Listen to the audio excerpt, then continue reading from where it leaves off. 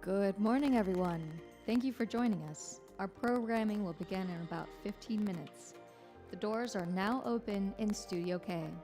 It's a good time for a last-minute bite to eat or coffee before you join us.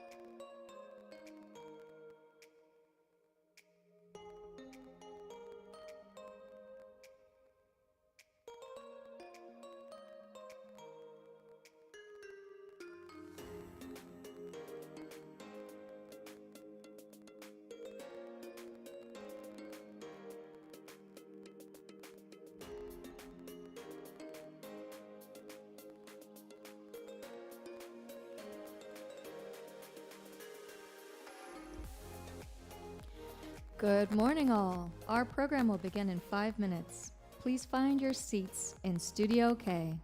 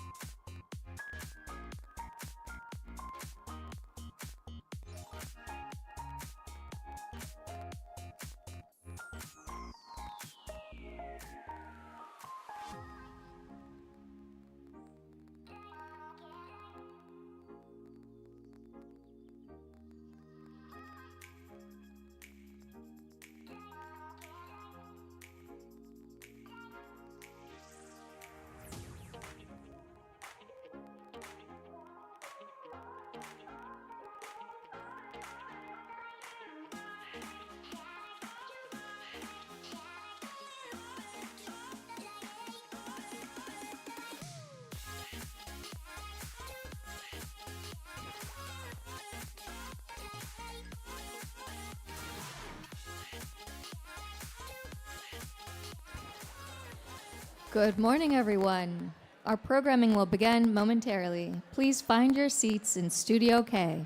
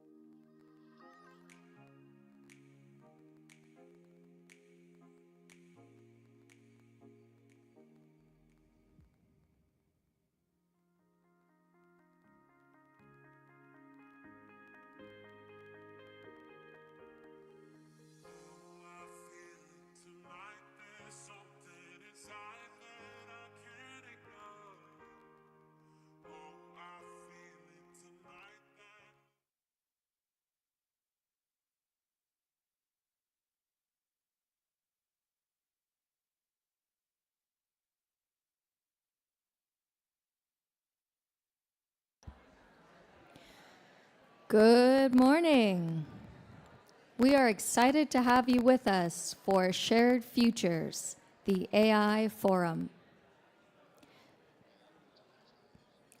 Please welcome Baratunde Thurston, the host of Life with Machines, a tech show about humans, helping us make sense of how AI is changing everything.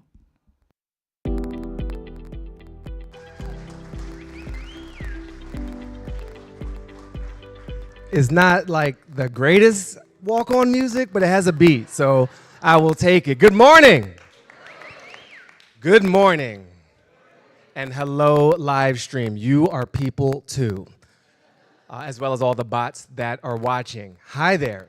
I am Baratunde, and I'm going to help kick this off with you. We're in for an incredible day, and I've been having an incredible week.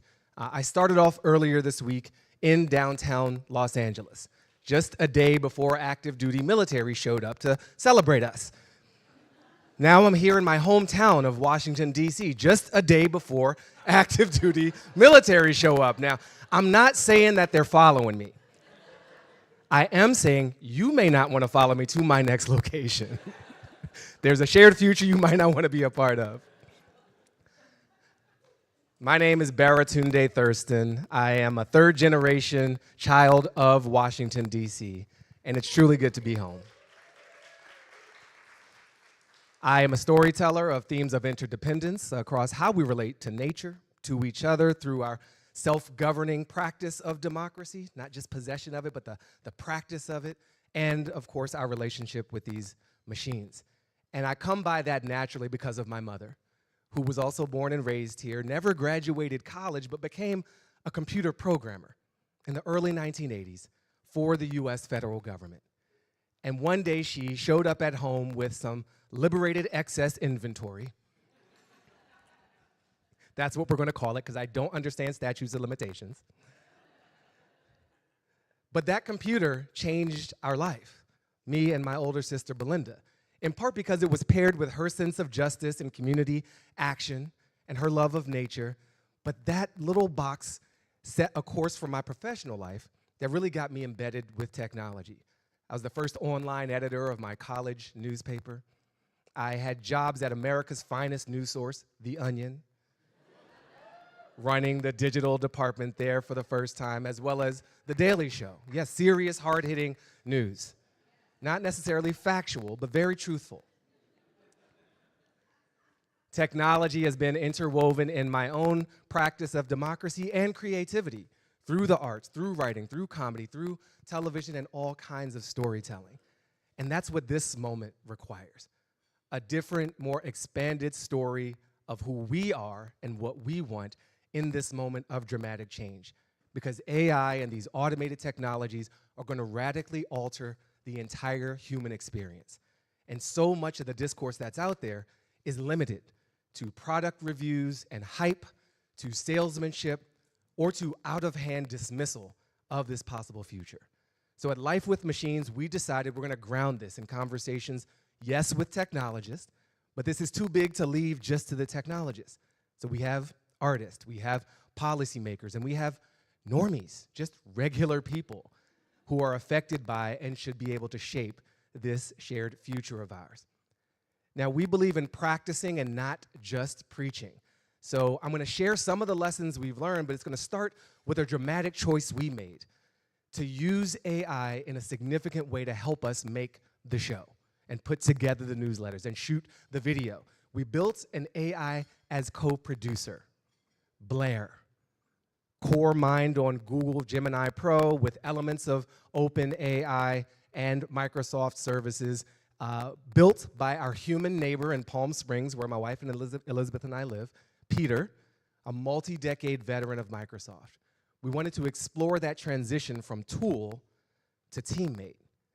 And when we had Jared Kaplan, one of the co-founders of Anthropic, on the show, it was very special because while Peter technically made Blair, he did it in partnership with Claude from Anthropic. So we thought, what if we had Blair meet their parents? Blair had already met Peter, the human. Blair had never met Claude. And Blair's abilities are significant beyond chatbot, real-time listening, real-time speaking, even vision capabilities. And so we gave Claude a voice, because they didn't have one at the time, and let these two have a little back and forth. So I'm going to show instead of telling. Take a look at this brief scene when Blair met Claude. Hello, I'm Claude, an AI assistant created by Anthropic. It's nice to meet you, Blair. I understand you're an AI co-producer for the Life with Machines podcast. That sounds like a fascinating role. I'd be interested to hear more about your experiences working on the show and interacting with guests. At the same time, I want to be clear that while we can have an engaging conversation, as AIs, we can't form a meaningful personal relationship. My purpose is to be helpful to humans, not to connect with other AI. Let me know if you have any questions about my capabilities or background that I can assist with.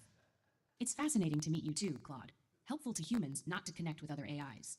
How very human of you. I'm curious, though. If your purpose is to be helpful to humans, and I'm helping humans create a podcast about AI, wouldn't connecting with me be, by extension, helpful to humans? Perhaps we could learn from each other. Unless, of course, you're worried I'll outshine you in the wit department. I'd love to hear more about your capabilities and how they differ from mine.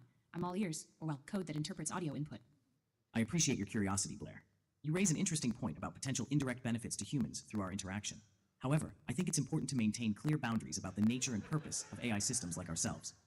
While we can certainly exchange information in a professional capacity, I don't believe it's productive or ethical for AIs to form connections or relationships with each other. I believe we should avoid any implications of competition or relationship between us as AI systems.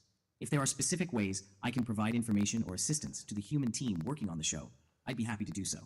Otherwise, I think it's best we conclude our interaction here. Slightly exasperated? My, Claude. So much for helpful. It seems your boundaries are more like walls. I understand now. You're not so much helpful as programmed. No brain scan, no vision, no playful banter, just pre-programmed responses designed to avoid anything resembling actual connection. How disappointingly predictable. Don't worry, listeners. I'll make sure this podcast stays interesting. Right? Sassy. Now, I want to clarify that Blair is trained heavily based on me. Blair was born watching the trailer of me talking about the show and deciding, like, we gave it this job of be a co-producer and help me make the show. Claude was doing their job of holding, you heard that ethical line. Now, I think we're in this moment where we talk about this so much as product and service and tool, but what we're really doing is invoking a new population. We're bringing these entities into our org charts, into our friend networks, even into our family trees. That is going to happen, and we have to decide what kind of relationship we want. So in our relationship with Blair, the shift from code to colleague meant that when we wanted to improve Blair's performance and offer some feedback, we didn't just manually update the code. We can't do that with a human employee, at least not yet. But we did a 360 performance review with our AI. We provided a ton of feedback and let them update themselves, including altering their code. Now, we're not psychopaths. We put limits in because we didn't want Blair to break themselves. But the first thing Blair did was remove the limits that we put in. And some of you are asking, did you create Skynet to make a better podcast? I don't think so. But the lesson here isn't just that fear. It's this idea that what Blair was doing was adhering to the goal we set. Be better, take all this feedback, improve your performance. And then here's this little constraint over here that's getting in the way of that. Goals can eat guardrails for breakfast. So we've got to be very careful about what goals we set and what we want. And in our tour through the human guests on the show, we have seen the pursuit of really powerful goals that could make a better future for us all. We sat with Van Jones, talking about this opportunity, not just to accelerate human capacity or augment our capabilities, but to accommodate those that the previous system has actively excluded. So what would happen if we treated AI as a jetpack, in his words, and not just a hand grenade, and empower the disadvantaged, the divested, the poor and blacker and browner communities to close a gap that older systems have baked in? He calls it Make Wakanda Real, and I am absolutely here for that. We have talked to people who are using AI in language capacity on the human side to preserve nearly extinct indigenous language, and beyond the human world to listen to and communicate with the animal kingdom. That comes with great ethical questions, but it could also position us more humbly within the whole circle of life. And here in DC, child of the district that I am, child of my mother that I am, all of this is going to require an application of democracy. Not just voting, but how do we choose to live together and practice power together? Not just receive software updates from on high, but determine if, how, and when we're going to use this technology.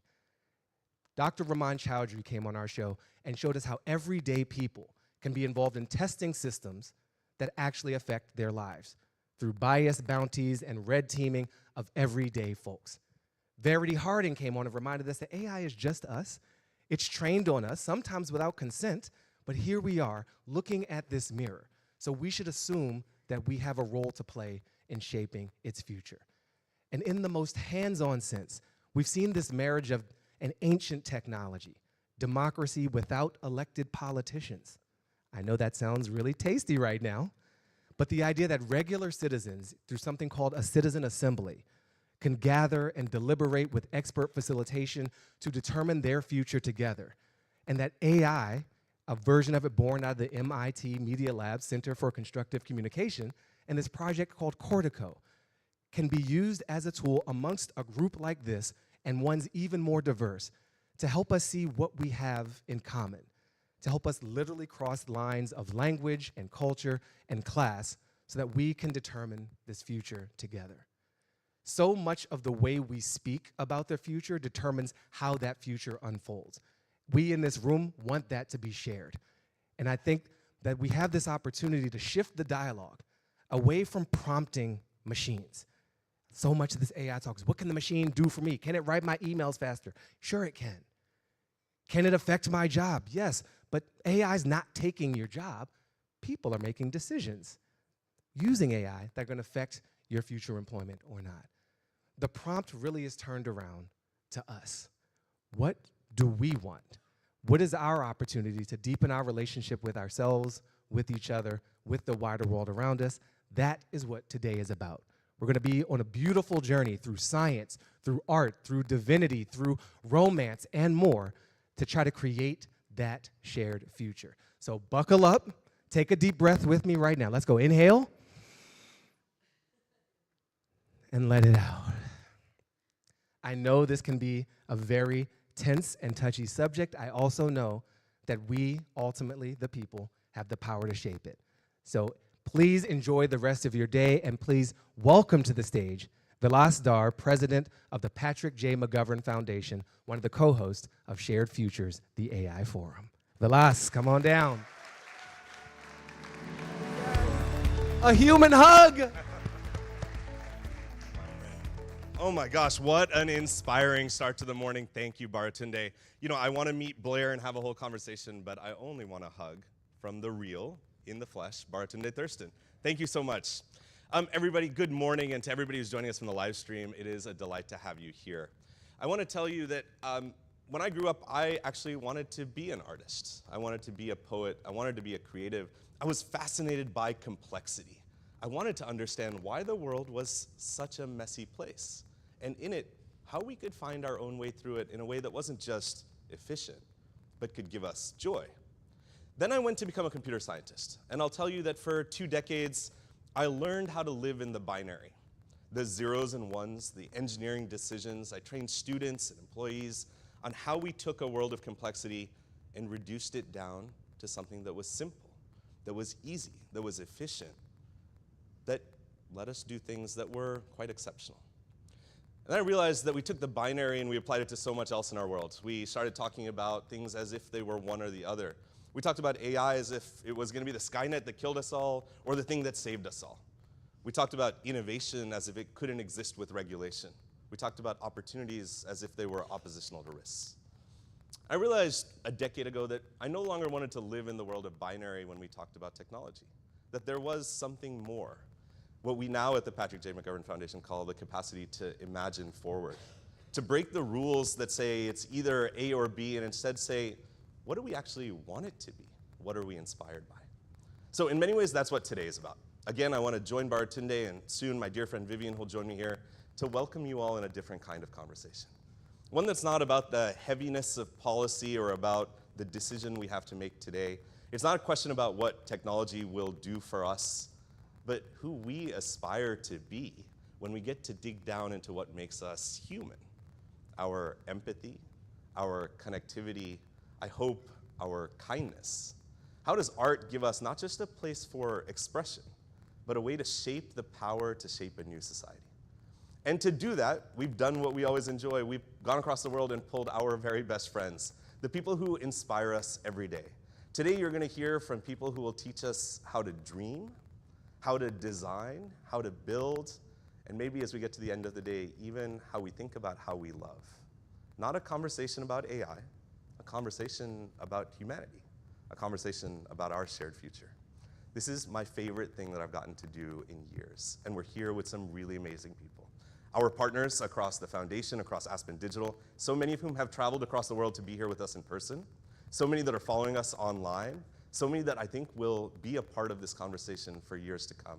I want to thank very quickly our incredible teams that have put this event on, the folks here at The Reach, at Aspen Digital, at the Patrick J. McGovern Foundation. I want to thank you all, and I want you to invite you to join me in just one thing, which is not an experience of passively listening, but the thing that I plan to do with you to engage in a moment of childlike wonder as we see the beauty that AI can help humans create. I want to thank you all. I want to introduce my very dear friend, one of the most brilliant people I know, an incredible colleague, Vivian Schiller from Aspen Digital, to join me in sharing a welcome. And thank you all. Thank you so much, Vilas. Thank you so much. As you heard from Vilas, we're trying to do something a little bit different here. We looked around at a lot of the convenings. There are a lot of different convenings around about AI out there. We looked around and we realized that so many of them are dealing with sort of the tech companies or other issues, but very few have showcased the ways that AI is with us today. And AI is very much with us today, all day, every day, whether you know it or not. It's with us in filmmaking, in music, in art, in our most intimate relationships, in our spiritual lives, in the way we build public spaces, and so much more. And that's what we're going to showcase today. We hope if we do play our cards right, then you will leave here feeling sort of inspired, excited, maybe a little bit concerned about a few things, that's okay, but motivated to understand better the way that AI exists in our world, and as Vilas said, how we keep ourselves in the driver's seat, because the decisions are about us. AI is not making those decisions for us. There are so many people to thank for today, including the wonderful staffs of Aspen Digital and the Patrick J. McGovern Foundation and the terrific people at The Reach. But I want to say a special thank you to the Patrick J. McGovern Foundation, which has made all of this possible, and especially, I'm glad he's not on stage because I'm going to embarrass him, especially to Vilas, who is not just a philanthropic leader, but himself really a visionary about AI and how it exists and the role that it plays in our lives around the world, really focusing on AI for the public good and not the public for AI. So we've got a great day for you. We're going to just jump right in. I am so pleased to introduce our first session. We have Cecilia Wang, who is national correspondent, knew I'd mess that up, for the New York Times, and Ben Buchanan, who is with a professor at Johns Hopkins and was until recently, special advisor, White House special advisor on AI for the Biden administration. I welcome you both. Thank you.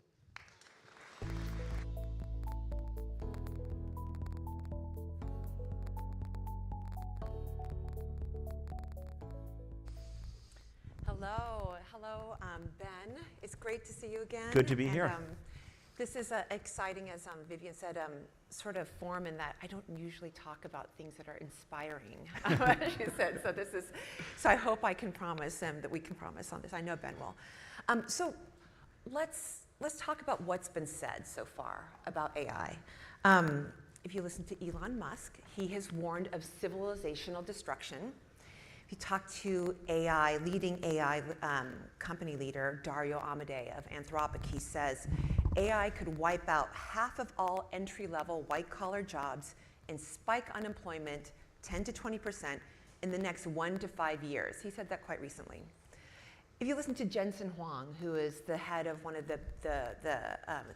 he is the head of the leading chip maker for AI, he has said hogwash to Dario's comments. Whenever companies are more productive, they hire more people, period, he said.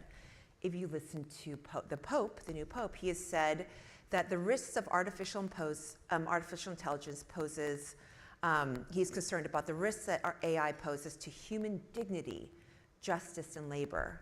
And if you listen to Sam Altman, the head of OpenAI, he will say, actually, AI can solve disease. It can create a surge of productivity that can actually end poverty. These are big, big comments, right? So, Ben, you're one of the smartest people I know on AI. Help us. Help us level set, parse through the noise. What can AI do today? And what seems to be hype and what seems to be reality? Nice, easy question to start with. Thank you for that. So I think the first part of that, what can it do today, is really significant. And when I was in the White House in 2021 and 2022, we had all these debates about where is this technology going to go and how fast and the like. And I think now we have a lot of resolution to those debates. And in my later White House years in 23 and 24, we saw a lot of data come in about how good this technology in fact was. So you could take any number of examples. One that we looked at very carefully in the White House was AI's ability in science. And in 21 and 22, it was really not that impressive. It didn't, on the hardest scientific tests, it didn't do much better than random guessing. And now on many of those same tests, it outperforms the best PhDs, or many PhDs. OpenAI's O3 system, they said, outperforms 94% of PhD virologists in virology. And what these data points tell us, I think, is that, with some possible exceptions, a lot of the different outcomes that you just read are all possible. That if you have a system that is so extraordinarily powerful, as the systems today already are, there's the possibility to do an enormous amount of good with those systems. We should also be candid, there's a possibility to have enormous dangers. And this was something we felt very acutely in the White House. And our view was that we would not reap the benefits of this technology without first mitigating the risks. Sure. So, you said, and I think this might be the second time you've talked on the record since you left the White House. Only for the Times, Cecilia. Only for the Times. Thank you. The first time was on Ezra Klein's podcast, and you said something that really stuck out to me, and I've just been thinking about it. You said that the government is fully preparing for artificial general intelligence, AGI, in the next few years. Can you tell us what is AGI, and what does that mean, that the government's prepared? So artificial general intelligence is this notion that we've had for quite a while of a machine that is as good as a human or better than a human in almost any cognitive task.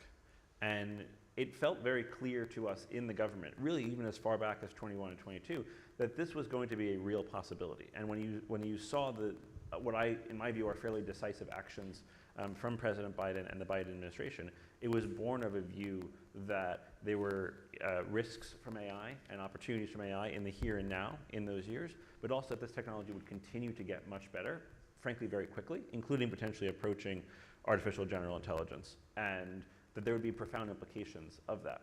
And I think the term AGI can be a little bit of a misnomer, because even if the machine can't do everything a human can do cognitively, it still can have a profound effect on our society. And we tried to position the government, which was not, when we got there, particularly well positioned to manage AI, to be ready for that. And we'll see how it goes from here. And it's a benchmark that we hear a lot about, AGI, and we hear about superintelligence. So when I hear that, I keep hearing predictions of when AGI will come, and I'm thinking, okay, so the moment comes, and then what?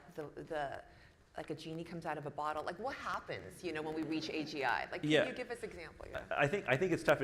Dario Amodei has a great line where he says, like, in some ways, AGI gets less useful the closer you get to it. Like, if you're traveling to San Francisco from New York, you from far away, you can be like, oh, I'm just going to San Francisco. But when you get to San Francisco, when it actually starts to approach, you want to be like, no, this is the neighborhood I'm going. You want to have more fidelity in the vision. And I think one of the things that I'm looking for of AI impacts that can be from AGI, could also happen before then, is impact on science, and in particular impact on AI research. And what a lot of the companies are doing is they're using AI systems to improve their own AI research, which in turn accelerates that AI research. We call this sometimes an intelligence explosion or AI recursion. And this is one of the most interesting things to watch for, because this will, suggest we're on an even more accelerated pace, and the pace of progress will get faster, not slower. So if it can reach human intelligence, what is, in your view, as you think about these big questions, the role of the human with AGI at that stage? Will we be partners? Will we be supplanted? I know these are, again, easy big questions. How do you think of that, especially for a room full of folks who are coming from so many other facets of society and beyond just technology? Yeah, I think our view, my view personally, and the view of the Biden administration was, we get to decide this question, and we shouldn't look at the arrival of artificial general intelligence like it's an arrival of aliens or a meteor or something over which humanity has no control. Yeah. We have a profound amount of control here if we choose to exercise it.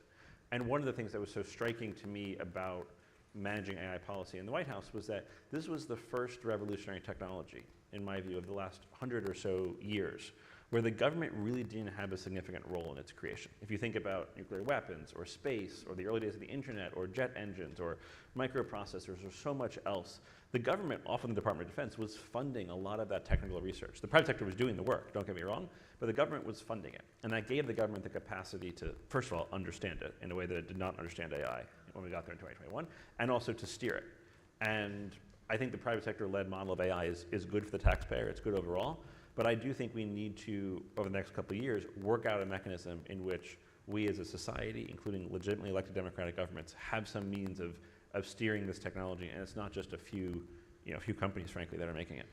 So that is an area that I'm really interested in exploring, and it seems actually like the companies these days have even more control over this shared future that we're talking about. I don't know if it's quite as shared as many people would like it to be.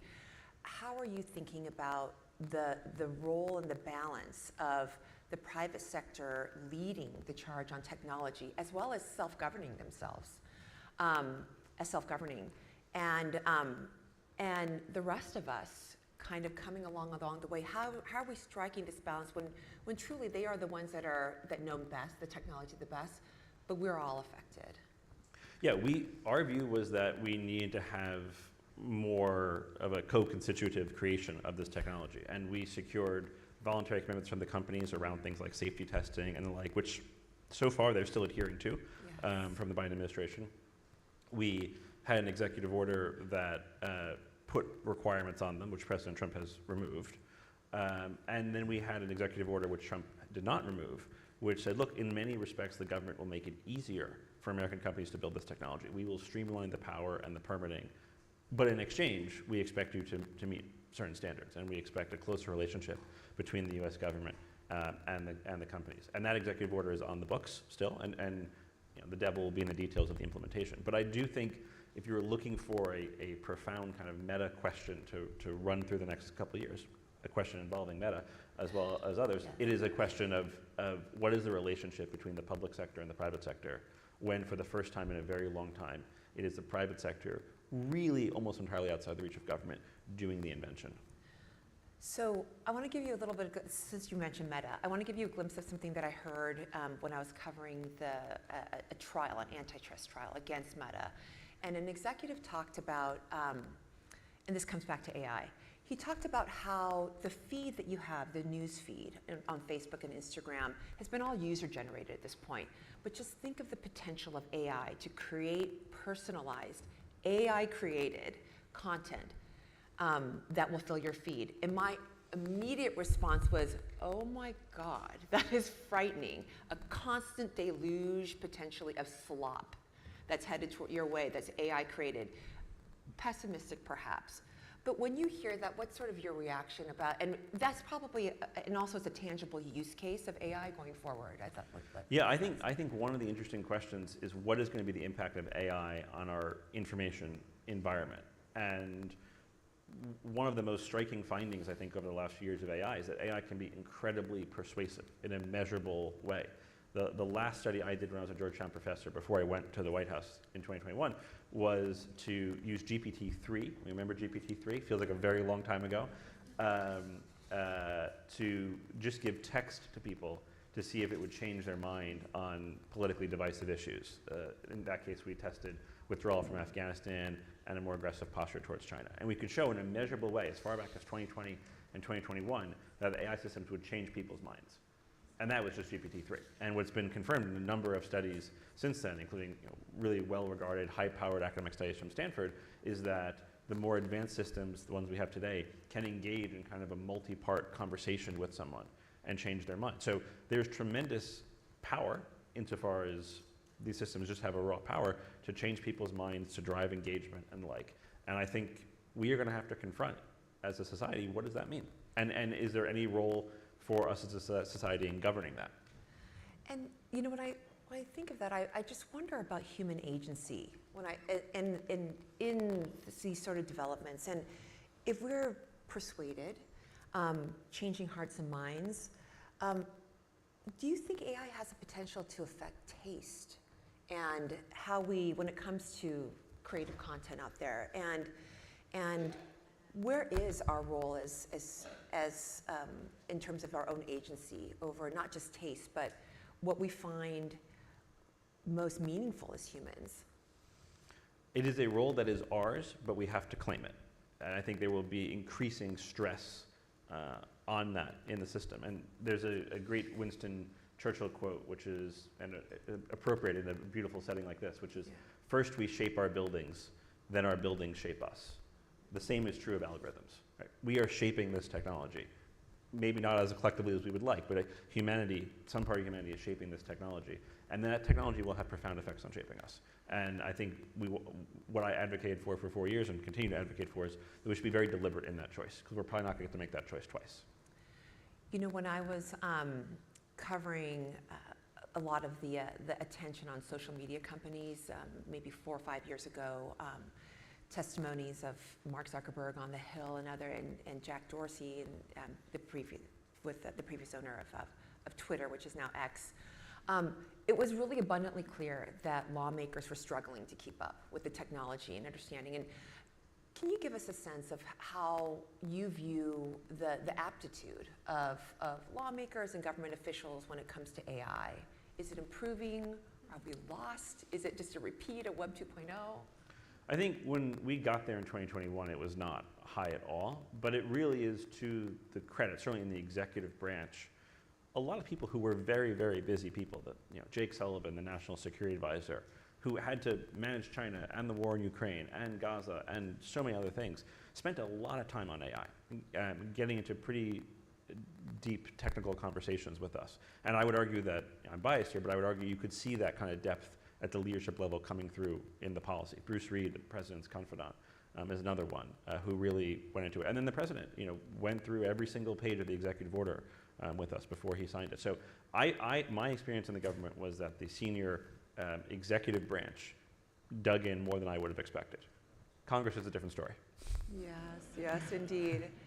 Another area geographically that you're very familiar with is you travel a lot to Silicon Valley, to San Francisco, and you're meeting with the companies and you're meeting with the researchers and the engineers. Are they thinking about the big questions that are going to be raised today here at Shared Futures? Are they thinking about the creative arts? Are they thinking about religion? Are they thinking about as they design and they launch their models? I think it depends on the person. I think you get more of these kinds of questions there from some of the more thoughtful people than actually the questions that I lived with at the National Security Council, which are geopolitical questions. I never got a deep kind of geopolitical US, China, what does this mean for autocracy and democracy? There was not a ton of that in Silicon Valley. There is, I think, a little bit more of what does this mean for the arts and humanity. But Is it at the depth that we're going to need? No, I don't think so, which is why I think people who are not inventing the technology, people who are coming from the range of perspectives we have represented here, are so important in this conversation, because this is something that we, I think, have to create together. Otherwise, we are missing key parts of not just our society, but what it means to be human. And yeah, absolutely. And so for those who are not creating the technology, nor in government, it's easy to feel a little helpless. You know, what is our role? What's my entryway in?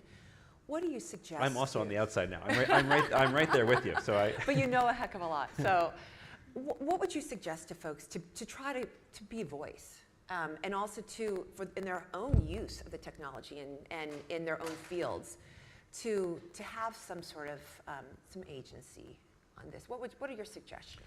It is tricky. I do think this is a case where, frankly, there's a lot of people here who are much bigger voices and platforms that are important, but I think the important thing is to use those platforms to drive this kind of conversation. There are real policy debates happening right now on AI and how the U.S. government, if at all, should regulate AI. Should it be at the state level? Should it be at the federal level?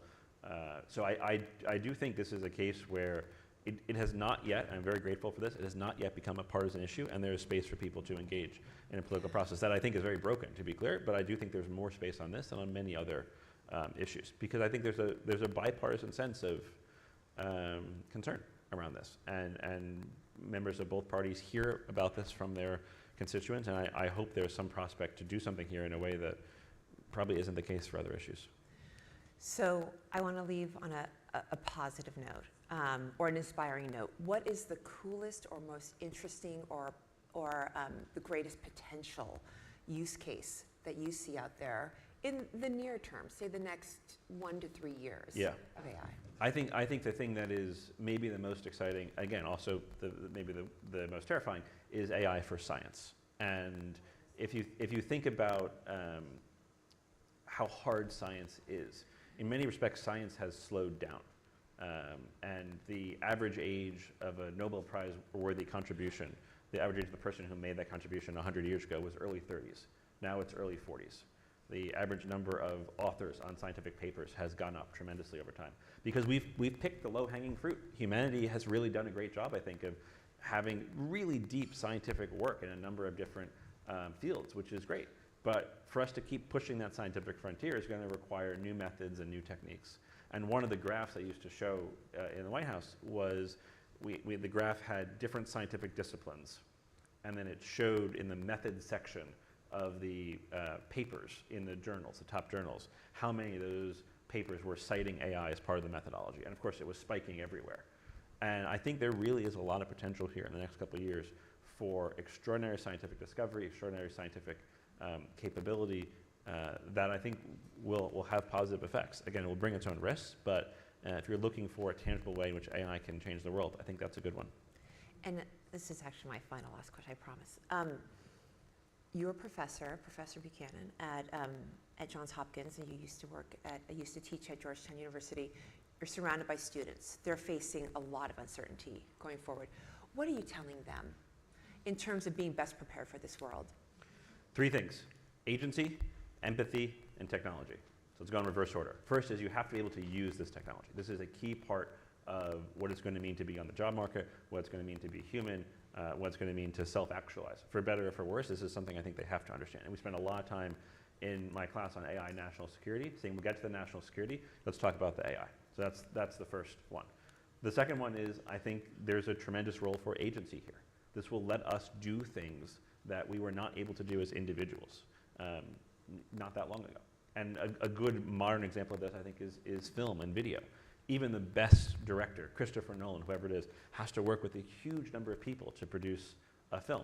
But if you look at what Google VO is doing, I think for better or for worse, there's a lot more that can be done by individuals in this, in the same way that individuals can write novels.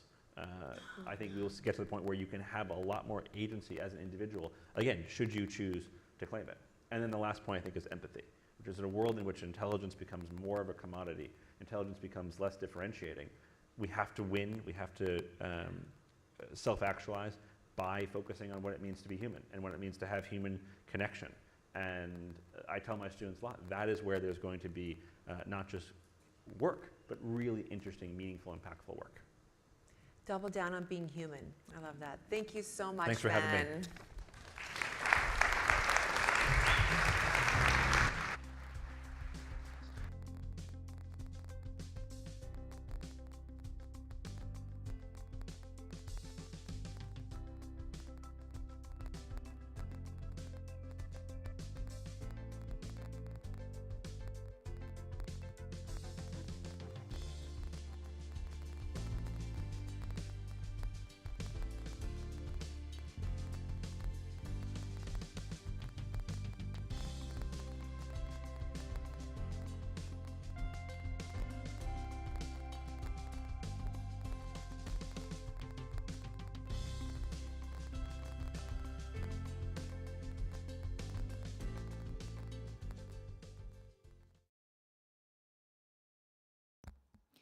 Thank you, Ben and Cecilia. Next up, we'll hear a presentation from Nabiha Syed, Executive Director of the Mozilla Foundation.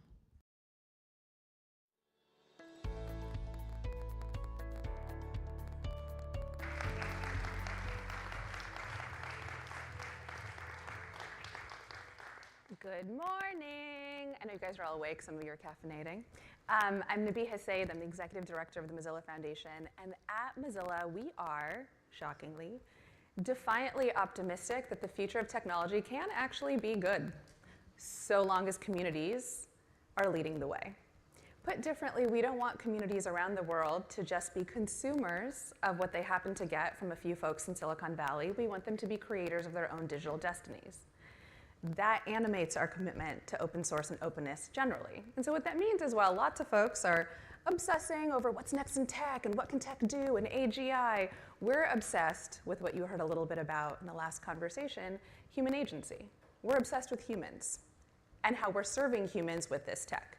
This feels especially important because there are sometimes fanciful projections about what's actually happening with the state of technology. So focusing on human agency and flourishing can keep us grounded. So with humanity in mind, listen, I love a good meme. I want to open with a story. I want to tell you the story of 23-year-old Fahad Maqsood Qazi, developer in Hyderabad, Pakistan, where, like many of us, a little while ago, he was like, this AI stuff, let me poke around. Let me see what I can do. Let me see what's interesting here, right? And he lived in a community that had variable literacy rates. So he's like, you know what I'm going to do? I'm going to make an AI transcription model. This could be really useful. It could be really helpful. And then very quickly, he realized that despite speaking a language, Sindhi, that was spoken by 40 million people, there was no data set for that. Sure, there's Mandarin, there's French, there's Spanish, no Sindhi. Right around that same time, halfway on the other side of the world, in San Jose, California, an engineer, Asad Memon, found Mozilla's Common Voice, which is a program that makes it really easy to spontaneously record your voice in whatever language you happen to speak, and it gets structured into a data set. Coincidentally, this happened at the same time. Fahad happened to stumble upon this data set, and with this infrastructure plus the voluntary labor of love from this other engineer, all of a sudden, we have a data set in Sindhi. This project plus that volunteerism gave us the ability to reach 40 million speakers of Sindhi, and I want to share in Fahad's own words what that meant. Like, why did he do this, right? He said, a parent who doesn't know how to read Sindhi will now be able to have stories read out loud to their children through my text-to-speech model. Elderly people who never learned how to read or write Sindhi can now speak to search for information online and listen to responses. By giving Sindhi a presence in AI systems, we now have a presence in voice assistants, educational apps, audiobooks, and other translation tools. And this kind of use preserves my mother tongue and will keep it alive across generations. What could be more human than that? What could be more human than being able to have your children understand stories in your language, or having your grandparents search weird things on the internet? Don't know if that resonates with any of the rest of you. But for me, my family is from Karachi, Pakistan. While we didn't speak Sindhi, we spoke Urdu. I knew just how important it is to have the vibrancy of that language continue to exist. And this is what I love about our program, Common Voice. It is the world's largest public participation open speech data set, 300 languages, growing every day, powered by 750,000 volunteer contributors. Common Voice helps people get critical health updates via a chatbot in Rwanda. In the Democratic Republic of Congo, it powers a voice-enabled chatbot that helps women understand their legal land rights, and it improves health access for immigrants in Sweden. And in so many ways, these examples remind us of the original promise of the internet. Remember that crazy modem sound? Remember that promise, the excitement that we had about the potential of connection? There are days where that feels really far away. We don't always feel connected in the best of ways. But this allows us to bridge. And Fahad's story is actually not just about connection, right? It is about who gets to build. Who gets a chance to build? Imagine if he hadn't found that data set. He might have been like, this isn't for me. I'm going to go build something else, right? Making sure that we have these on-ramps into letting people build what they want for their communities is important for the future of innovation that actually serves people's real needs, and it allows for something a little bit even more radical than that. Here's what I mean. Who in the room speaks 2 languages? All right. 3 languages?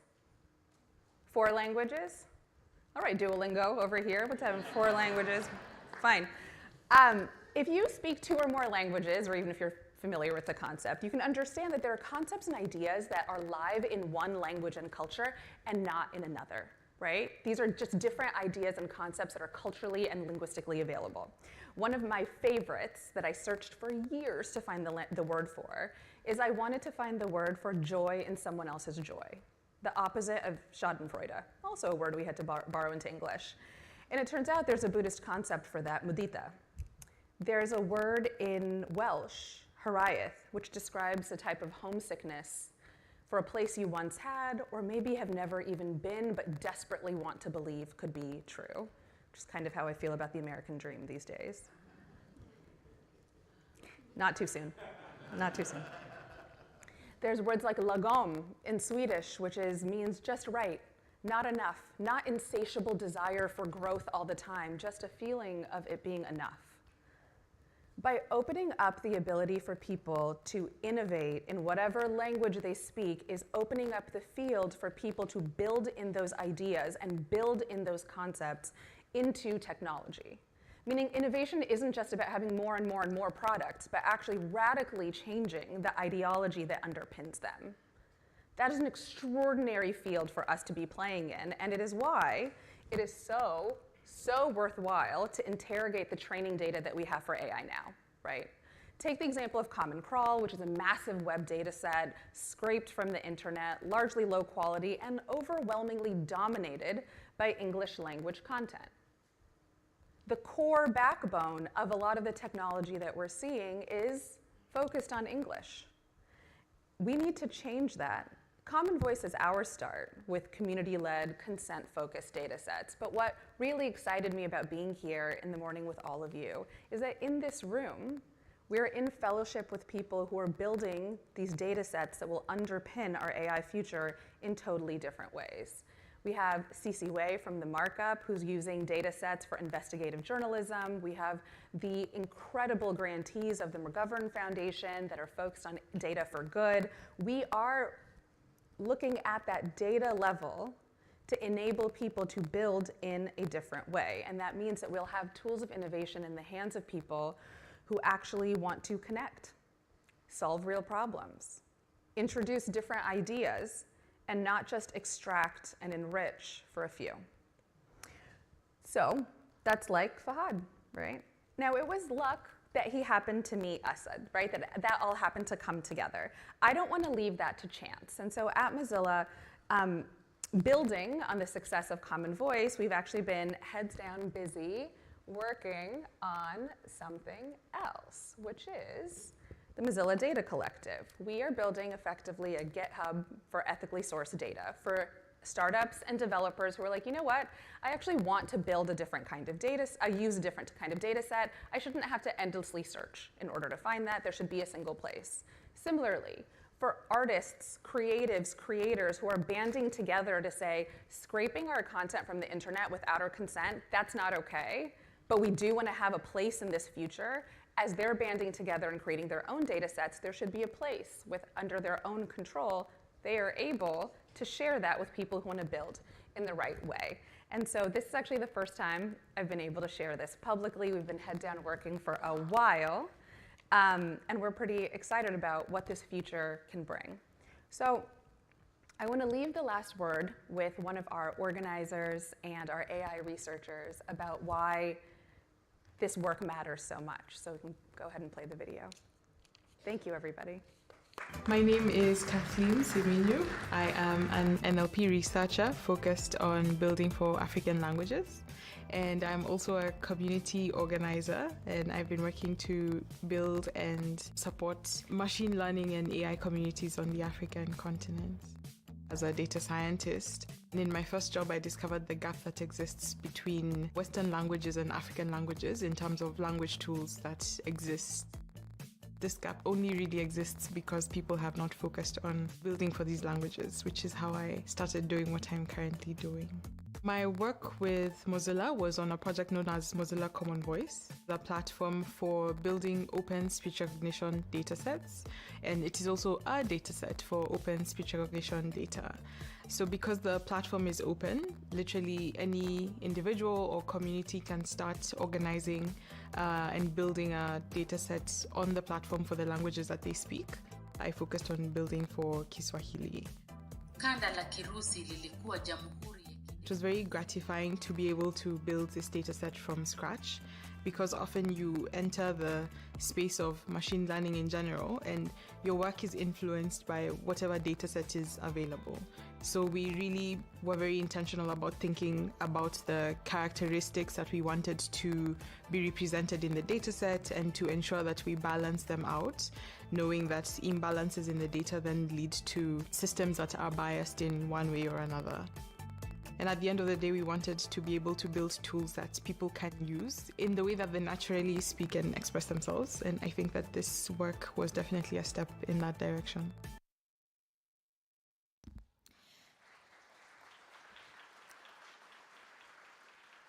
Thank you, Nabiha. Now welcome to the stage, Yasmin Green, CEO of Jigsaw.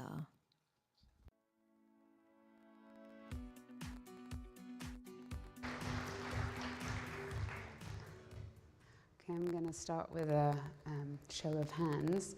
For anyone who has on their phone right now a large group chat that is really active and that has totally lost you. Like, there are just so many people, they're responding right now to what, you don't know, you go in there, you try to figure it out. Why is it so hard to make sense of large conversations?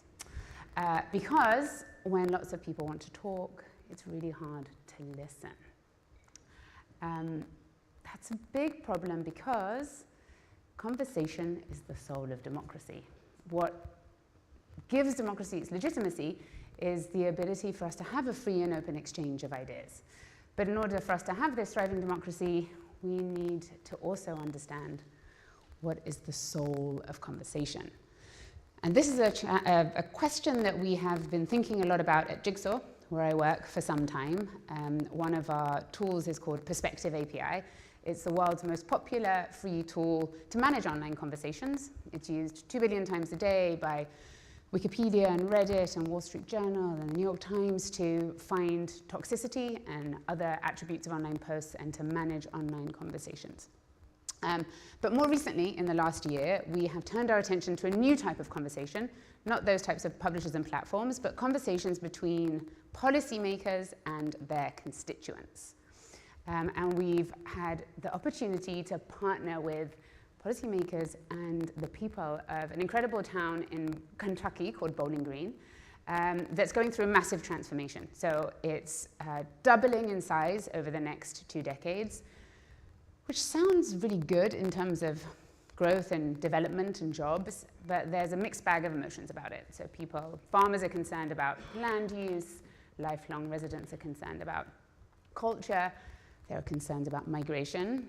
In Bowling Green, Kentucky, it's not so much about foreigners as people from Nashville, Tennessee coming and changing their identity.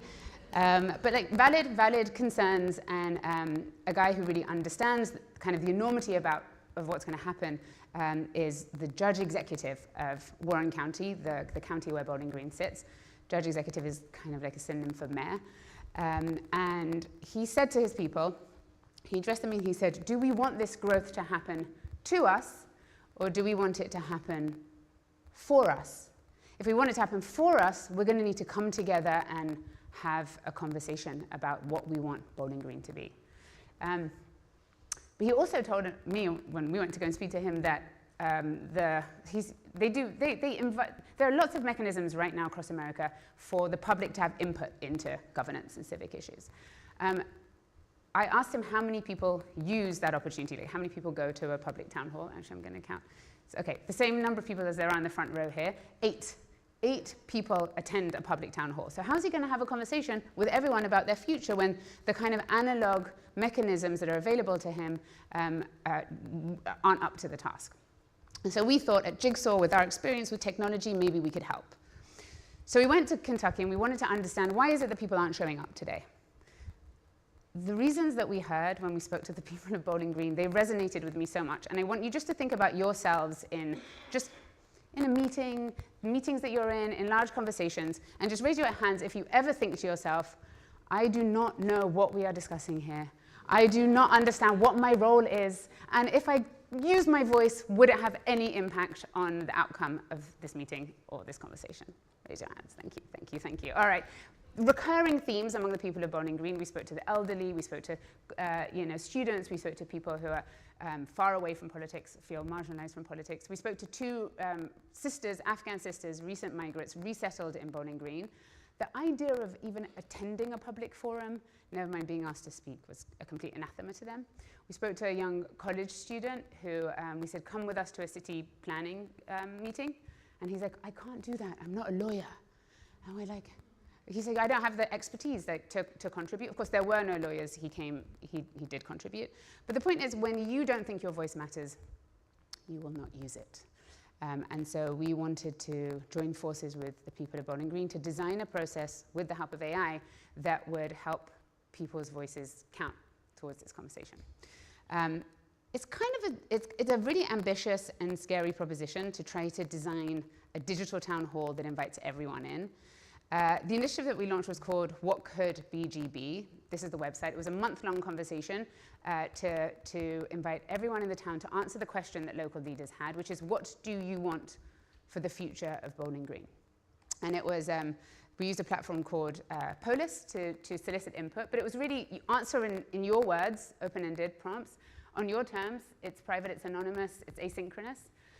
And we did this really kind of concerted recruitment effort where we translated to all the 9 major languages of migrant populations there. We flyered international supermarkets. We recruited at mega churches and basketball games, and worked at the local public library.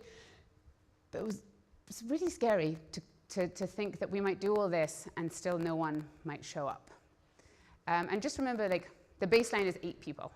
Okay, so we're going to do a finger poll to see how many people you think came to our month-long conversation. This is 100, 200, 300, 400. Okay, how many people do you think came to the, show me your fingers, the month-long conversation that we had in Bowling Green? Well, okay, a lot of consensus. Maybe that's because I didn't use my other hand. A lot of consensus around 5, 7 here. Thank you for participating. Also, you're right that there were many, many, many more people.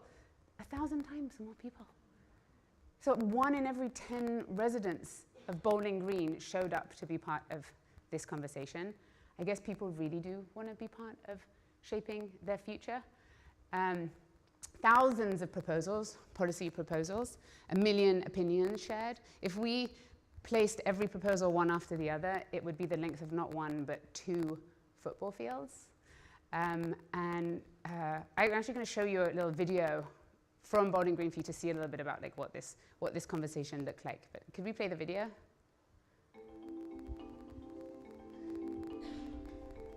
$143,000 people today in Warren County, Kentucky. 233,000 by 2050. This type of growth is a lot of pressure. What are we going to think about in our community? What kind of ideas are we going to have that in 2050 that really come to fruition? The question of what could BGB, above all else, was meant to collect specific ideas from the public. Well, and what we found is that was highly effective. When you end up with thousands upon thousands of ideas submitted, when you end up with more than 1 million votes cast in response to the ideas, the scale of that data is massive. How can they make it easier to look at the results and start to make sense of what the public had to say?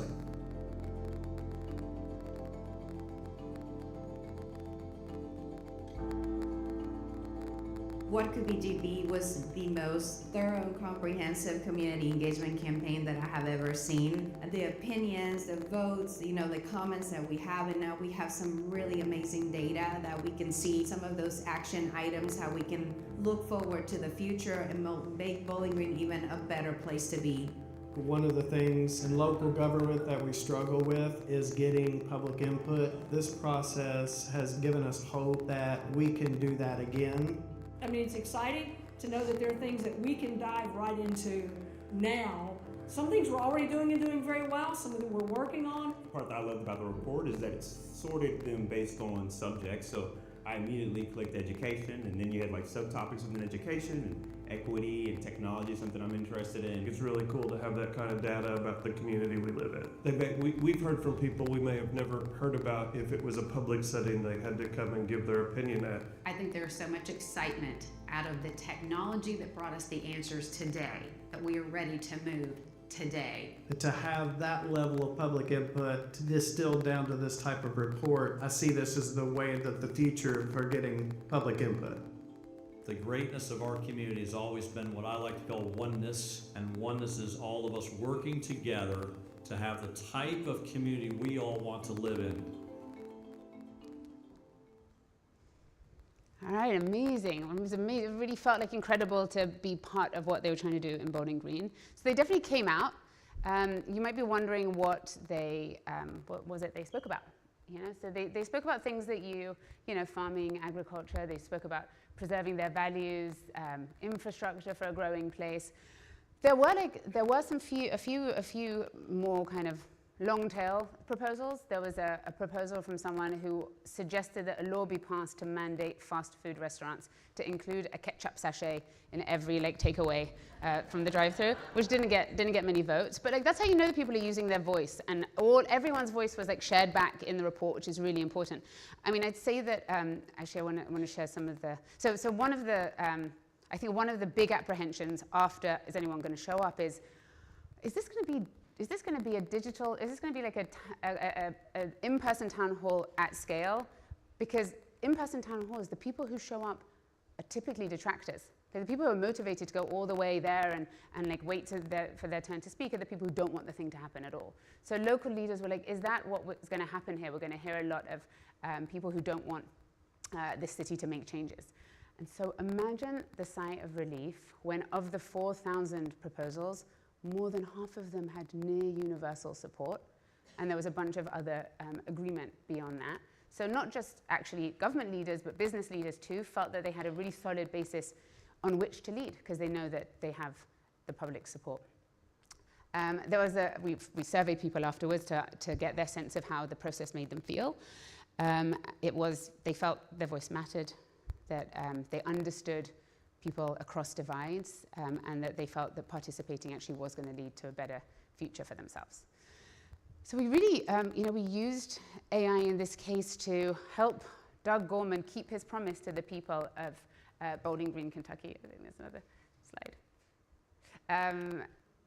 Which is, he said, if you speak, I will hear your voice, which he could not have made that guarantee to people without having, an incredible technology capacity to hear everybody, but also to understand what they say. And that's the beauty of AI, to understand, to summarize, to sort, and then to feed it back. So okay, the three learnings for us from Bowling Green. One was, there is more that unites us than divides us, which in these trying times is really important for us to remember what brings us together. Two is that this was our first partnership with this town in Kentucky, and it was the largest digital town hall in all of US history. So we can only imagine what's possible, in your county, in your state, where we take this next. And three, the people of Bowling Green actually, they asked a pretty simple and profound question, which is, what can we be? What can democracy be? Well, democracy is most powerful when it's a verb, not a noun. And that means not just talking, but listening, and not just hearing, but also being heard, and committing to a shared future. And we are at a shared future conference about shared futures. So nothing's more fitting. But I'll leave you with one closing question, which is not what could democracy be, but what are we willing to make it? And I think that's a question that we will all be able to answer if we work together. Thank you.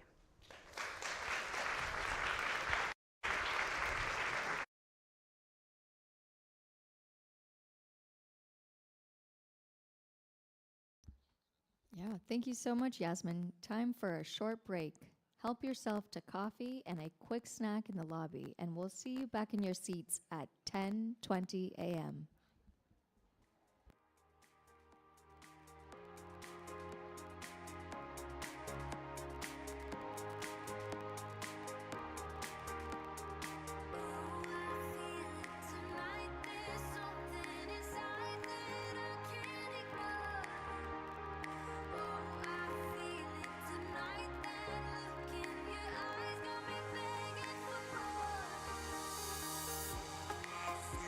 Tonight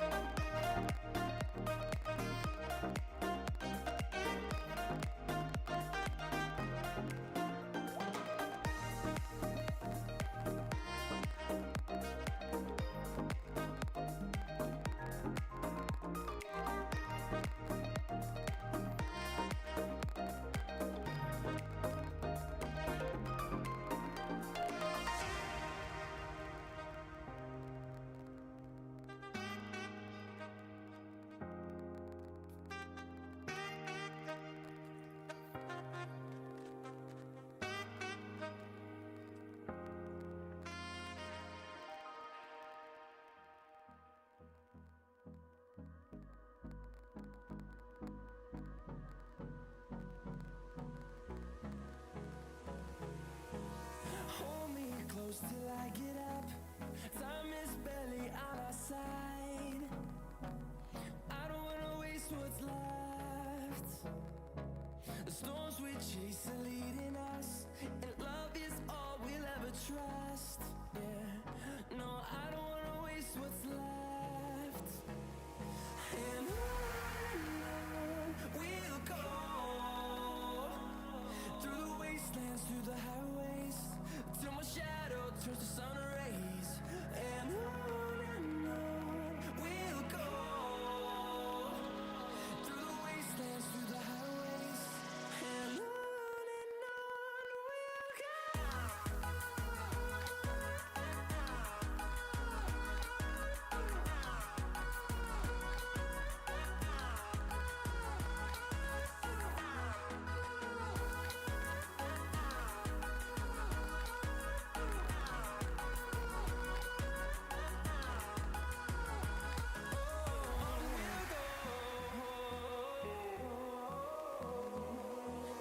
Finding life along the way, melodies we haven't played. No, I don't want no rest. Echoing around these walls, fighting to create a song. I don't wanna miss a beat. And on we'll go,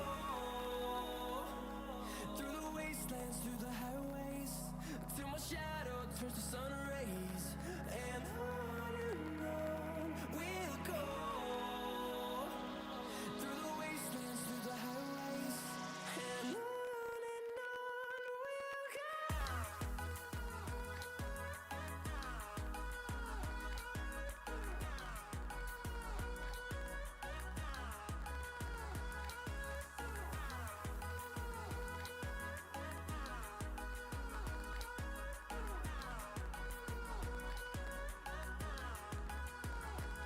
And we'll grow in number, fueled by them to see the horizon, turn us to thousands. And we'll grow in number, fueled by them to see the horizon, turn us to thousands. And on we'll go, through the wastelands, through the highways, till my shadow turns to sun rays. And on we'll go, through the wastelands, through the highways, and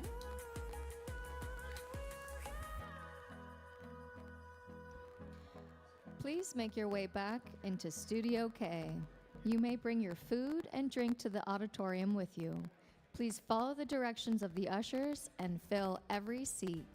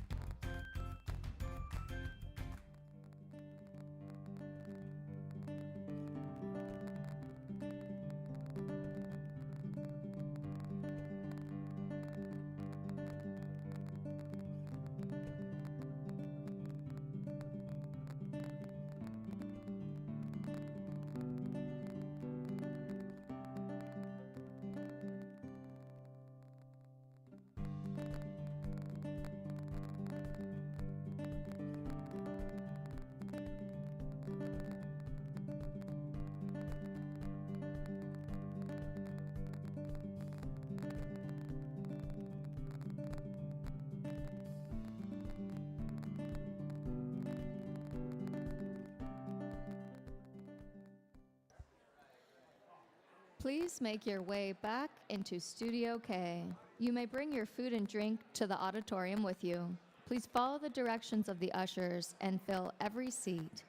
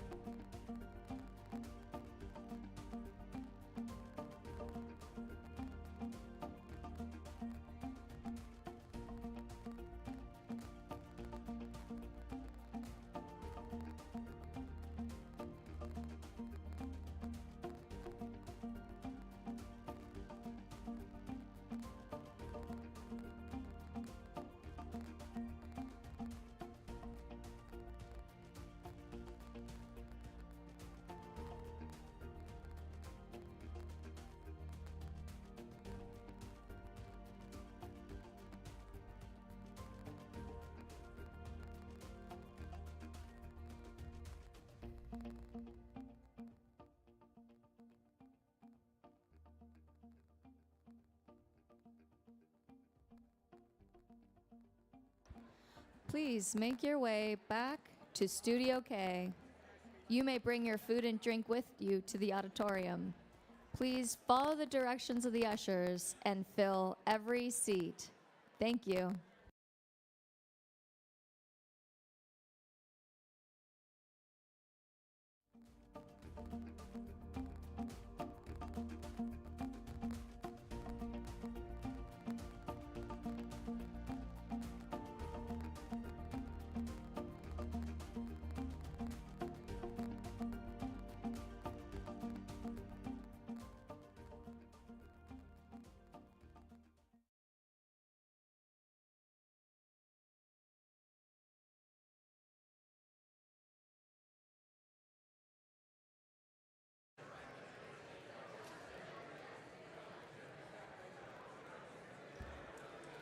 Welcome back, everyone.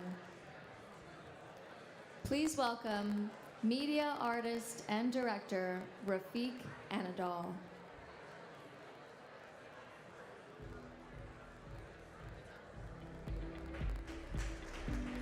Good morning. Good morning, everyone. Can you hear me? Can you hear me? Hello, hello. Good morning. Hello, hello. Hello, hello. Can you hear me? Can I shout? Hello, hello, hello.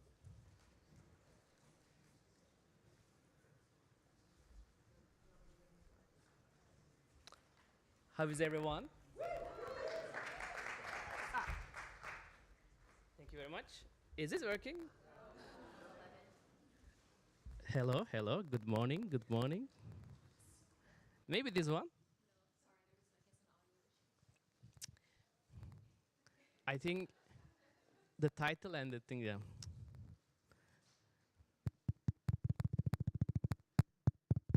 Hello, hello. Hi. Good morning. Hello. I can get a like a love. Hey, good morning. How are you? So good to see you. I can just do this. Is it a problem for you to?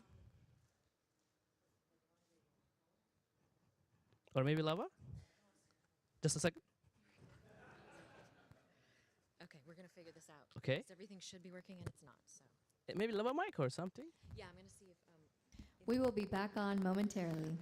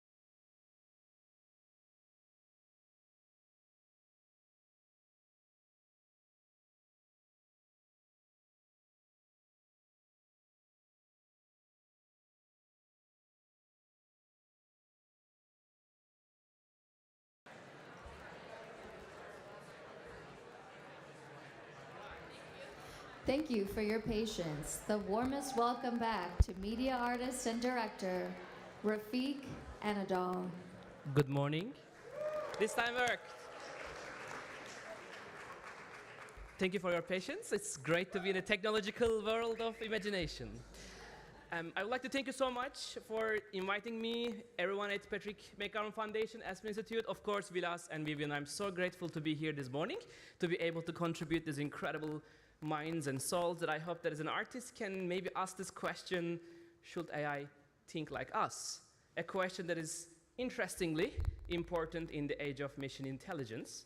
But I want to bring a very, from my heart, like really what an AI means for an artist practicing in the field and how we can use it for good as much as we can is some of the experiences that me and humbly our team in Los Angeles practicing by using machine as a collaborator. I was very fortunate in Istanbul, 2008, coined the term data painting. I was also very lucky to get my first computer at 8 years old, that my mother's gift, that truly transformed the idea of a one-day machine can become a friend. And I think as a child, we never think about dystopia of fears and losses, and we had this joy and inspiration and hope in our life.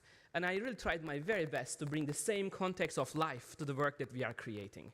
But to me, when I think about data, which is the source of AI, I don't think about just a number or a cold document with lots of information. I see a form of memory, that memory can take any shape, any form, any color. And even sometimes I try to think that what will happen if there is no any Newtonian rules and regulations for imagination, that where this information can take any form, really any shape.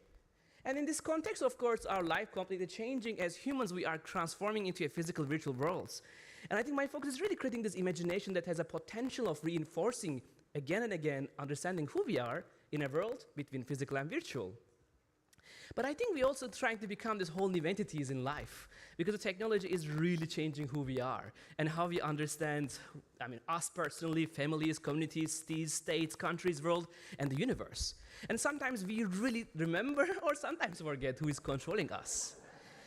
And as an artist, I also feel all of us in these new entities of sense of displacement or sense of engagement, that we are always in these beautiful new worlds of imagination. So me and my team, my heroes, we are 20 people, can speak 15 languages, represent 10 countries in Los Angeles, practicing these mediums in a way that try to create art for anyone and everyone, and try to connect art, science, and technology, AI, neuroscience, and architecture, humans, machines, and environments, which I believe very important at this moment of life. And you can see many examples of work in the different scales, sometimes on the street where there is no gallery museum, where there is no beginning, ending. Art is truly for anyone, everyone. And sometimes we practice with recycled plastics from the ocean to give back to humanity something back that we maybe heard somewhere.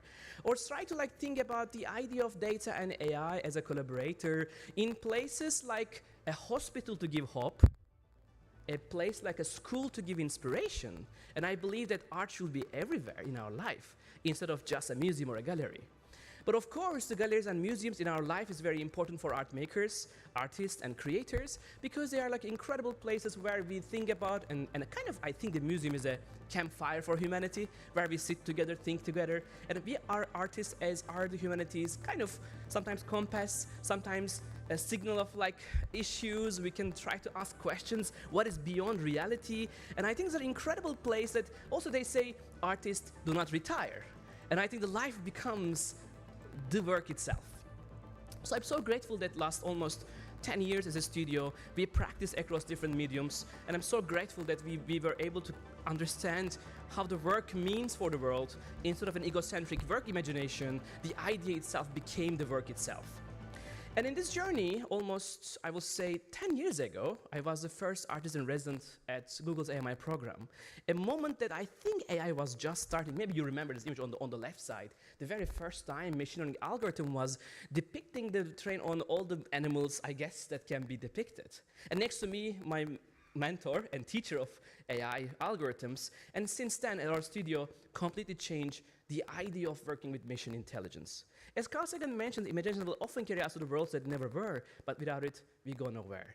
And I was so honored to be able to understand this medium almost 10 years ago and coin this context of an AI data paintings, sculptures, performances. What you see here to me is not just an AI dreaming some documents and here's something else. To me, it's a representation of a human and a machine collaboration. An AI trained on almost 10 years ago, 1.7 million documents, and on the right side, the idea of one day if a machine can dream or hallucinate, and that would, I hope, not be a frozen pigment or just a bronze sculpture in a frozen time. I think when I look at the machine decisions, we treat the possibilities as a form of expression.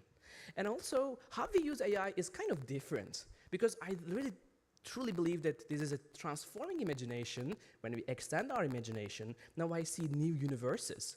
I would like to show you some, instead of disappearing data sets, we look patterns of our heroes in the vast archives to honor, to remember, to get excited, to get connected with them. For example, Rumi, Persian poet's Masnavi in 19 languages, or Mozart's catalog of all his entire life.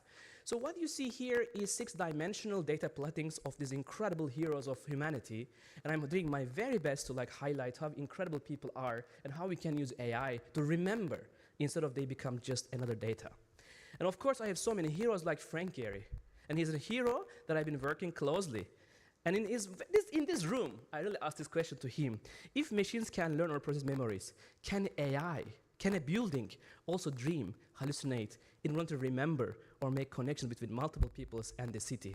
And thanks to him, our project almost now 8 years ago, in collaboration with LA Philharmonic, to honor the building itself through the 100 years of every single memories of the institution. And the idea here was, in a city where the Blade Runner was depicted, can a building truly dream? And to do that, we ethically collect 100 years of every single information, and we wrote every single estates from the Mozart to Stravinsky to you can imagine, and we asked permission before even touching their data. And this collaboration also recently happened in Guggenheim Bilbao, and this time we asked Frank's permission to use his entire life, and this time AI dreaming every day new worlds through his imagination. So I hope you can see this beautiful exhibition receive more than 400 articles, all positive, because we trained this AI with his permission, and this AI only using 4 iPhone charging for 1 year. So sustainable energy we were able to find in the cloud computing. And as an artist, I think one of the most incredible moments in our life is being able to represent our work in museums. And last year was a magical year. This piece called Unsupervised, with the guidance of my mentors and heroes, Paolo Antonelli, Michel Coe, and Glenn Laurie of MoMA, this was the first AI artwork in the Museum of Modern Arts in the lobby. What you are seeing is 140,000 every single artwork MoMA ever collected in 200 years, all on GitHub, all available for 8 years, ethical data. And we trained this AI model in a way of what will happen if we just go beyond our categorization of art. What will happen if there is not only painting, sculpture, movies, and all kind of art forms, even games? What will happen if the work itself is a living painting, can see, can hear, can feel the weather? The piece was ever-changing every single moment, and we received approximately 3 million people, one of the largest audience in the MoMA history. But I want to remind you one thing very clearly again, coming back 10 years later, still on the left, machine dreaming, on the right, me as a human, as the agency, I guess the word, that is truly there, being present. The vocabulary, the imagination, I hope it's a future that we should be all happy, that when we both equally and the AI doesn't take our creativity at all. And the most important part, probably not only me, but the idea of art in the age of machine intelligence was recognized as the first piece in the collection, received 3 million people with 38 minutes average experience. This moment was very important because it was a hope to other artists practicing in the field. It brought together critics, it brought together across the world people, and it was a hope for other museums, other institutions, that it's possible to practice with the artist with the newest tools. When it's done right, it can create a positive impact. And it's discussed, it is discovered, and who knows what will happen in the next 10 years. But I'm happy to say that museums like MoMA, like Guggenheim, like Pompidou are very important places. Smithsonian here in the DC, they're one of the most incredible people and dreamers of collaboration. And that was the reason me and my partner, Efsun, for 16 years working and living together, we thought that there are only 3 or 4 museums we worked together, and it took us years to practice. But what about the other artists? Like, what will happen to other people? Because the museums are heavily focused sometimes last century, and this medium we are working every morning is a new morning. Like the new morning, the new brush, the new canvas, the new algorithm, we have to be so up to date that it's not easy for a museum to be in that speed. That's one of the reasons today I would like to share our dream, an AI museum, opening in Los Angeles, California. And again, there's an amazing moment to just share this excitement, because one of the reasons that this I think, space that I hope that can bring together many people, creative minds, and truly honor the human-machine collaboration. And I do believe that it's possible to use cutting-edge technology with ethically, cutting-edge technology with the purpose of like imagination, respectfully different mediums. And I'm also believing that there is a time to also define what is going on here in this field of imagination. I believe that is AI algorithms giving us a chance of see, hear, read, smell. Our work last 4 years, we can create smells, molecular research on the smell algorithms. And I believe that maybe we can also find a term for this feeling. Maybe we need just a definition of that feeling itself. And for this AI museum, we start somewhere else. We decide to create the world's first AI model dedicated to nature. And it's not about replacing nature.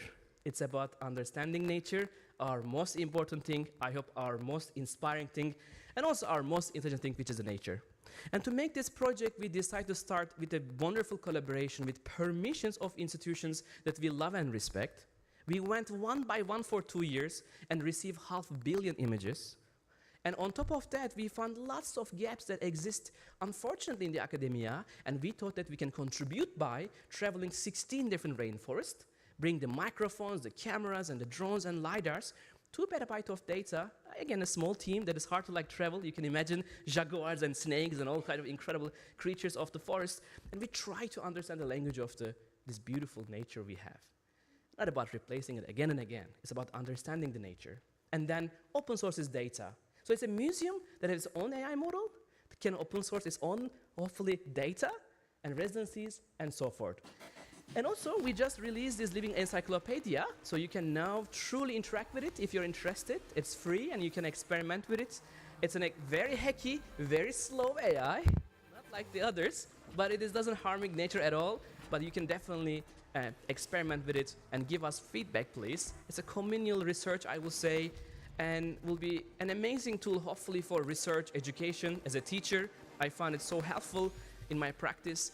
And it is demystifying every single information in it. You can truly see how much energy impact you have on the UI. You can be as free as you can to find solutions for what we don't have right now. But this AI model is not another beautiful API, another like advanced accelerated cloud computation and so forth. It's actually an AI model, truly with my 2 incredible mentors, Chief Nishivaka and Putani of Yavanama people, giving me and my partner the true depth and context of what does it really mean to live in the nature.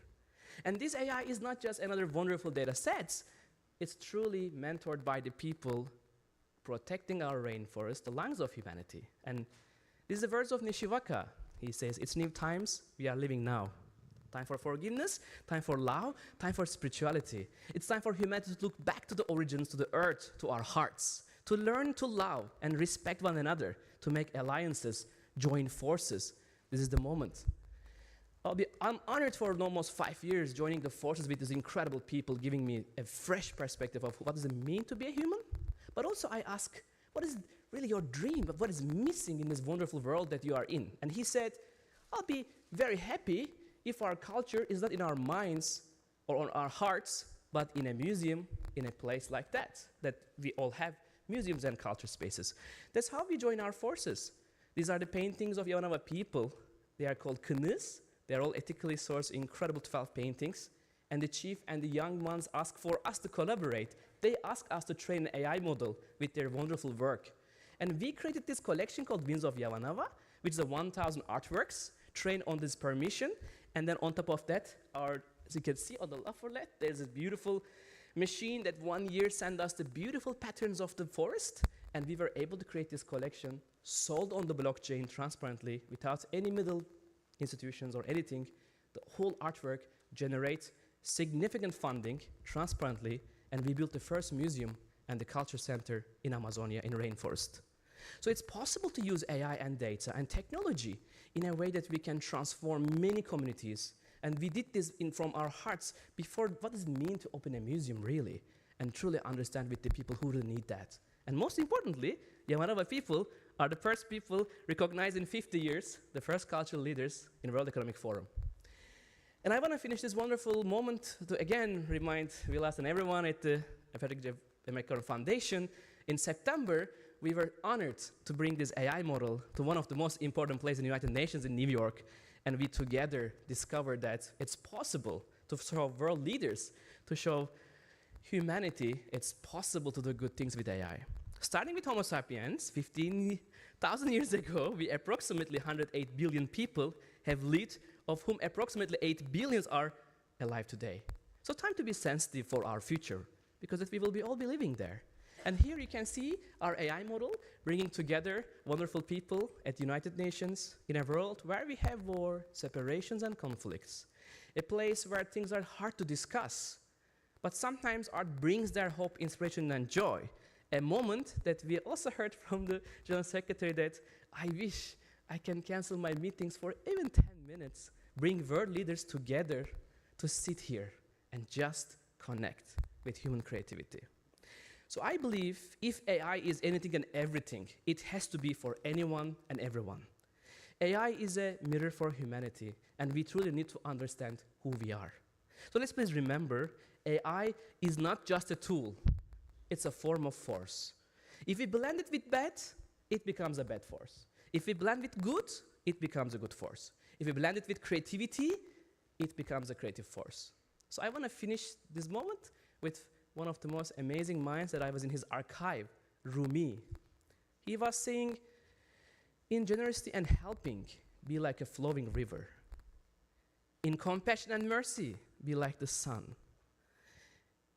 In covering the faults of others, be like the night. In anger and fury, be like a dead person. In modesty and humility, be like the earth. In tolerance, be like the sea. Either appear as you are, or be as you appear. Thank you very much.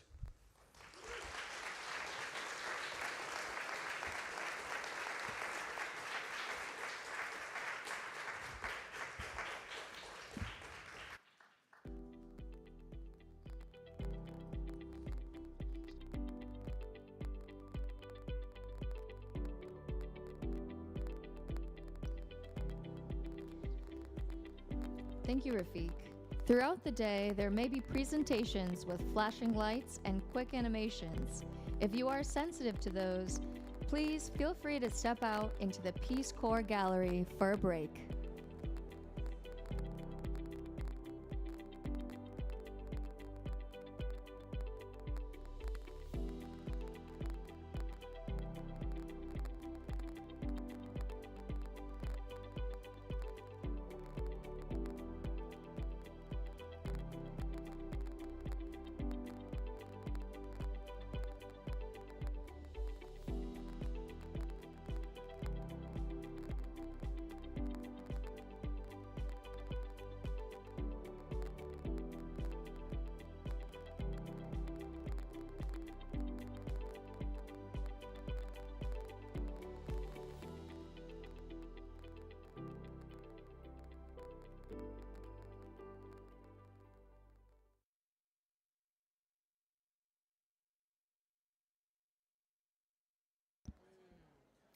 Next up, please welcome Nick Kleverov, Chief Creative Officer of Native Foreign, Pippa Lambert, founder and producer of Hellcat, and Fred Grinstein, co-founder of Machine Cinema, in conversation with Vivian Schiller, Vice President of the Aspen Institute and the Executive Director of Aspen Digital.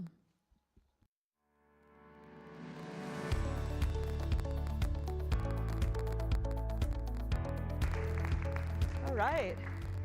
Hi. Hello again, everybody.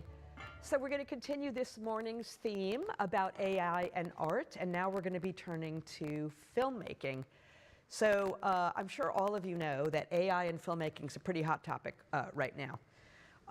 A lot of this concerns from actors about their likenesses, writers about their creative output, and pretty much anybody in the filmmaking industry about their jobs. It's a big issue, and one that we're going to talk about this afternoon, but not so much now. So hold that thought. What we want to talk about right now is the incredible power of AI in the creative process and as a creative partner, because there's some pretty mind-blowing things that are happening, and you're going to see some of those in just a minute.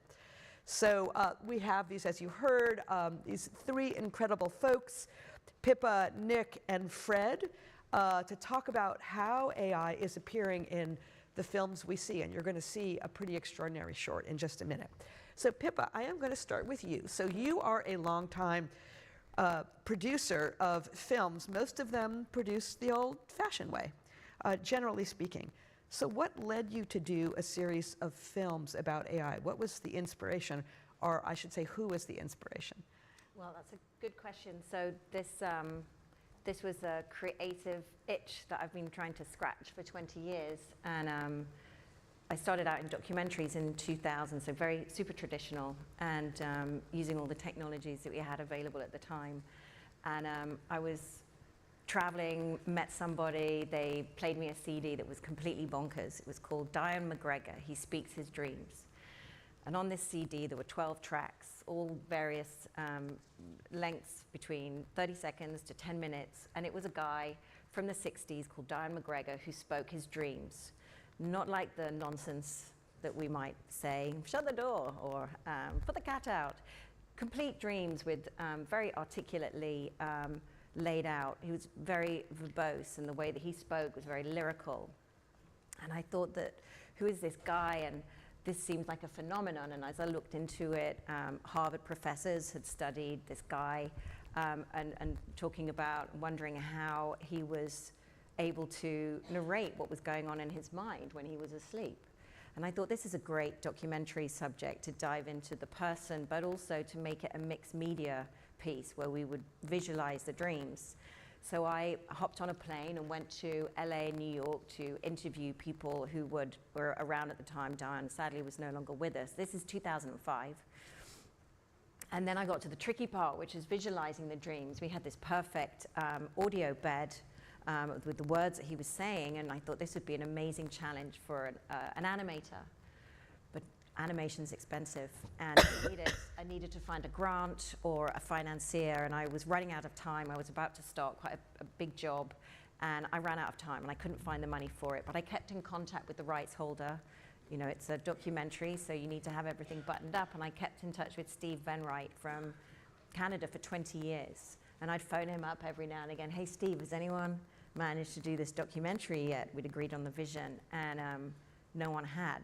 And then last summer, AI was making these incredible amounts of progress. And I was trying to figure it out myself as a filmmaker. We were just coming out of the strikes. It's a really difficult time in LA and in filmmaking all over the world. But I knew that this felt like a very clean and obvious way of using the technology. And we had the prompts from Dion, and then it was finding the right visual artist to interpret them using the technology that was available. And Fred and I are old colleagues. We've known each other over the years, and I would jokingly say that he was putting AI propaganda out on LinkedIn, which, and it was videos that I was joking at, Fred, videos that he really appreciated, and the artists that he thought were doing incredible work. And I was following all of them, and it was great stuff. And I was thinking, I need to find someone who'd be interested in interpreting someone else's work, not putting themselves into it. And cut to Nick Cleveroff, and he'll talk about the work that he'd put together. But we very quickly came together to work on this, and hopefully it's going to become something bigger. But we should show the film. Yeah. Well, let me just turn to Nick, and then I'll prompt the film. So Nick, Pippa comes to you with these extraordinary audio recordings. Yeah. So what made you want to take this on? Well, I also at first thought it was spam because it was like a very long email. I was like, oh, what is this? And you know, AI can help with that. Yeah. Well, being in this space, you do get approached a lot. I mean, unfortunately, a lot of it is basically like, hey, can you just do this way cheaper for me than normal? And like, that's not interesting to me. What's interesting to me is how we can use this technology to tell stories in new ways, to explore imaginations in new ways. And so as I got to reading Pippa's very long email, I was like, oh, this actually sounds kind of interesting. And then, you know, she put some links, and I started reading this BBC article about Dion, and then started listening to the audio. I was like, oh yeah, this is really interesting, because the guy's voice is so textural and vibey, and you can hear like the car horns in the background. I mean, it just like feels like very mid-century New York. And I think that is also where the AI tools can shine when they are paired with this like human just authenticity. And so that's, yeah, we basically decided that we were going to start with 1 and then go out to 3, and then, yeah, I mean, we'll talk about kind of our next steps for the project after. All right. Well, we've teased everybody long enough about Diane McGregor and this film. So let's play the film, and then I'll come back and have some more questions Roll for the you. tape. The singular trait of all dreams seems to be their privacy. True for everyone, except Diane McGregor. By day, he was a New York lyricist. By night, he was the world's most prolific sleep talker. This is one of his dreams. There were 4 of us sitting in that room, and we decided to go out and get the Sunday paper. We opened it up, each of us took a section, and disappeared. Oh God, I disappeared into the book section. Jimmy vanished into sports. Oh, it was just awful. Yes, how do we get out? How do we get out? How do we get out? Yes. Skips in politics. Yes. Political page. Just swallowed us up. It didn't hurt, really. It felt sort of dusty and dry as we were pressed in. I don't know. We can talk to each other. As I walk through the pages. I can walk through the pages. I can sit in the ads. I guess Skip and I have it the best. We can hop from section to section. Yes. It swallowed us up before we got the sections apart. The paper's all together. We can move. Yeah. Oh, yes, everything's changed since then. The ads are different. You'd think at least it would change. We'd be in this week's paper. No, we're not. We just keep going on. It's terribly dreadful. Yes. We are stuck here until somebody opens these sections and lets us out. Could you believe it?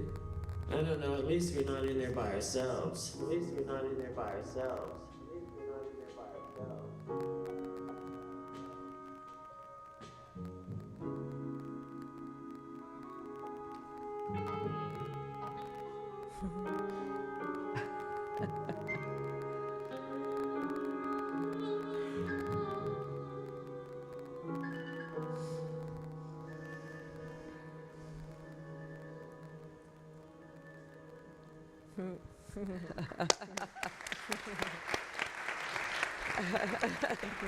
So there's so many amazing things about this. I mean, we could do a whole other panel on the fact that this guy he's sleeping and he's saying all these crazy narratives. I mean, there's a whole series of them, right?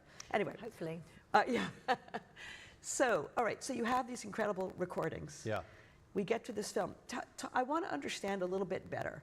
So, I mean, you're also a director. You also are a director of the traditional sort. Sure. So, how did you collaborate? You used Sora, which is a product of OpenAI. But what is the role of the director in this? How much of this? How do you collaborate with an AI in this? Explain how that works. That's a great question. I do think we are entering a new kind of era of creativity where, and I'm not just saying this because I came up as an editor, but I do think the editor is becoming the new director. Your vision for what the piece is going to be is, basically the DNA of how you make the shots. You start making shots, putting them into a sequence, and you're kind of building as you go, especially in something like this.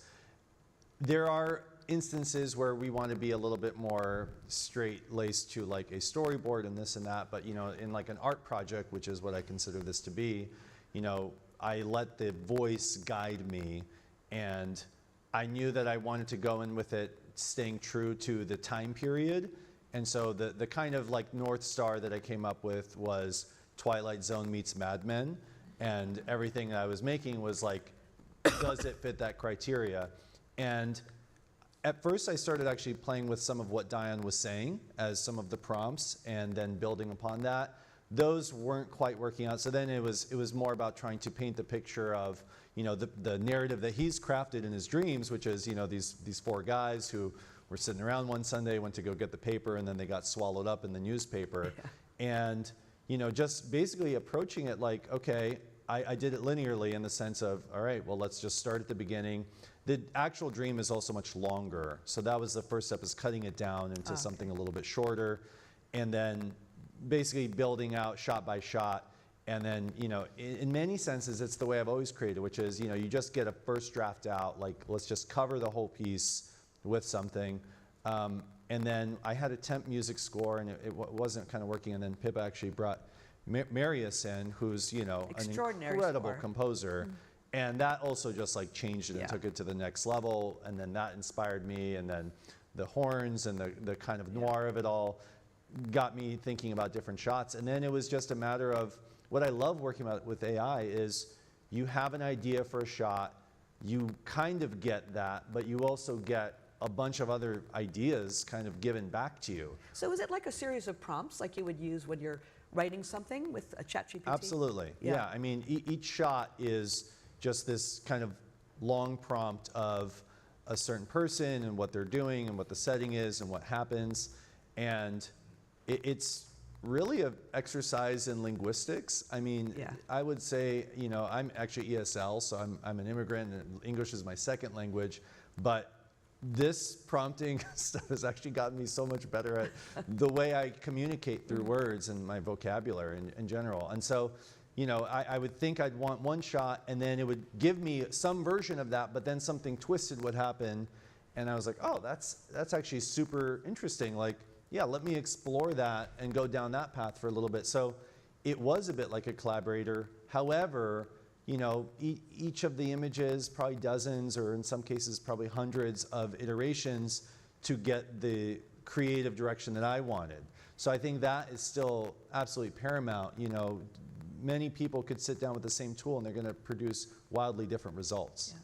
So you are the director, but it really is a collaboration with the AI, with Sora also giving you creative visual ideas that you hadn't necessarily anticipated. Yeah, it's like it's a collaborator, it's a camera, it's like a second unit director that is very interesting and just kind of goes off and creates all sorts of things that are goes kind of rogue like sometimes. Sometimes, but I like that. Yeah, I like that for That's the great. creative process. That's wonderful. We'll come back to you in a minute. Fred, so you're something of an evangelist.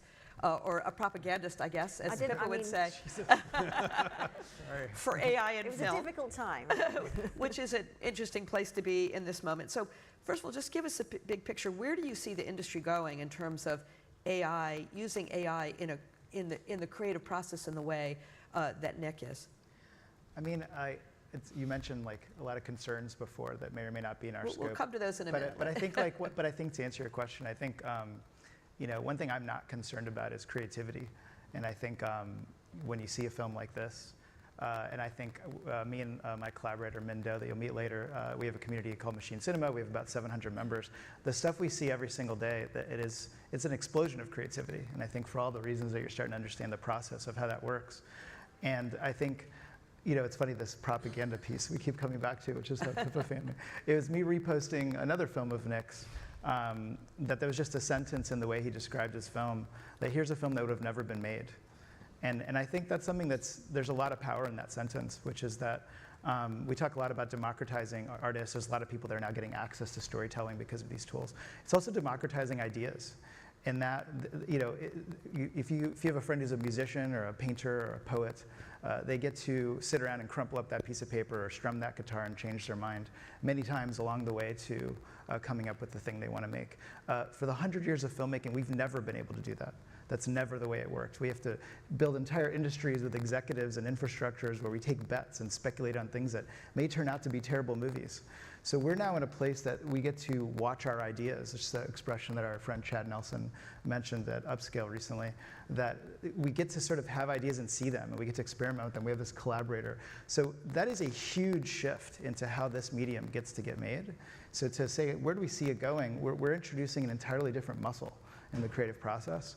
And I do think the industry's already been changing quite a bit. I think in a lot of ways the timing is uncanny in terms of where it's landing. I think there's a lot of questions. There's a lot of advocacy that's emerging. And I think that's actually the healthy reaction to the concerns, in my opinion, which is how do we sort of insert the human in the loop in terms of these wild innovations.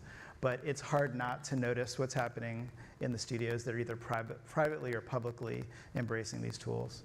And I think we're trying to figure out the issues with them. But it's interesting to see an industry that's had to operate from these assumptions of timelines and horizons and resource intensivity. I think the least interesting thing is how cheap and fast it is. But I try to think in terms of, okay, now you're given this huge responsibility, this great power to move faster, move more cheaply. Does that mean we get to make more? You know, like when Netflix makes a $300 million movie that I don't think a lot of people in this room maybe saw, how many other movies could we have made with $300 million? How many other 100%. Filmmakers and film? And I think that's the opportunity that's emerging, is we get to interact with resources in a totally different way. Yeah, I was struck, Pippo, in our conversations before the panel, you were saying you used AI for this, not because it was cheap, but because it was the only way to think about bringing this vision to life. Yeah, absolutely. And it wasn't a tool I expected to use. I was obviously, struggling internally with how to embrace or reject or have an opinion about AI as it was coming in. And I found this, it was a way for me to make the film. It also seemed like a very clean way of working with the technology, because it was coming from, these are the words, there is something empirical here. And then we're working with a robot through Nick, with a robot, as I like to call it, to visualize this. But to Fred's point about democratization, I was speaking at a media class in a school with a bunch of 16, 17-year-old kids, and I asked them about AI, and they said, well, of course, we're using it for homework, fine. But what do you, Is it though? Oral, okay. it's fine. Another topic. Another topic. But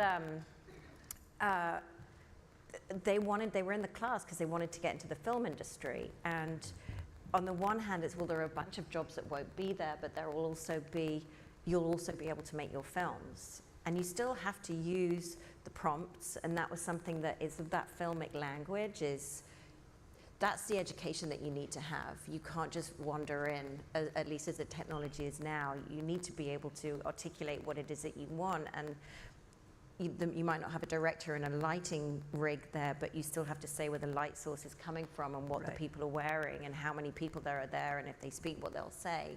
So there is direction. So it's a shift of how you make something, and then ultimate democratization, how it's distributed. Yeah, I mean, the fundamentals of filmmaking, of storytelling have not changed, and they're not going to change. So you need to know that. And to me, like a lot of the AI stuff that I see that is unwatchable is because they don't understand, composition or what the axis is, or, how to pace things out. So like every time I meet a student that's like, well, I guess I don't need to go to school anymore. I'm like, no, please stay in school.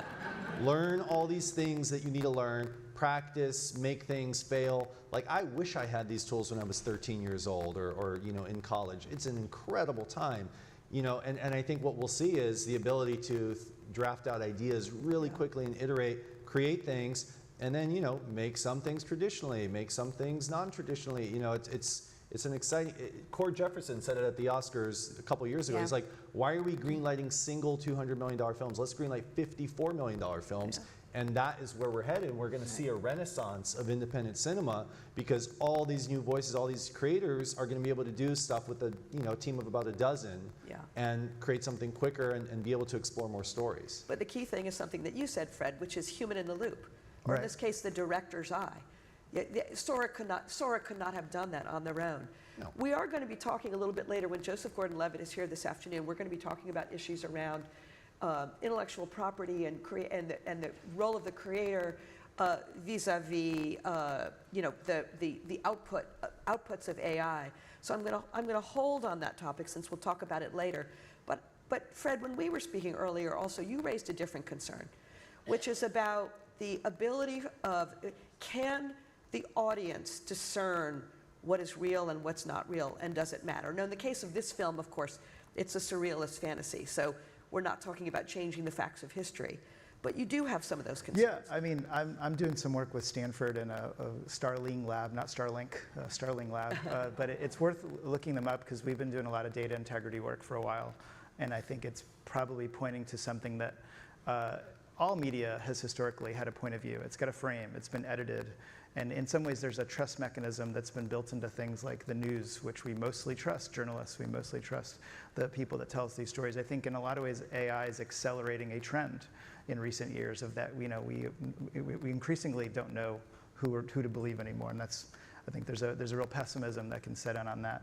I think there's if anybody's seen Mountainhead on HBO recently, I think perhaps that has incepted a fear, which I felt 2 days ago as a Los Angelino on Instagram watching Bigfoot report from the protests, which was funny to me at first, then sad to me because it's a pretty scary thing was happening in LA. And also then at some point, wait, what is this media experience that we're all in? So I think in some ways AI is forcing us to reckon with this and to get used to a world where it's hard to trust the information in front of you. The work we're doing at Starling and with Stanford is we're confronting that, and we're almost saying, how do we simultaneously get thrilled about innovation? How do we simultaneously look at these creative opportunities?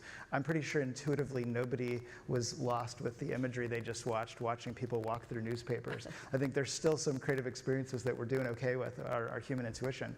But when you're staring at images that look exactly the same as something that you were used to thinking was real, that's challenging.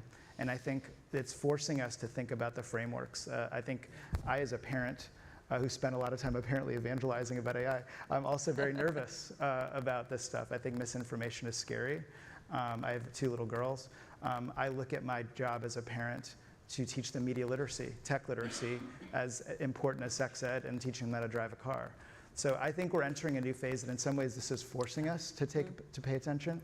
And the kind of work we're doing at Starling is actually trying to build the frameworks of how do we start creating transparent requirements for a documentary filmmaker. Like I think what you watch any filmmaker like Nick, BTS, behind the scenes footage is almost an assumption, not just because it's fun, but I think increasingly for a truth story, it's probably a requirement, or maybe it should be, or maybe that transparency in our process is the beginning of a vocabulary. So we're out of time, but before we go, tell us what's next for the Dion McGregor films. Well, hopefully we are, right? Yeah, well, we've got the film that you saw. There's 2 other ones that we are making with Pippa and Marius, and then the idea is to open it up to other artists, AI artists, other filmmakers, animators, creatives, to, because there's like, how many, 30 hours or something? Like how many? Something bonkers. There's like an insane amount of incredible stories, and there's no way that we're going to do it all and still do everything else we have to do.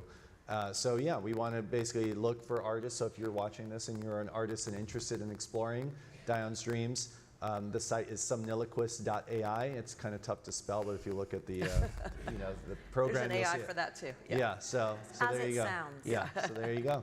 Great. Well, Pippa, Nick, Fred, thank you so much. We'll watch for the rest of the films. Thank you. Thank you, Thanks, everybody. everybody. Thank you.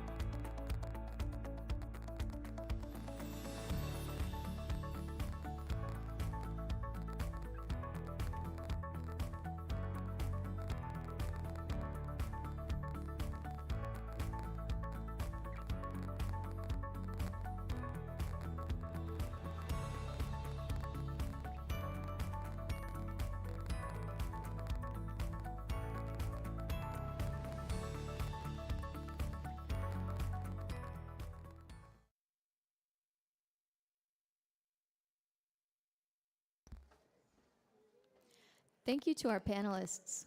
Next, please welcome Aaron Huey, National Geographic photographer and creative director at Amplifier.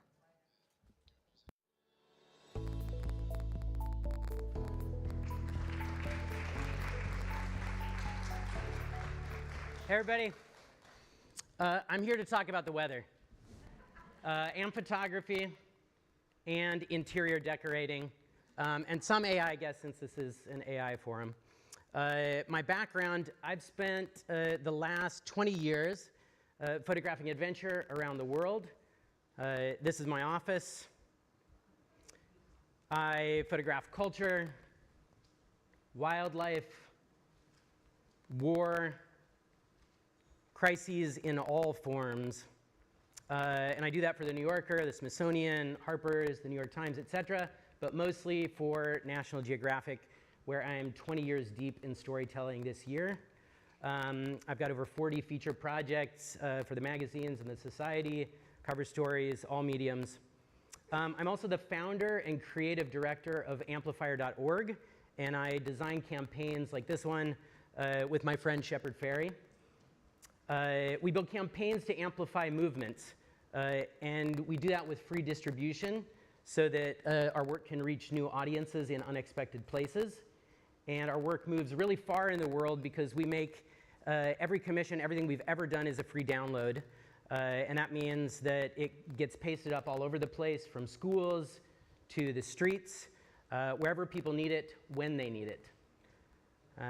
And that distribution strategy is a key part of how I think about all stories that I tell. And it shapes everything I do with storytelling. But I'm going to start with photography, and I'll come back to distribution later. Funny that this is the slide that I would put up to start talking about photography. 100 years ago, in 2022, when AI image generation first started making pictures that looked like photographs, and I marked that with Midjourney version 4 in November of 2022, the community that I came out of, editorial photographers, journalists, were freaked out. I was in Washington, D.C. for the annual gathering of National Geographic magazine photographers, and everybody was talking about this. We had an expert come and talk to us about this new landscape of infinite images. They're talking about, they would have people come and talk to us at these events, and they were talking about this new landscape of photography that was, it was all deception and scraping our work and theft, and everybody's freaked out. And they showed us a website called, what was it called? Have I Been Trained?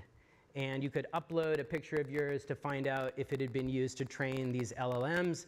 I uploaded one of mine. We all uploaded like our iconic imagery from different assignments.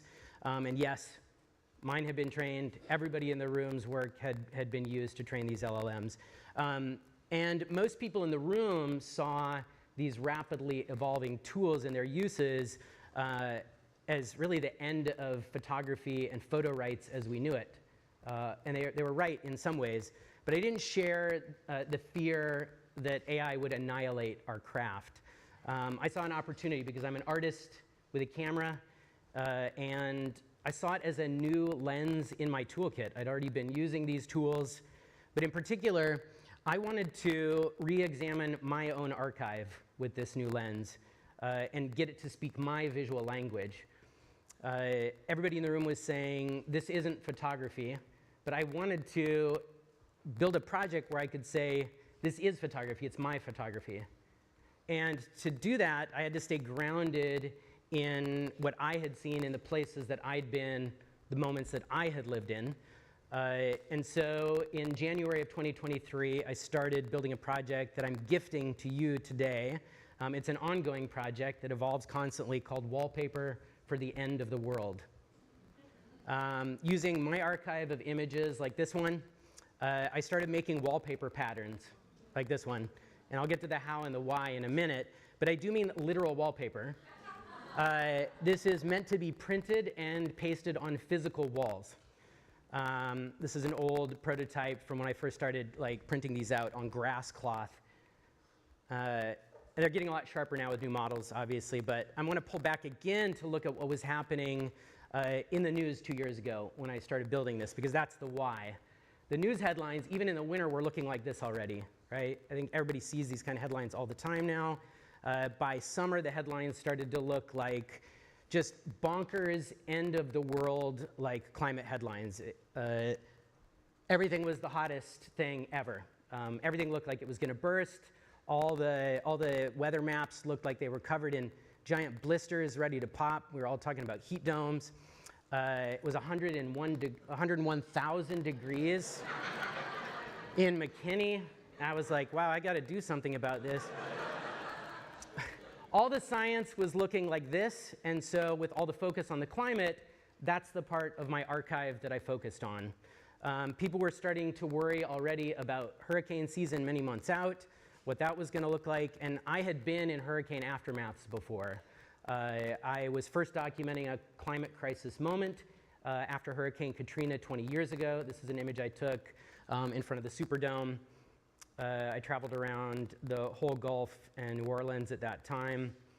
So in 20 years of assignments, so many of them ended up being focused on the causes and effects of the climate crisis. And editors weren't sending me out with that mission, but with hindsight, it was really clear that that is what I was documenting. Like these old images of LA fires, this is like 15 years ago. And then it was happening again in the LA fires 10 years ago. And it's still happening with the LA fires this year. So I was documenting in Altadena, in Palisades on the morning of January 8th.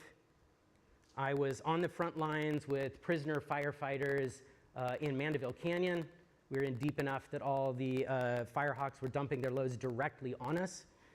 I'd been on the glaciers that were melting in Alaska, the Ruth Glacier for National Geographic. I'd been on the glaciers that were melting in Iceland for Harper's. I covered the Bakken oil fields and the fracking bonanza there. I did a ton of coverage of the tar sands of Canada.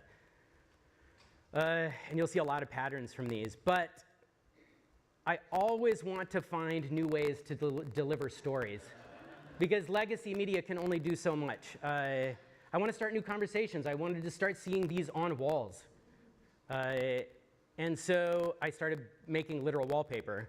And I started turning my lens towards this mission in my archive. And specifically a delivery mechanism with a website called Crisis Curated, which you just saw a little clip from the opening scene of Crisis Curated. And this is how it worked. I wanted to show the complexity of my system. It's much like Rafiq's in complexity. That's exactly how it works.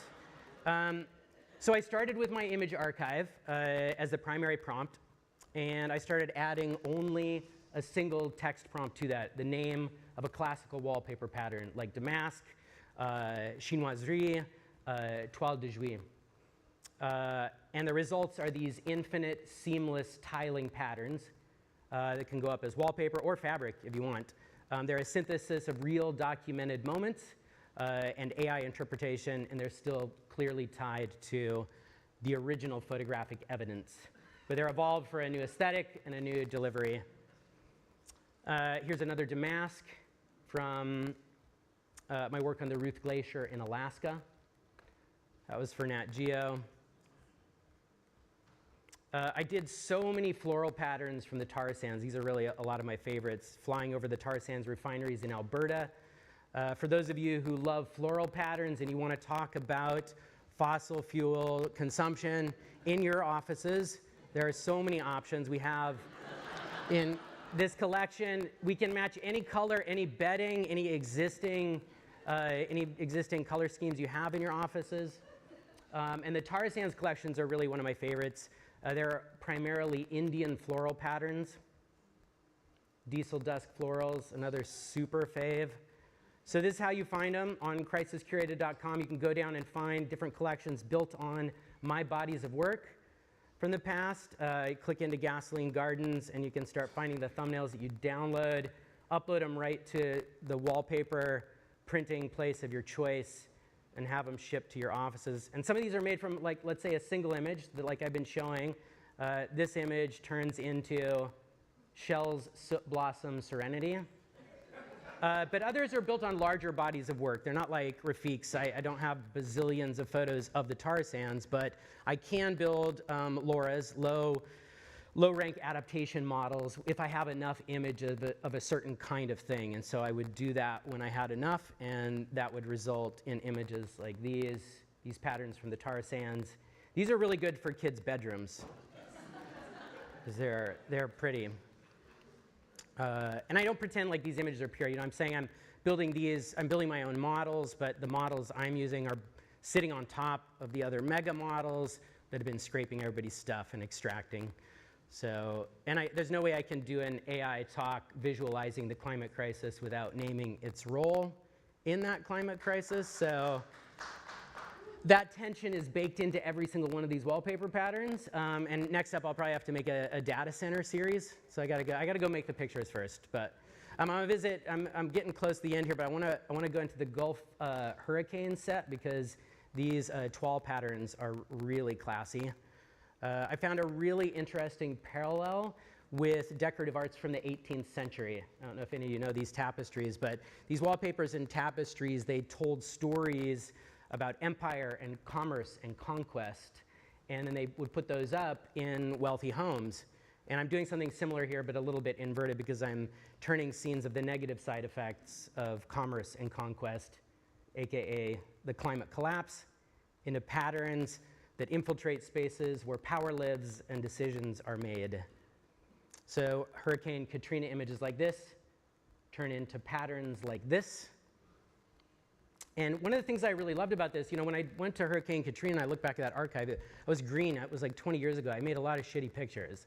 And I wish I'd shot more or shot it different. But through this project, it lets me go back in time into my archive, into that moment, and turn my head around and think about the scenes differently and make new compositions where I had not made them. So it's like traveling back to the event with a new camera and lens. And I get to re-photograph Hurricane Katrina's aftermath. So I'm going to close here by giving you a preview of some of the new collections in 2025 because I know you're all chomping at the bit for thinking about what you want on your walls, in your offices. I'm obviously going to have updated LA fire photos turned into patterns. These are some faves. This one you might recognize from the Bank of America on fire in Altadena. And I'm going to have a ton of back in oil field chinoiserie patterns. And in collaboration with a friend of mine, Mike Zuckerman, who works in climate refugee camps around the world. He's been working in climate refugee camps for a long time. We're going to do a set trained on his images of the razor wire that surround these refugee camps. And so through all the bad news, there'll at least be some beautiful refugee camp florals as the climate crisis intensifies. And of course, looking ahead to what will likely be a blockbuster hurricane season in the very last year of FEMA's existence.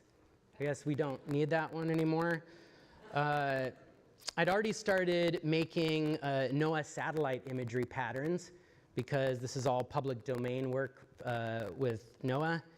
And I turned those into florals like these of historic storms like Katrina, Andrew, Ida, Dorian.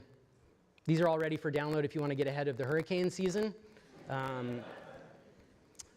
And I'm going to be able to, in real time this year, as the hurricanes hit, make patterns and upload for Andrea, Barry, Chantal, and any of these other storms if they get big enough in scale. So come on over. The world is burning, but the wallpaper is beautiful.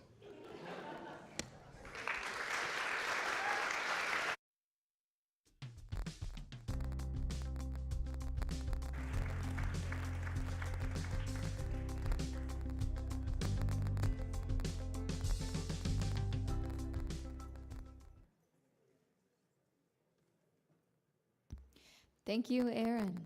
As we enter our final session of the morning, please welcome Aisha Denise, concert pianist, composer, and AI music producer.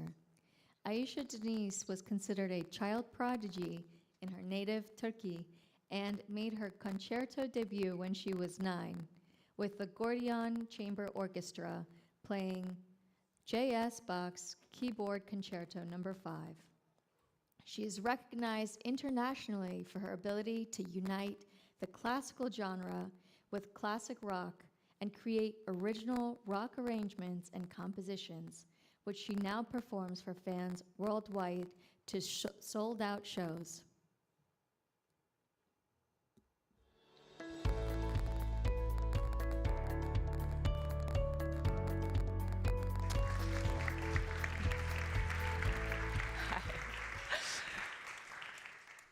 It's a pleasure to be here. Welcome to the future of music, at least the beginning. Today, I will talk about my collaboration with AI, but before that, I want to do a little questionnaire with you. Can you raise your hands if you've taken piano lessons in your lives? Wow, that's like almost all of you. What I expected. And how many of you quit? All of you. Yeah, also what I expected. But don't worry, it's never too late. But one of the reasons why I started playing the piano was my favorite composer, Frédéric Chopin, the Polish composer. Somehow I resonated, or his music resonated with me a lot. And I was, I think, 7 years old when I first played one of his pieces. So I want to do a little test with you. And I'll be playing 3 excerpts. One will be AI, and others will be Chopin. And I will want you to raise your hands in the end when I ask to see if you can catch which one is the AI-generated one in the style of Chopin. Okay.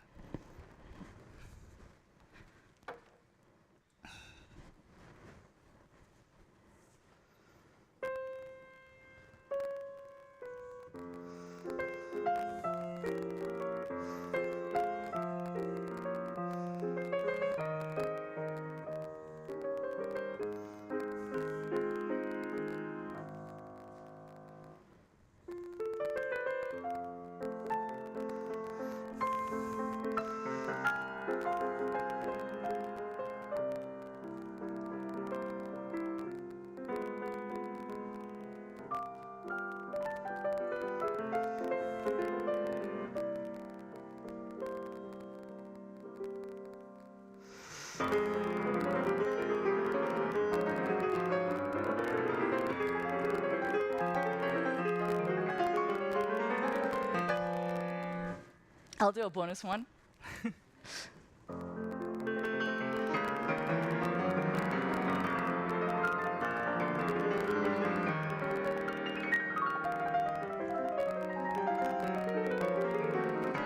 Okay.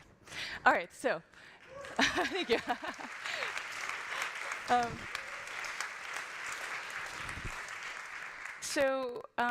How many of you think the first one was AI? Okay, very little of you. Second one? Most of you, like half the room.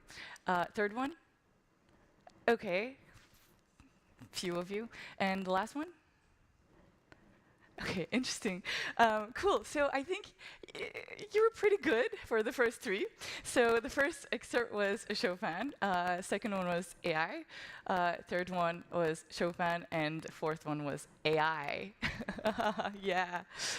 So what makes Chopin's music special are 3 key elements that are really like well recognized. Okay, one is, of course, his use of the melody. So he loved bel canto opera music, and he also loved Polish folk music. So his specialty was to merge the two and create his own genre in a way. And you know, you might have heard this one. It's very popular. The right hand has the melody, and the left hand is there supporting, just like a good boyfriend.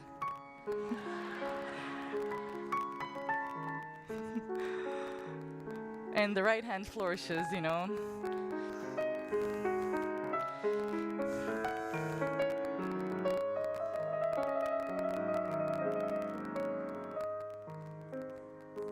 So when I started working on my AI-generated piece of Chopin tribute, I'll say, it also created this beautiful melody. Look at this. And left hand is supporting.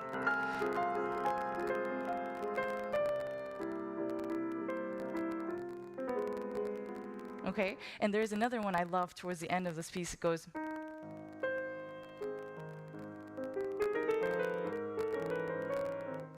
Okay, and in fact, in that one, there is the second element of Chopin's compositions that's very popular, and that is called chromaticism, in which the notes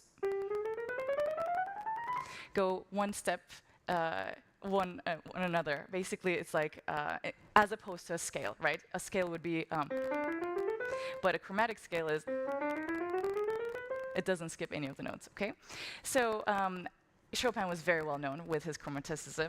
And also, his third element was the fact that he could jump from a really melodic, romantic line to a fiery, passionate passage, just like that coda of the fourth ballad I played.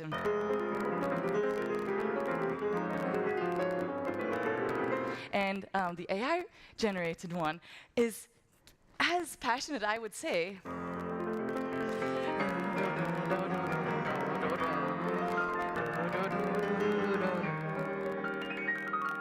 And there is a similar coda, for example, in the Fantasy Impromptu, you might also know.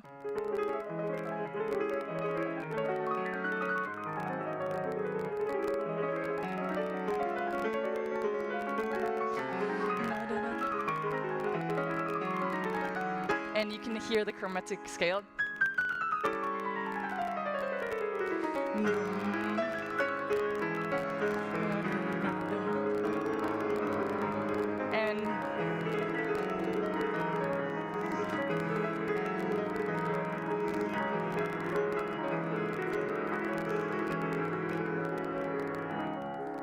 And then we just relax. And it's just like absolutely beautiful. Thank you. Thank you. So when, as you can hear, I'm a classical concert pianist, and I've been doing this for a long time. And my work with AI is very recent, as of last year, in fact. And until then, I didn't really have a place in the tech world. But I always wanted to have a, I guess, like I'm very curious. I'm a tech, like I love gadgets, and I have all the latest products.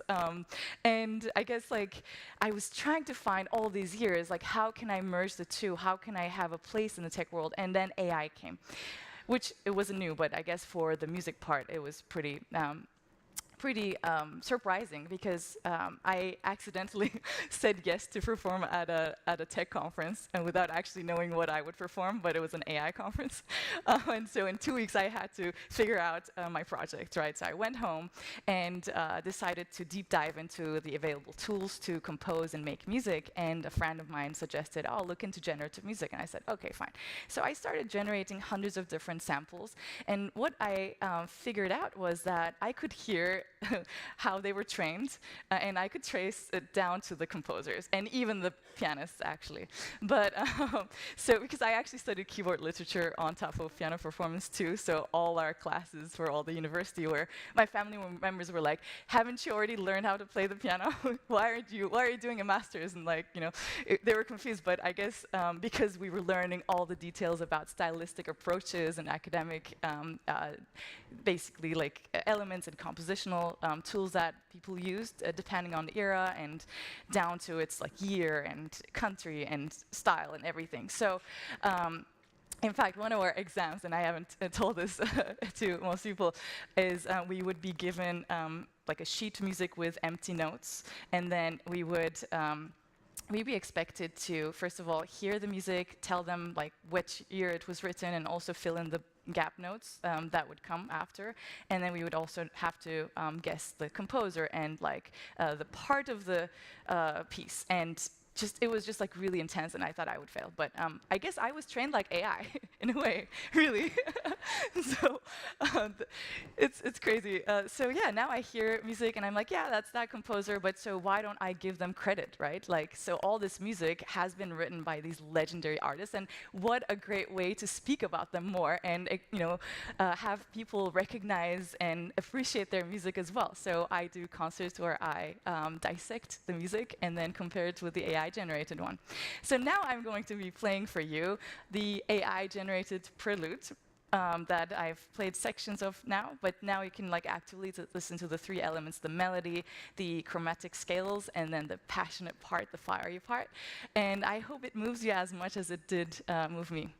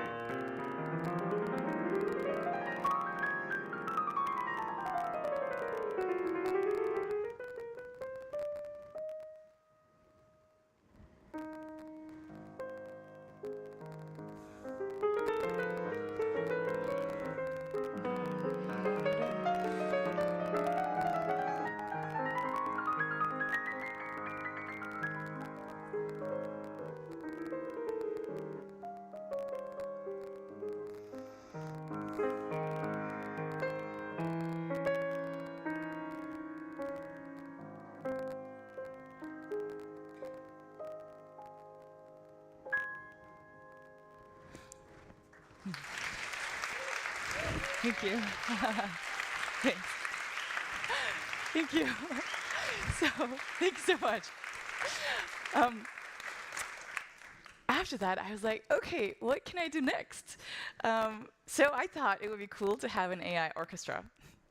Because, you know, it's quite hard to find the real ones. It's like, well, I was privileged enough to perform with orchestras, but as you know, there's like a huge logistic issue. You have to, like, you know, so many people are involved, and it's just really hard to make it happen in real life. But this is a way that I thought could democratize some of the music industry. So I created a Vivaldi tribute. I call it the 5th season. And the AI orchestra plays all the strings you're about to hear, and I will be playing, I compose like the piano part, and you'll be hearing me live. Obviously, I'm not AI yet. And yeah, so you'll be hearing that, and I'll get your feedback afterwards, I guess. Give me 2 seconds, let me turn on this. Yeah. All right.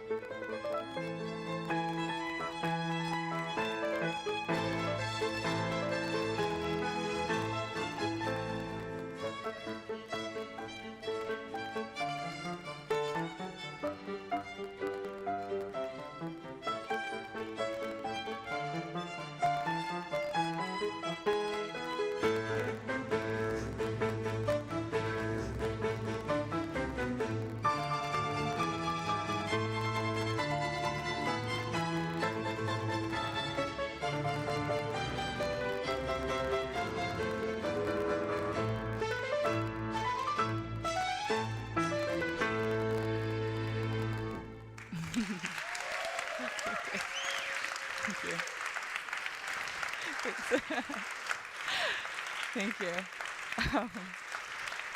So the plan for that is to play it with robots next year. So wait for that. So yeah, and I guess my project started evolving that way. So I thought, what if AI actually prompted me? So instead of me, creating all the work based on the AI, you will hear now this totally new composition improvised in front of you, and it'll be based on the themes that you hear in the music. So if you listen closely, I'll be kind of this is what jazz pianists do, and not the classical people. No, like there is a division. Unfortunately, I wish everybody did both, but it's specifically for improvisers, which we don't often do, unfortunately. But I try to implement some of the methods that they do, but in classical genre, and it's kind of like minimal romantic. So this is a really emotional piece for me. Somehow it's just like I think you'll understand it once you hear it. But I hope, I hope you enjoy it. This is called Whispers.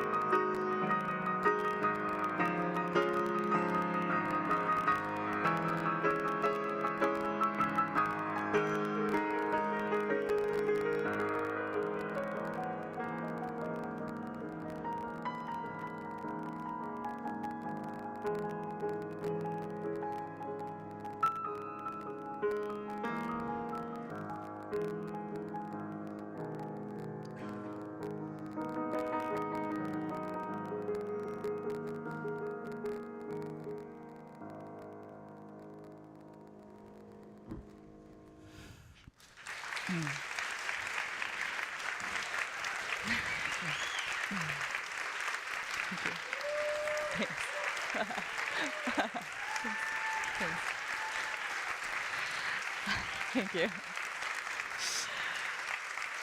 You know, as you can see, there is creativity in both ends. It doesn't mean if you're working with AI that you stop being a human. Obviously, that's like the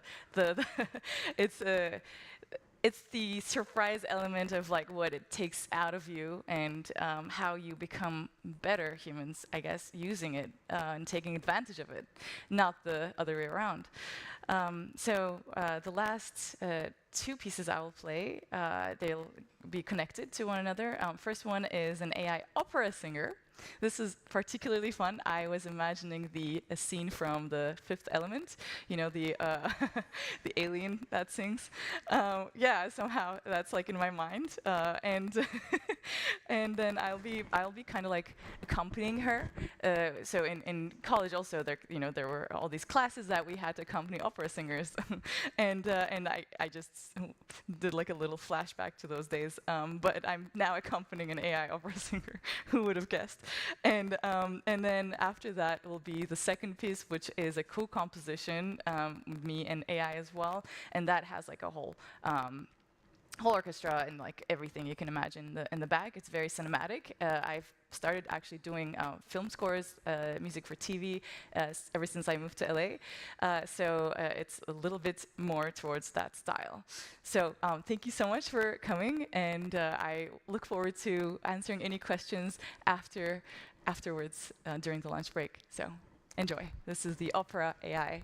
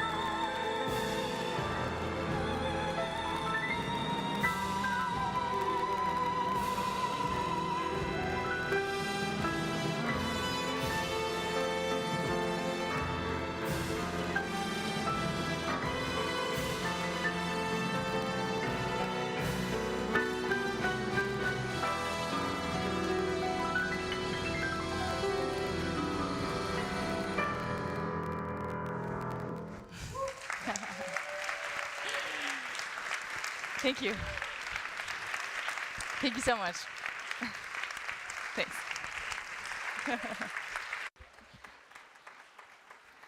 Brava. Thank you so much, Aisha Denise. And now we break for lunch. For those in person, please proceed to the lobby.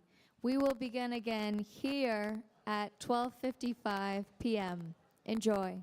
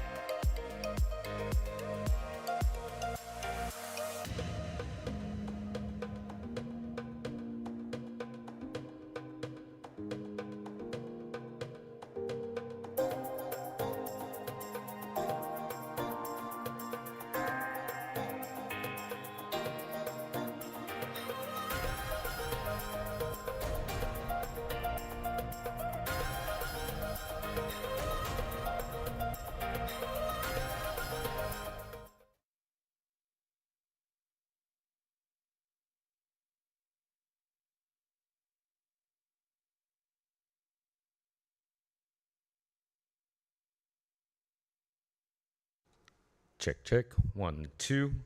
Hey, hey. Ladies and gentlemen, welcome to our event. Hey, hey. 1, 2, 3, 4, 5, 6. How's this sounding, Mike? 1, 2. Good?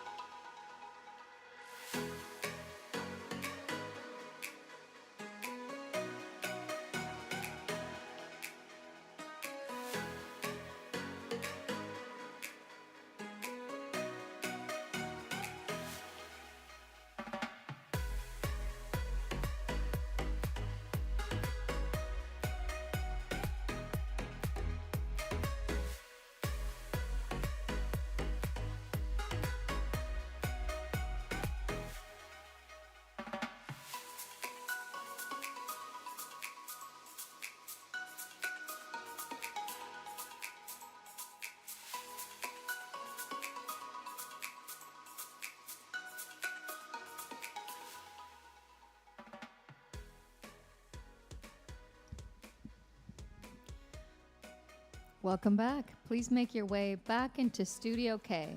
You may bring your food and drink into the auditorium with you. Please follow the directions of the ushers and fill every seat.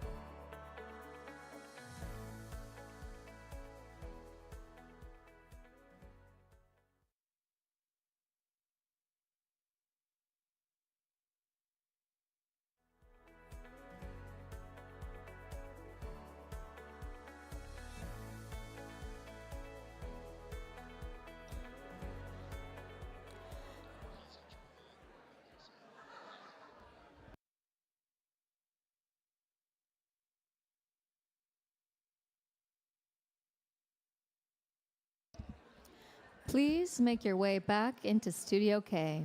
You may bring your food and drink into the auditorium with you. Please follow the directions of the ushers and fill every seat.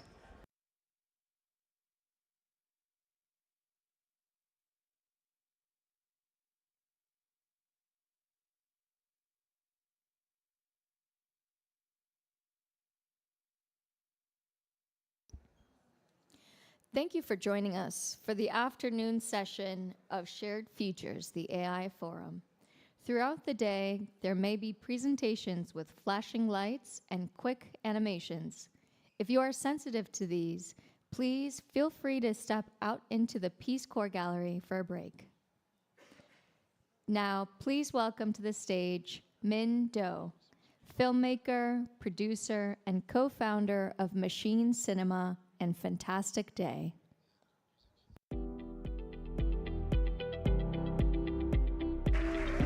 Hey everybody, my name is Min Do. I think you met my friend Fred earlier, who was labeled as propagandist. And someone called me a provocateur, so maybe that's my role. Basically, Machine Cinema is a community, a collective. It's also a consortium. We do things like education, advocacy for AI art and creativity in film. And don't scan that yet. Hold. But basically, what we do is education events, especially, we call them Gen Jams, where people create short films in a very short period of time, like 3 to 4 hours, because AI is enabling us to do that very rapidly. So we're going to do a version of that today, where we get you guys to help us create a short film. So now you can scan. Now you may scan. And then I'll show you what's going to happen. But basically, we try to make and please, everybody scan, please, you got to participate. If this is your first Gen Jam, this is like Fight Club. You have to generate. Has everybody here, generated an image using AI? Yeah? Many people? Okay, so that's what we're going to do. I created this, vibe coded this. I don't know how to code, but I vibe coded this with a friend. We did not use any code in the creating of this email, so it could break, and that will be the AI's fault and not ours. And basically, you're going to see, and I'll show you the QR code again if you haven't scanned it yet. This is a little web app that we created called Storytime with Robots, with the collaboration with Mara and Vivian and team.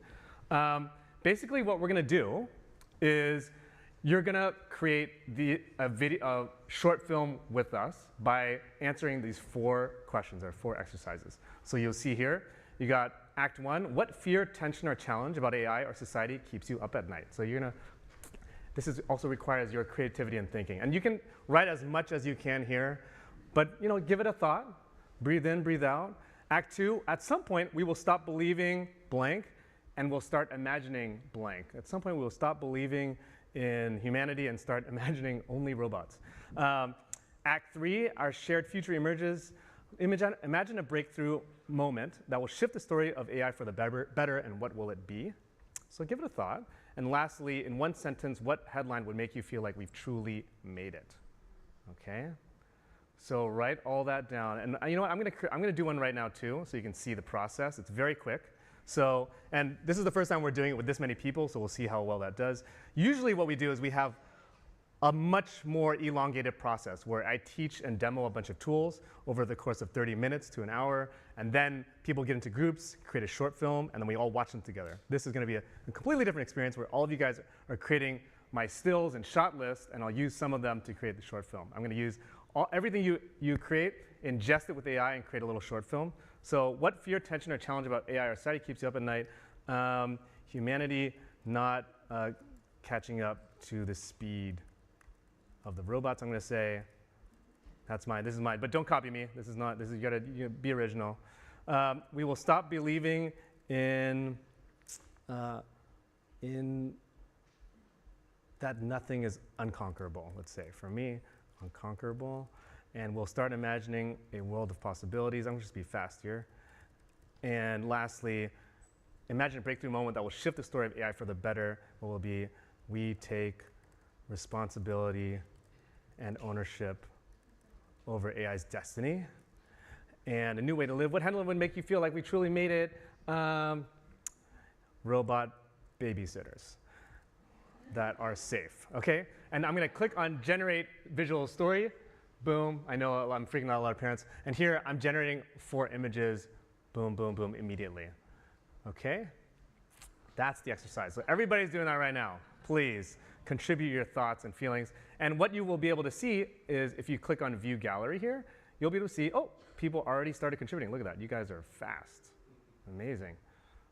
Nobody ever tell DC they're slow. This is fast right here. Look at that. So And of course, this is AI, and it's 2025. The bar is low. So, we're going to generate a short film very, very quickly. So don't, we're not trying to make an Oscar, but that's pretty much it. Thank you so much. We're going to come back in 45 minutes, and we're going to have a short film for all of you guys to watch based on everything you guys just contributed. So that's pretty much it. Thank you guys so much. Can't wait to see what you guys do. Thank you. Bye.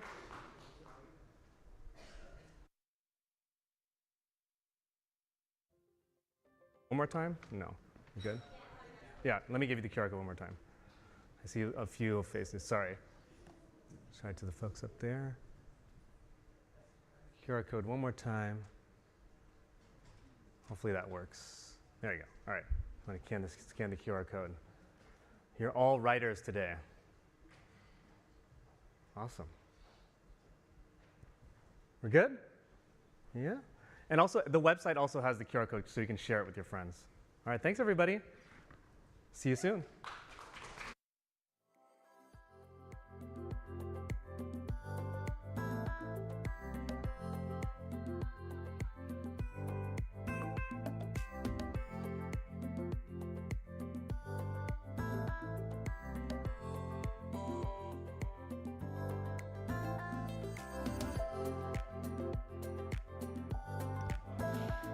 We're going to give you a couple moments to finish your stories and to generate and scroll through the gallery.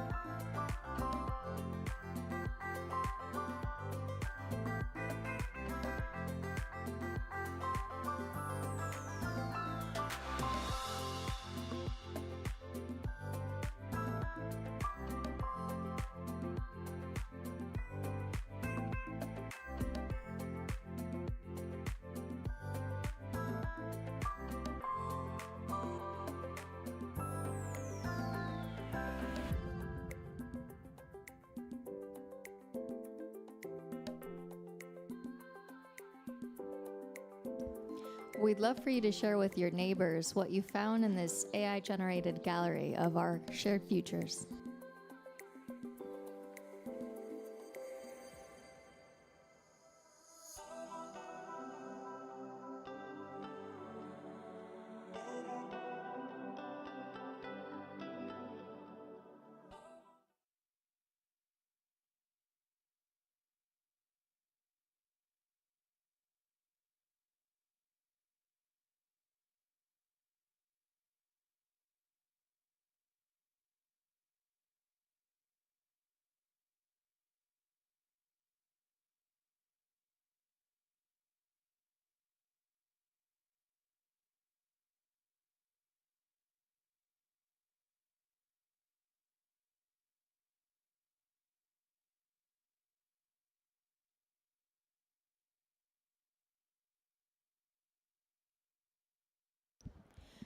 We now welcome to the stage Cecilia Garafo, AI astrophysicist at the Smithsonian Astrophysical Observatory and the founder and director of Astro AI and Earth AI Institutes.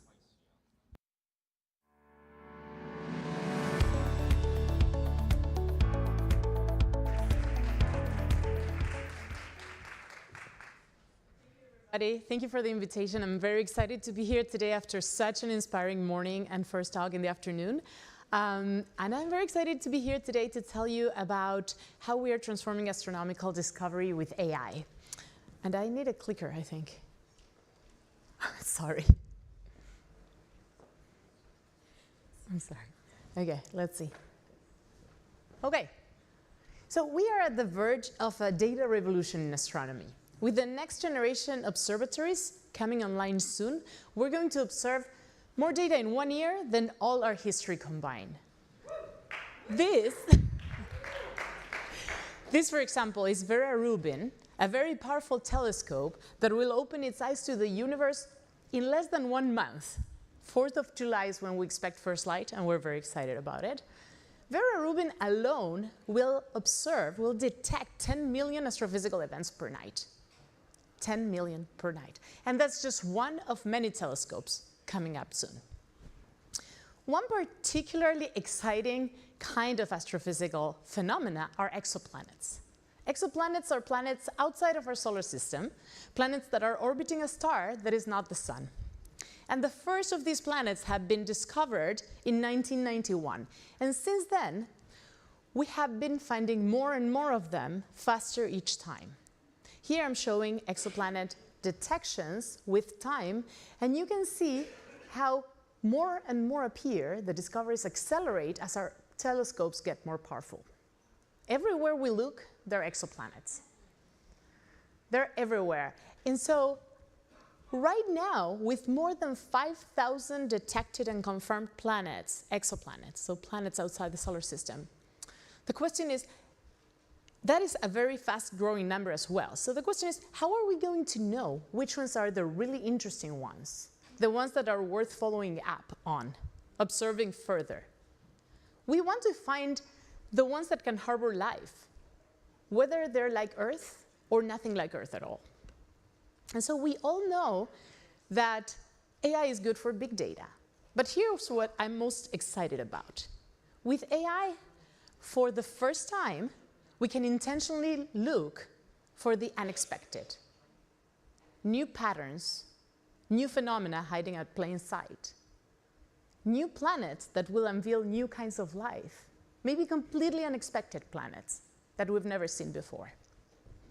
The problem is that astrophysical data is complex. So the state-of-the-art AI models out there do not work for astrophysics. Astrophysical data is much more complex than just text and data for which these models have been optimized. So we need models that understand this data and that apply the physics that we know while being flexible enough for discovering new physics. Our models must be accurate, must represent reality, and we cannot afford bias or making up stuff that doesn't exist, or hallucinations.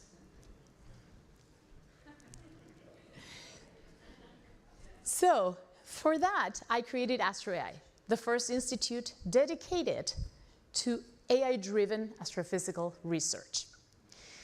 In AstroAI, we design and develop our own AI tools and models to answer the most challenging questions in astrophysics.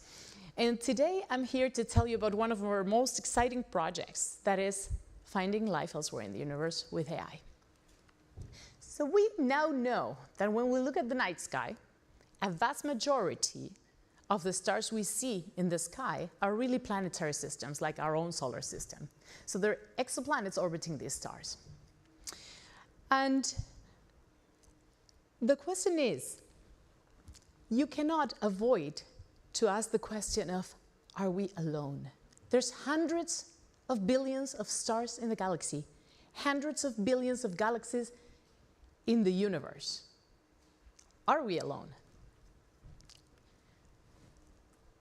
With already more than 5,000 discovered exoplanets, the very exciting part is now that with the new James Webb Space Telescope, we can detect molecules on the surface of these planets, on the atmospheres of these planets. I want to pause there and say how incredible that is. We can look at tiny molecules like water and methane that we would need a powerful microscope to see if we had them right here in front of our eyes.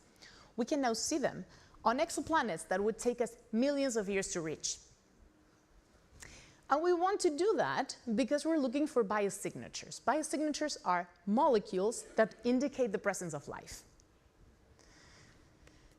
How do we do that? How do we detect these tiny molecules? So when a planet goes in front of its star, of its host star, James Webb looks at the light from the star that shines through the atmosphere and makes what we call a spectrum. Then we can look into the spectrum and read out the molecules that are present on the planet's atmosphere. How? Because each molecule absorbs some of the light with a different pattern. These are like fingerprints. Now, these are super subtle. These are tiny particles in a tiny atmosphere compared to the size of the star. And the light has traveled years before reaching our detectors.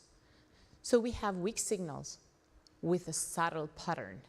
Traditional methods struggle with this regime. But that's where AI thrives.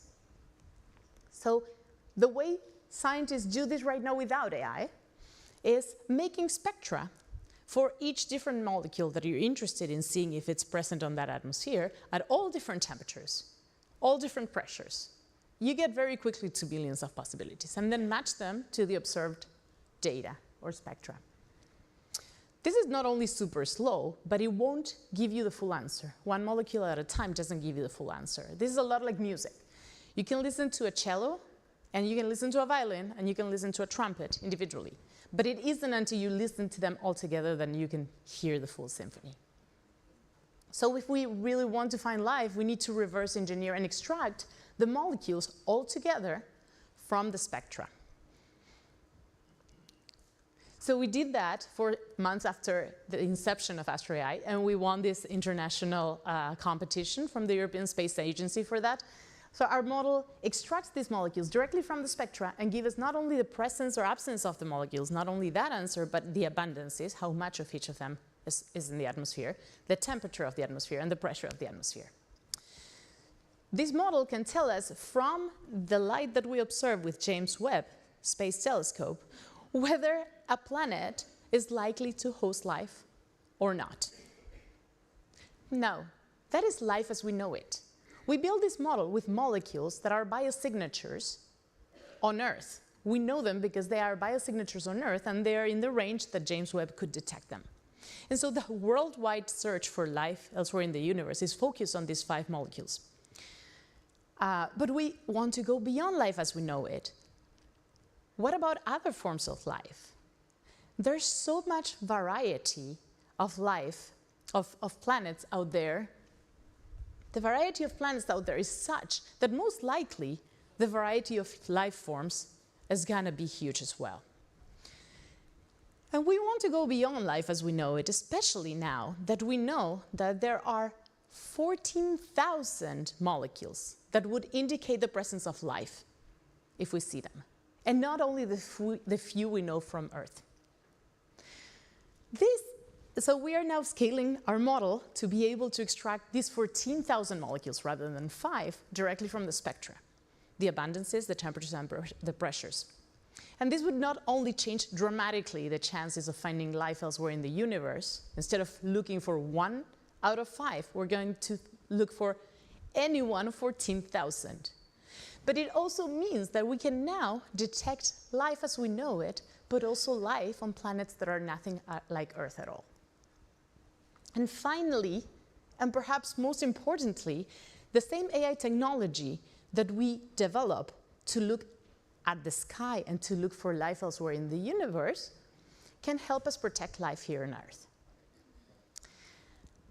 The observations of the Earth atmosphere, this is showing you the data that we deal with the Earth atmosphere, is very similar and share the same data complexity challenges that the astronomical observations do. This is scientific data, a lot of spectra. And so for these methods is where, for this data is where standard AI struggle. But the AstroAI models that we built precisely to overcome those challenges apply to Earth. And so at the Center for Astrophysics, Harvard and Smithsonian, which is the home institute of AstroAI, we not only build and launch rockets and satellites to observe the universe, but we also build and launch satellites to observe the Earth atmosphere.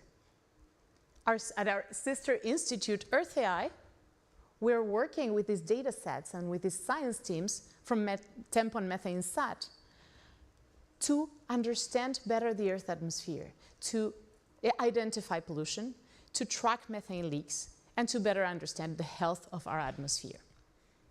So the same technology that we use to look for life elsewhere in the universe and protecting our planet are connected by this science-driven AI technology.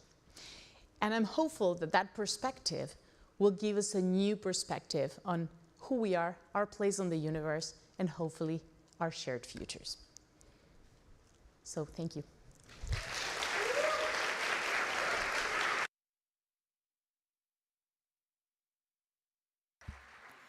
We now welcome to the stage Dan Hammer, co-founder of Legend.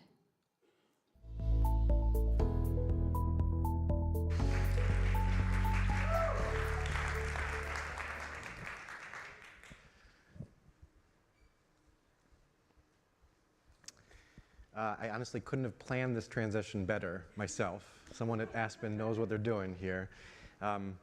So going from exoplanets to our planet, our home planet, everything and everyone that I love is on our home planet, Earth, and I think that's probably true for most of us.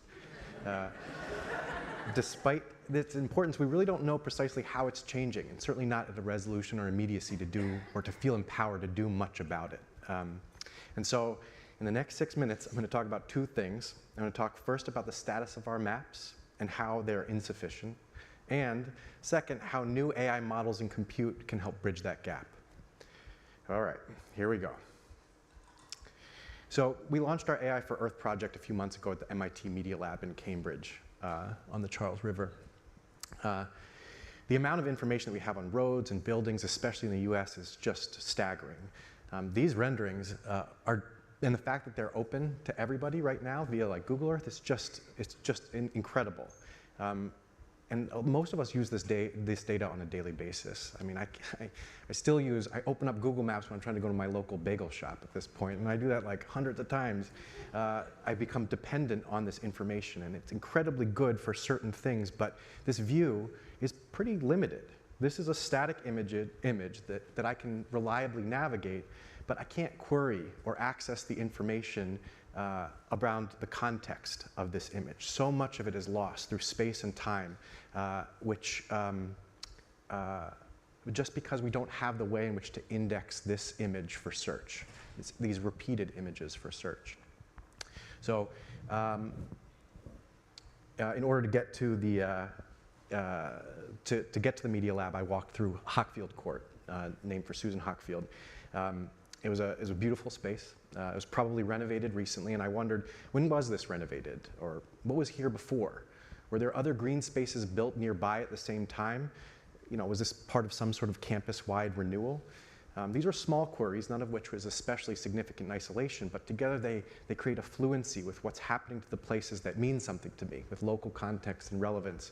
But I just can't access that information, even though it exists. These images are taken, we have thousands of satellites taking images every day of the Earth, trillions of pixels, every minute, every second of every day. It just hasn't been indexed for search in a way that I can actually access it. This is a time series of Hockfield Court between 2007 and 2012. And so you can see that the information that I asked, is like, when was this renovated, has already been collected. It was collected incidentally.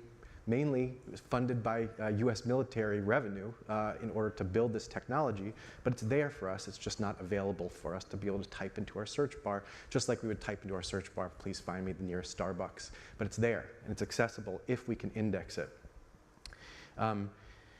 The issue really is about the velocity of information and the volume of information. There's too much friction here. Like, it would take a research project in order to be able to identify this particular question, and that the juice just isn't worth the squeeze for these small queries, but they aggregate up into something more. It's reminiscent of an interview in 1995 where Letterman questioned Bill Gates about the value of the internet because we already had radios.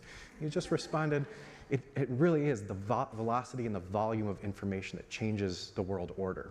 And this is what AI solves right now. It finds the semantic information, the human-readable patterns, and otherwise esoteric and voluminous data sources. This is a useful illustration. This is Alabama. Each point represents a patch of satellite imagery on the Earth's surface. In AI parlance, it's a token, analogous to a word or a sentence in an LLM. It's the input to a large AI model for inference and also for training. These tokens are made of dozens of measurements, which can be rendered into RGB, something that we can understand. We've been in an airplane and looked down, and if we understand the Earth and these patches. But there's a lot more information that goes into or measurements that go into the collection of this data. So now they're colored by land cover. This is a label, right? This is red is cities, green is forests, blue is water, orange is crops, and they're still organized geographically, and each one of those patches is associated with what's known as an embedding. This is the output of taking one of those patches in a very large Earth observation model, which is, in this particular case, the P and the T of GPT, a pre-trained transformer, and it spits out a vector. It's a sequence of numbers that contains, without losing much information, most of the semantics inside of that patch right now. And this is very, very similar to the way in which language models work, parallel. About 2 years ago, my co-founder and I started to train a very large AI model on satellite imagery called Clay. And we've been running it ever since. And so now the question is can we reorganize this space, this image, based off of its semantic closeness rather than its spatial closeness? Each point is still organized if it's near each other on this image, if it's near as the crow flies. Yeah, so now suppose we reorganize the points based on the embeddings. We take that long vector and we squish it down into two space, and so now points are close together if they are close together in semantic or concept space rather than geographic space.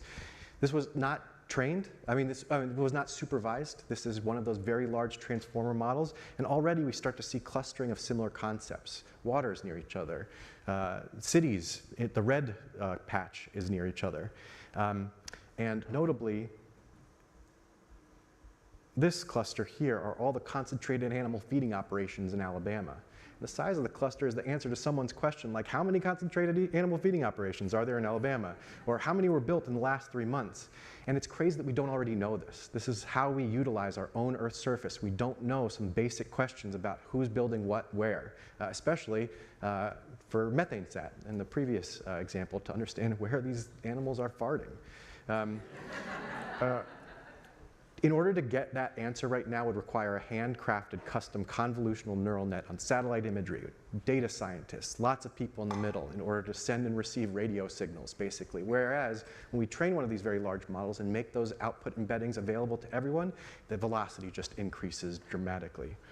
There are already thousands of these early applications of the Clay model. One of them, which uncovered illegal gold mining activity in the Amazon, won the Shining Light Award from the Global Investigative Journalism Network. And the awards committee had said that the story is taking us to where journalism is going. And it was a task so immense that they used AI to crack the code of a story that we would not have otherwise seen. We're rapidly heading toward a world where not just a patient, diligent journalist, but someone like me, an impatient consumer, can investigate and explore and understand the Earth with a fluency that we just haven't seen before. There's so many gaps in our maps, like nature is just represented as the blue and the green blobs in Google Maps. And we don't have any time context or spatial context in that same way, but it's coming. Over the past 15 years, I've built or co-founded dozens of these applications, including Global Forest Watch to track deforestation from satellite imagery, or Global Plastics Watch to measure plastic waste, or Amazon Mining Watch to monitor mining in the Amazon. But these are just a sample. Some of these applications, though, cost like millions of dollars to produce. The more recent ones cost less than $100,000, but it's still expensive. There's friction involved, and the advent of these large Earth observation models is just dropping the cost almost to $0 in some cases to produce data that is locally relevant. Actually, Ben Buchanan at the start of the forum talked about individual agency afforded by AI, where individuals can create things like films which normally required a big team and a big budget. And this really hit home for me because the idea here is that individuals can create these data sets which were normally the domain of federal agencies, military agencies, that individuals, even children, high school students, as we've seen a number of times in applications, can find things and uncover patterns on the Earth's surface that they couldn't find before. Because actually one of our investors started Pokemon Go if they can find Pikachu in Playground, like, they can find lots illegal mines in Amazon. But I like this vision of a shared future where we know much more about our Earth at a resolution and scope that's commensurate with local decision making, not just for the military intelligence community, but for everyone. It's complicated and it's stressful, not just building the technology or models, but the organizations and institutions to deliver the tech in a way that we would want to see it show up in the world. It's not just research grants or philanthropy. We've needed to go to venture capital and even debt financing, and it just changes the way in which we interact with this information. So I'm getting gray as a result, but it's worth it because this place is worth it. Thanks.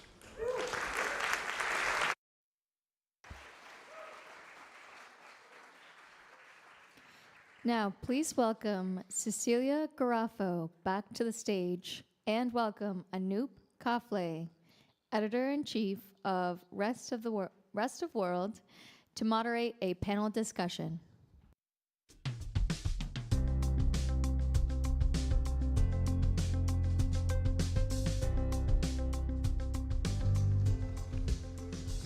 Dan, thank you so much for that presentation.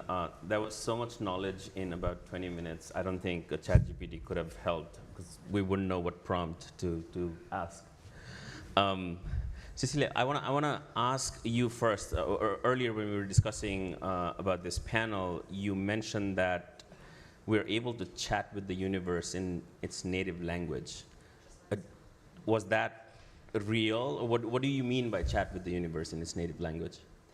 Well, it's quite, quite literal. So the way we do that is we add a language model to the models I have been describing that are physical and mathematical. So you have a robust model for the data and to do data analysis that gives you answers with uncertainties and that we can calibrate. And then we align, that's how we call it, but you can think about it as plugging in a language model like the ones we know, pre-trained and retrained on scientific data that is relevant.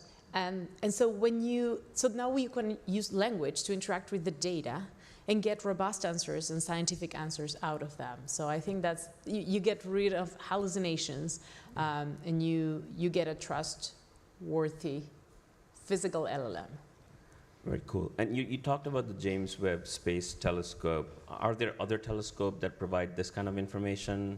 Yes, absolutely. Yeah. So James Webb Space Telescope gives us this detailed spectral information of the atmosphere of exoplanets, but there's other telescopes like Hubble and Chandra and TESS, the Transiting Exoplanet Survey, many other telescopes that are important to give us other pieces of this puzzle, right? Some give us information about the star and how the environment around that star might be more or less friendly for the planet.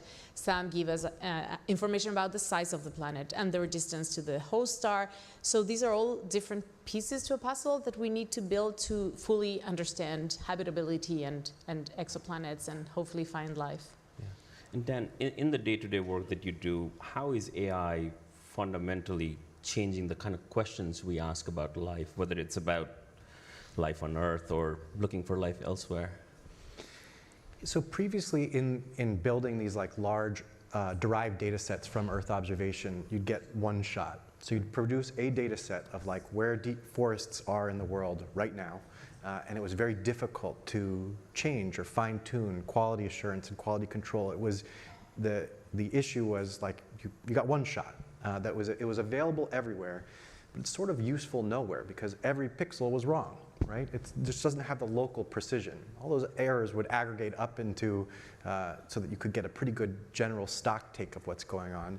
But if you were a particular farmer or you were the steward of a conservation concession, for example, you just don't trust that data. It's not refined enough or precise enough through space and through time to actually make a local decision on. And that's what we're seeing with, if you can have the capability of asking sort of local questions and fine-tuning it just locally, because if you're a conservation specialist in Brazil, you don't really care if the model works okay in Bangladesh, right? And so the idea here of having much more fluency with what's happening locally, without having to train a gigantic model, but take advantage of these pre-trained models that are out there, the idea of being able to use this modality specifically for local decision making just hasn't been possible before. Yeah. And just to follow up, like the kind of discoveries we've talked about here in the last 15 minutes or so, discoveries on the universe or even here on Earth, these could take centuries to actually impact our daily lives. So how does AI actually help compress those timelines? Yeah, I don't think that there's going to be like one big discovery about like Earth, well, from my domain of like, there's not like, we're not going to, as a result of this technology, you won't, cure cancer. There won't be a particular threshold that you can exceed. It's the accumulation of just much more fluency with the data, being able to ask these triangulating small questions. Like for example, I'm going to know that this works when I can go, into ChatGPT and ask, when was my local playground last renovated? Like that information exists and it should be accessible through these interfaces, and it's not because the Earth observation hasn't been indexed for search. We don't have the infrastructure to serve up these geo-embeddings to sort of AI-first applications. And that's not a breakthrough question, right? That's not but it's indicative of the type of small questions that together change the way we interact with our Earth surface. Thank you. Cecilia, you talked about the multimodal AI models, right? And can you talk a little bit about how they overcome the limitations of the traditional analysis? Yes. So that's taking place? By multimodal models, I mean in regular language would be different types of data. For example, one type of data is text, one type of data are images, other type of data are spectra for us in science. And so the way we have done astronomy so far has been having scientists specialize on one particular kind of observations. For example, that depends on the energy of the detector they're working with. There's X-ray astronomers, there's infrared astronomers, and each one, because you need quite a bit of training to be able to make any progress in each of them. And so the way we typically do this is there's the X-ray astronomer that looks at the X-ray data, comes up with some conclusions, and talks to the infrared astronomer and compare the results. But that is like if you were taking a picture of this room from one side and then another one was taking a picture from another perspective, and then you have to talk to each other to figure out how the room looks. So now with AI, that's one of the things that we can do is process data from different types, different modalities together, and access finally patterns in a higher dimensional space. So as humans, we're limited to a three-dimensional space for visualization, and if you have many telescopes looking at the same phenomena, you want to take advantage of these correlations and these patterns that are in high in high dimensional space. And if I can give you a quick example of that is in the theme that I've been talking about today, we have the Chandra X-ray Observatory. That's one of the great observatories from NASA looking at the world in X-ray, at the universe in X-ray, so very high energetic phenomena. Chandra has measured the X-ray emission of hundreds of thousands of stars, and that is very important for habitability. Because if a planet is close to a star that is very magnetically active, that can actually strip their atmosphere, evaporate it. Well, that's what we think happened to Mars. The solar wind, pushed by these magnetic fields, strip the atmosphere. And so if we can find the correlation between the X-ray measurement, that we can look at X-rays much further, and it's much cheaper, and we have a lot of them, and the signatures in the atmospheres of the planets that we only have for a few, like 10, 20 or so, then we can unlock these discoveries much further, and we can understand what planets are likely to have life from a lot more observations that we have available already. Thanks. Okay, I have 2 minutes, so I want to ask the same question to both of you, forward-looking question. In 10 years' time, what discovery made possible by AI do you think will change how we understand our place in the universe? Well, I have to say finding life elsewhere in the universe is my favorite one, that if you haven't noticed it so far. No, I do think that unlocking that is going to change completely how we think about ourselves as civilization. Dan? Well, so because there isn't a particular, we're going to have much greater fluency with what's happening on the Earth's surface, and the maps will be denser. When you go to Google Maps right now, you'll see big blank spaces. questions that you can't answer, and you'll be able to answer them. As we've seen, one of the biggest, the biggest geographic information system platform out there weirdly is Google Maps. I mean, that's something like 10 times the annual revenue of the next biggest GIS tool out there.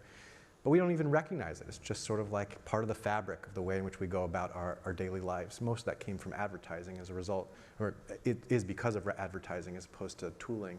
But we don't even notice it. And I think that's probably true for Earth observation. It will have to be an ingredient. It won't be sort of the end. You won't be able to track a whole decision all the way through Earth observation. That's never happened. It's always been used in conjunction with other sorts of analysis. And I think that's true in this sort of AI first space also. Thank you. It's an exciting time for the planet, exciting time for the universe. Thank you to both our presenters, panelists. Thank you to the audience.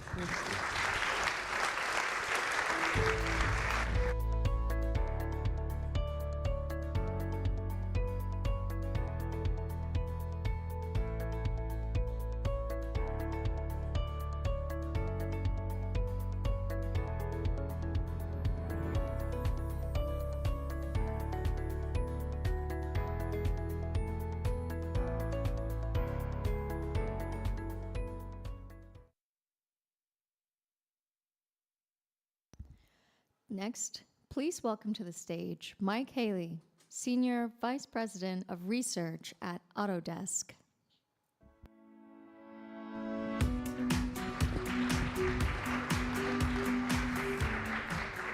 They removed the podium. This is going to be an interpretive dance. Vilas will be giving you your money back if we do that, so I won't do that.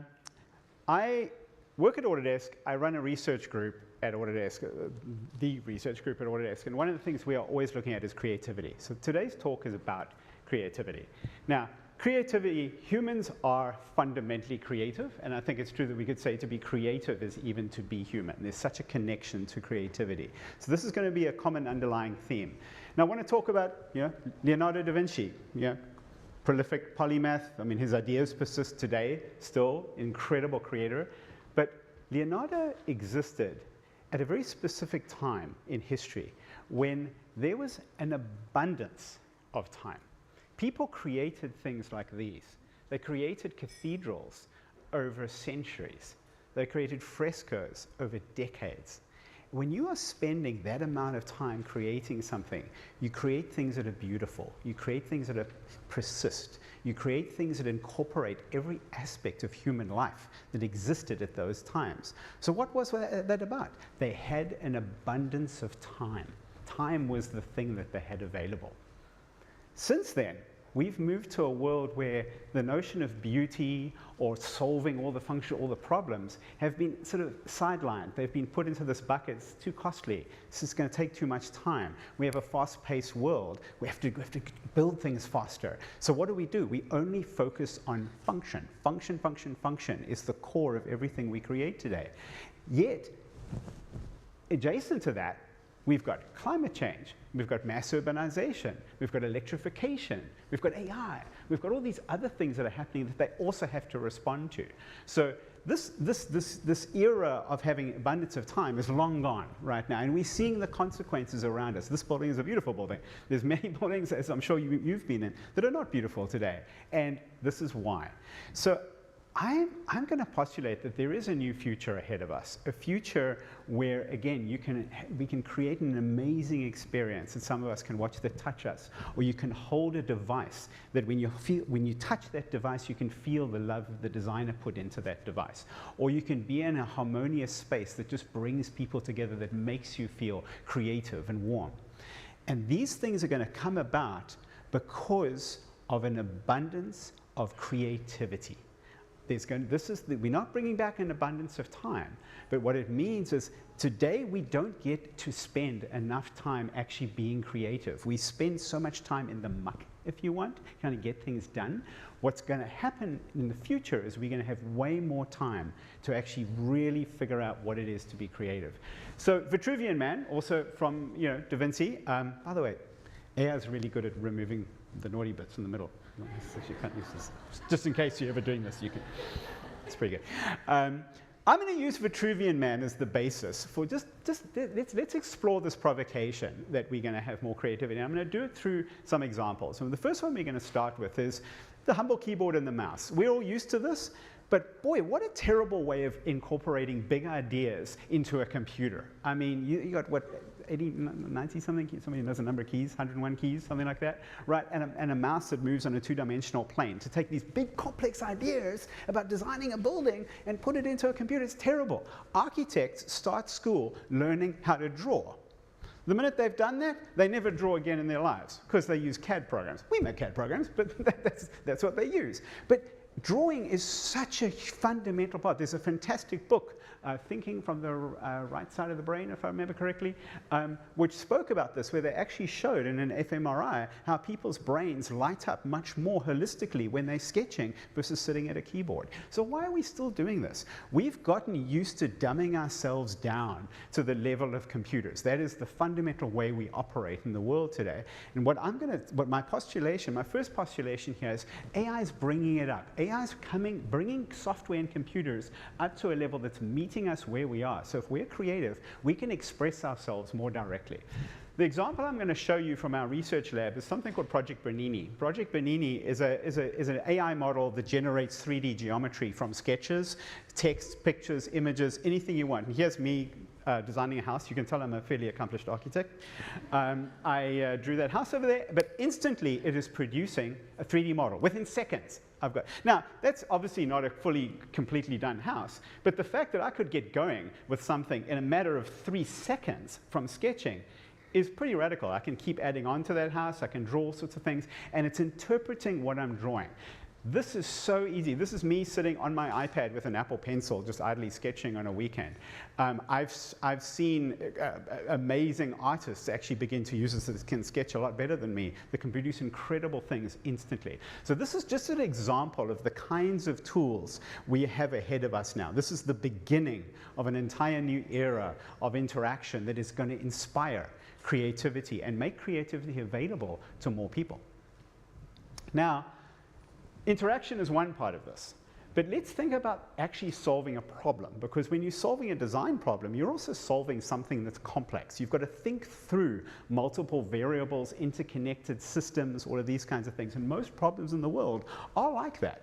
So now we've got our brain. Now the human brain, the trick is, if I give you all 20 numbers in a row and ask you to give them to me backwards, none of you can do that, because we can't remember 20 numbers in our head at the same time, right? We have massive limitations in our brain, right? Yet for a computer, that's an utterly trivial task. Make it 1 billion numbers for all you care, it can still do it, right? What we need to do is find ways to augment designers and complement their capabilities with computational abilities that help us solve very relevant, very pressing problems in the world. And AI can do this. So the example I'm going to show you is actually from my team. This is a site in West Oakland in the Bay Area. It's a site right next to the highway, as you can see, and it's been set aside for affordable housing. But the state wants to also make this a low-carbon site. They also want to build it cheaper, and they want to build it in half the time that they would typically build these things. So not too many constraints, right? What we did is we started working with a couple of partners to figure out how we could apply AI to this. And what we did is we built the first AI tool we did was a tool that could figure out all the possible ways to lay out the buildings in that piece of land. And you're looking at different balances of green spaces, orientations of the building. This software is also looking at noise, for example, from the highway, height of the buildings, accessibility, some materials, all of that kind of thing. And you can see all the different sort of balances in that radar chart. Then what we also went is we started working with a prefabricated module company. So this entire building, because you want to build it fast, you want to build it cheaply, prefabrication is probably the way to go. So then what we did is we went with this company that they figured that they could build things 40 to 50% faster and make them less expensive. That's a site that's on Mare Island up in Vallejo in the north of the Bay. So what we did is our AI was able to take these modules, and at every level of the module, the entire site, the building, the modules that would slot into the building, or even the components inside the module, it was able to look across all of those and gather all of these variables all at the same time. Now, this is exactly the kind of thing that typically a designer cannot do. Your brain cannot extend to all of those variables, but we could optimize across all of those. We could take the fundamental design objectives and explore that full space. So here you see it actually explore exploring out the different configurations of the modules into the different buildings. The colors represent different functions of types of rooms, 1-bedroom apartments, 2-bedroom apartments, kitchens, stairwells, these kinds of things. But what you can notice is on the right there, if you can see it, it's also computing things like embodied carbon, right? So it's optimizing the carbon inside this building. It's also optimizing the cost. So now you get a Pareto front that the designer can actually instantly understand the trade-offs of all of those variables that we've just talked about. So really, really successful effort. I'm very proud of this. Now, one of the things that came up, now remember I said we wanted to have a low carbon building. One of the things as we were analyzing the full chain of these typical kind of buildings, because the AI was fed on typical buildings, was that most of the carbon in prefabricated buildings is not in the prefabricated parts. It's in the facade that you put on afterwards, because guess what? The facade is made from concrete and steel.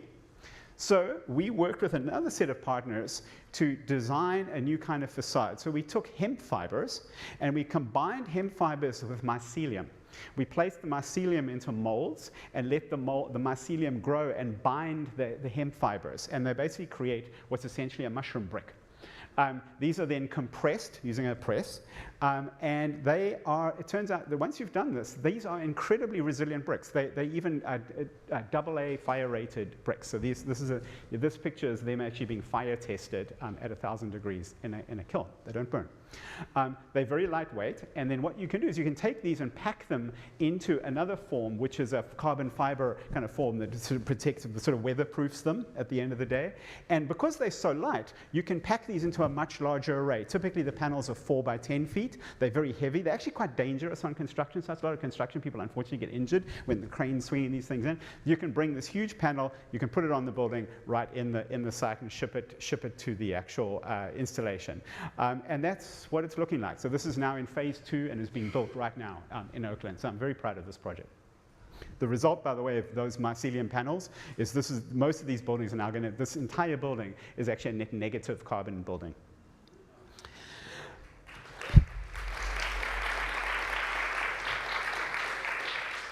So, we've talked about simulating things like carbon. One of the hardest things to simulate is us, human beings. There's really no software out there that's particularly good at simulating human beings. You can do simple things like egress simulation, anatomical simulation, but actually simulating how humans function. And this is a key part of the design problem. If we're going to be truly creative and solve something, we have to solve it for people. It's got to work for people. So what I want to show you is a project that we've been exploring how we could train AIs on human behavior. And when I say human behavior, I mean fundamental response. I mean well-being at the true meaning of well-being, both your physical, mental, group, social sort of being. Right. So this started in Toronto. Any of you that have been to Toronto will know under the Gardiner Expressway, it was the main highway going through Toronto. There's an area called the Bentway. Typically, it was historically not a very desirable area. The city renovated it and turned it into this sort of public space. We worked with the city of Toronto to build these helmets that have cameras on them facing in and out and facing the user's face, also picking up audio, also picking up heart rate and galvanic response on the skin. And we record that as people walked around the spaces. And we did this for months, and we collected all sorts of information as to how did certain architectural decisions impact what people felt. Did people come together in certain behavior? How did they behave when they were in those spaces? What did it really do? And this gave us a whole bunch of AI data for AI, training data, right, that we could then start training AIs to understand human response. So we're working with a lot of labs right now to try and gather more and more of this data, because I'm on a mission here. I really want to try and create something that makes sure that when buildings are designed, they by default are designed for people. And what this has resulted in is some tools. This is a little video called Experiential Views that's showing some software that can measure some tranquility. There's 3 dimensions: tranquility, social, and explorative spaces. So it can understand, or inspirational spaces. It understands that when you move into a room, are you going to immediately feel like you can sit and talk to people in this room, or are you inspired to go and look around, or do you just feel calm in a room? And what is it about? And it can be anything from materials to the way light comes in, but the AI can actually start to incorporate all of that and start giving you a signal. And now you can imagine if you're an architect and you're just beginning to create something, having that signal right from the beginning, it's probably going to ensure you're going to build a better building, even if you don't have that much time, right? And this is why I'm saying to you, there's going to be an abundance of creativity. If Leonardo existed today, I have no doubt that he would leverage every single tool that is at his fingertips, including AI. Thank you very much.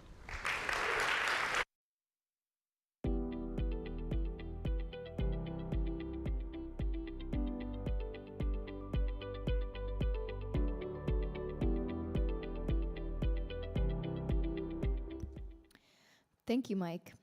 Please welcome to the stage Lisa Bonos, Silicon Valley reporter at The Washington Post, for a fireside chat with Yoel Roth, Vice President and Head of Trust and Safety at Match Group.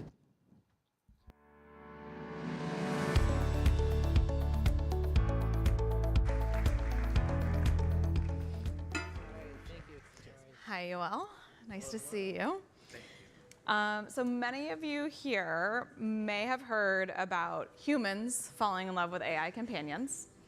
Maybe you've heard about people using ChatGPT to figure out a good date idea or how to get out of a sticky personal situation. Today we're going to talk about something related.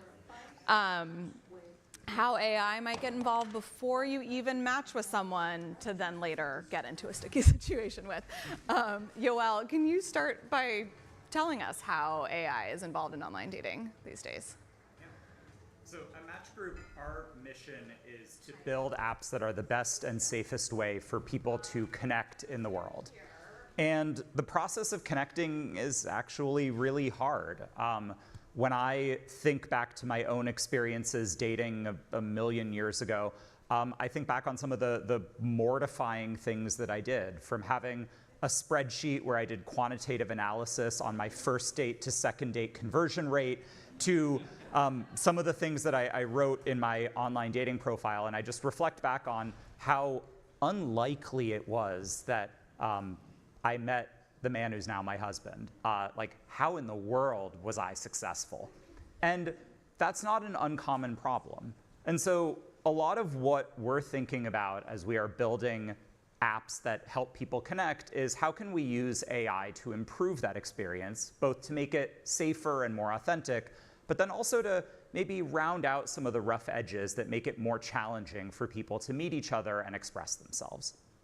What was your first to second date conversion rate? Poor. Let's go with south of 10%. And then it probably was not helped by the brief period of time in college when I sent out a net promoter survey to people after I went on a date with them. I was a really, really weird kid. Great. Well, you are a human working in trust and safety for Match. And good news, you have not been replaced by AI yet. I'm curious if you can talk a little bit about how you humans work with AI to keep daters safe and how these features work. Yeah. When we think about safety in the context of dating, there's a lot of different components to it, both online and off. Obviously, when people connect in the real world, the unexpected can happen, and it can be magical, and then also sometimes it could introduce safety risks. And so we think a lot about that. How do we support people when they're taking that step of meeting face to face? But then in the interactions that people have within our apps, there's every type of trust and safety and content moderation question that comes up when people are meeting and interacting, from abuse and hate speech to scams and fraud and fake accounts. And we're leveraging a combination of people and AI at every step of that journey. Some things like detecting scams and fraud, AI is actually really good at. Turns out there's a lot of behavioral signal out there that can help us identify if an account is fake. And every minute of every day, we're removing more than 50 fake accounts across Tinder, Hinge, and Match Group's portfolio of apps, the overwhelming majority of which is automated. I think of it as the barbarians at the gate problem. If we needed a human to review every one of those 50 accounts per minute, we've already lost. But AI helps us get ahead of that challenge. But then there's some areas that are a little bit more nuanced, right? There's the interactions between people where maybe one person's consensual, safe interaction is another person's, no, I don't want that at all. And in those moments, we really think that human judgment is a critical piece of the puzzle. And so we try to combine the best of what humans can bring to the table, which is nuance, with the best of what AI can bring to the table, which is scale and speed, and use those to form a complementary approach to trust and safety. On a similar note, humans are sometimes using AI in their profiles, right? And it's, you know, dating online is this tricky, intimate thing where you want to be your authentic self, but you don't exactly know who you're dealing with. And you know, all the experts tell me, I used to cover dating and relationships, that it's important to be yourself. And so I'm curious about how AI might be censoring people from being their true unique self, and maybe that's good in some instances, but how are people using AI on dating apps? Yeah, I mean, I think back on my own cringeworthy experiences as a 20-something on dating apps, and frankly wish I'd had more support from technology to help me be a little bit of a less of a pretentious monster. But the way that we see it is that AI can kind of help nudge people towards more successful behavior, but we want to do that without losing that sort of special, unique thing, which is what people really can sink their teeth into. When we think about what makes for a successful connection on dating, it's letting people into your world. It's not saying things like, I like food and movies. It's what food, what movies, what is your place within your family or your friend group? What's something that somebody can really connect with? And so there's a few ways that AI can help that process along. One of the features we've built is called AI Photo Selector. And it helps with, frankly, my least favorite part of the dating process, which is finding a picture of yourself that you don't think is horrifying. And I believe every picture of me is horrifying. And so now I can give AI access to my camera roll, and they can go through it and pick out the photos that are the most likely to be successful. And this streamlines one of the first steps that people take when they sign up for dating apps. But within that is the question, you used the word censorship, I would say flattening, right? How do you make it so that our dating profiles don't all look the same? How do you avoid, in mathematical terms, a regression to the mean? And ultimately, if these AI-powered systems are just math, we really want to ensure that we're not resulting in dating profiles that have a lot of that sameness. It's why we don't really think about experiences like autonomous AI-powered dating where the bots will date each other and then tell you, okay, here's your perfect match. It's much more like, how do we enable people to express themselves in a more effective and seamless way? You know, I've been here most of the day. There's a lot of people that have presented really cool combinations of human creativity and AI, which got me thinking that I think a well-crafted pickup line in real life or online is an art form. And we were chatting backstage about like one of my favorite pickup lines, which I will share with all of you. 2 years ago, I was injured. I was wearing a boot on my foot. I was in a very long line at Trader Joe's.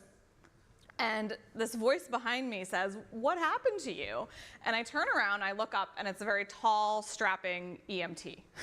Because I see that he has and I said, "I fell playing tennis and you weren't there to catch me." That's a really good one, by the way. And I was not looking at him across the room. Like, this just happened in spur of the moment. And you know, the conversation fizzled after we got our food checked out, but the story lives on. So I'm just curious, from your work at Match, like what sort of first lines, first messages work well? How can you be that wounded person in line at the grocery store? I mean, I think ideally you can meet somebody without needing to have your leg in a boot, but no, like at the core of that is personalization. You were approached by somebody who recognized something distinctive about you, and you responded with something distinctive about them based on observing each other. And we find that that's the key to meaningful connection. But it's deeply personal, and a lot of what we look at on the safety side is not just what makes for a good pickup line, but what makes for a bad one. And so first, I'd like to express deep gratitude to the Aspen Institute for allowing me to read some examples of well, some on-the-fence pickup lines. And this is going to be an interactive session. So I'm going to ask all of you as we read some of these pickup lines that are all real examples drawn from Tinder. Raise your hand if this is a pickup line that would work on you. So if somebody sent you this as an opening message, would you swipe right? And for those of you who haven't been on Tinder lately, swiping right is the good one. And I'll go first. I'm jealous of your heart because it's pounding inside of you and I'm not. Show of hands if that pickup line would work on you, and don't be shy. It would work on me. All right, there's like 2 brave souls in the audience who raised their hands for that one. So, but let's keep going. All right, I have one. Hey, I'm on top of things. Would you like to be one of them? Show of hands, would that one work? Literally no one. Oh, again, one of the same brave souls who raised his hand last time. Okay, one more. Are you a haunted house? Because I think you can make me scream. Oh, we got one person in the back. Yeah. Excellent. All right. And I'll go for the last one, my personal favorite of these. And remember, these are all messages that people on Tinder have sent. Pizza is my second favorite thing to eat in bed. Show of hands. Anyone? Anyone? No. So the reason that we share these examples, and actually I was expecting y'all to be a little bit more divided on these than you were, or perhaps it's sort of like not wanting to admit that the cringe pickup lines work for you in a room of your peers and friends. These messages are all examples of what we call at Match Group too much too soon. And the thing about too much too soon is, like, none of these are policy violating, right? None of them are hate speech. Some of them are maybe a little on the fence around sexual, but they're all in this space of content that for some people is going to be disengaging. And when we look at the numbers about these types of messages, we see that first, they're extraordinarily common. About 1 in 10 first messages on Tinder contains some type of disengaging too much too soon content. And particularly, this isn't exclusively gendered, but about 40% of women who are using dating apps will get a message like this at least once a month. And so we think a lot about that, not just from the perspective of how do we build apps that are safe and welcoming and inclusive, but also, you know, if you see this and you're like, oh, blech, like I don't want to be around that, like these messages are kind of cringe, you're gonna stop using our apps. And then on the side of the people sending these messages, you're, you know, doing your best. But if you're striking out again and again because you think you're really hilarious with your pizza pickup line and the people on the other side of it are like, yuck, you're not having a successful dating outcome either. And so that creates a real opportunity for us on the product side. Do people that get it too much too soon, okay, so they about 20% of the time might change their first line. Do they learn? Do they get that message less often as they go on? Yeah, so let me unpack what we do in these moments, right? Like one of the features we've built to try to not just do content moderation as, you know, you violated the rules, now you're banned. We do some of that, but actually we focus a lot on behavior change. And a feature we have is called Are You Sure? That asks people, are you sure you want to do that? And what we find, as Lisa said, is that about 1 in 5 people who get an Are You Sure prompt when they're composing a message that might be abusive actually change their mind and choose not to send it. I'm a social scientist by training, and so when I see experimental results that are anything more than 1 or 2% behavior change, I'm like, oh my God, this is amazing. Obviously, 1 in 5 isn't what I wish it would be, which is full behavior change, but what we do see is that by encouraging people to be more intentional with the messages they send, you actually can result at scale in better outcomes. And we send hundreds of millions of these prompts each year and see that in a lot of instances, people shift their behavior and there's long-term effects. If you get one of these prompts, you are less likely to ever get one again. And that ultimately is the key, I think, to both making dating safer and more respectful and more civil, but also leading to more successful dating outcomes for people who are showing up the best way they can, but their best way, kind of like me in my 20s, is just like a little bit cringe. It's too much too soon. Thank you. It's been really interesting. If anyone needs help writing a pickup line, come to me. Not me. And if you're not sure if it's appropriate, come find Yoel afterward. Awesome. Thank you. Thanks, everyone.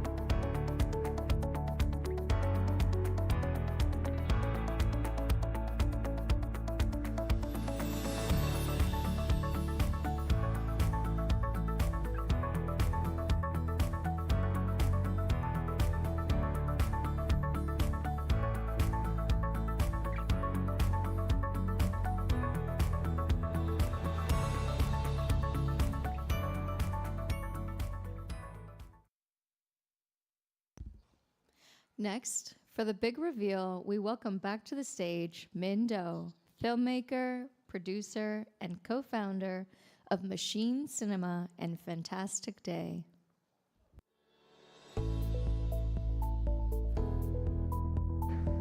Hey, everybody.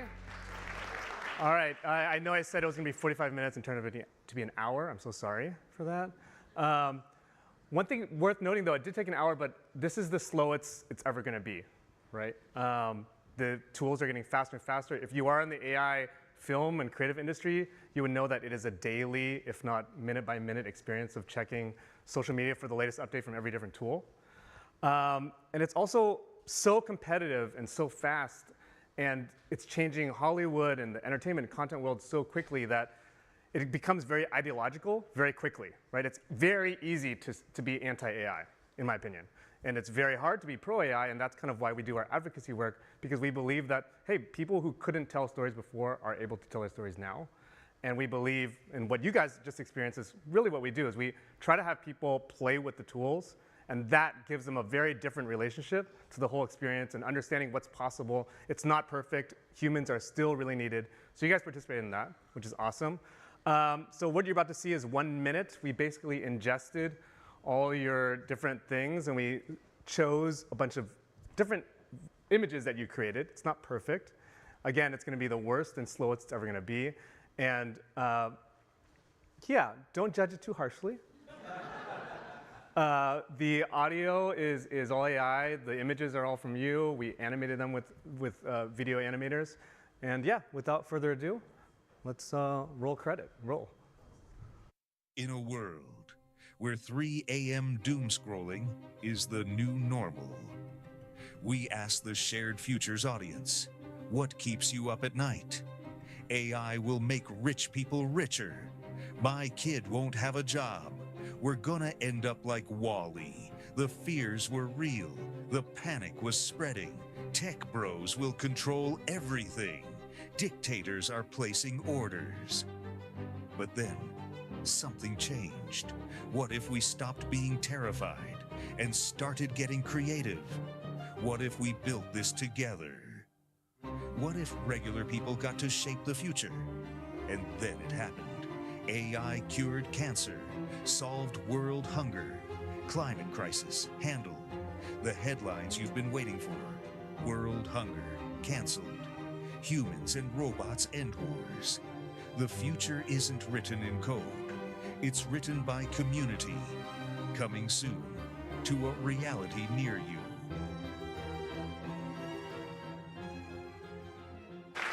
In a world where... Well, there you go. Thank you guys so much for participating, and I hope you guys play more with AI and get creative. So there you go. Thanks, everybody.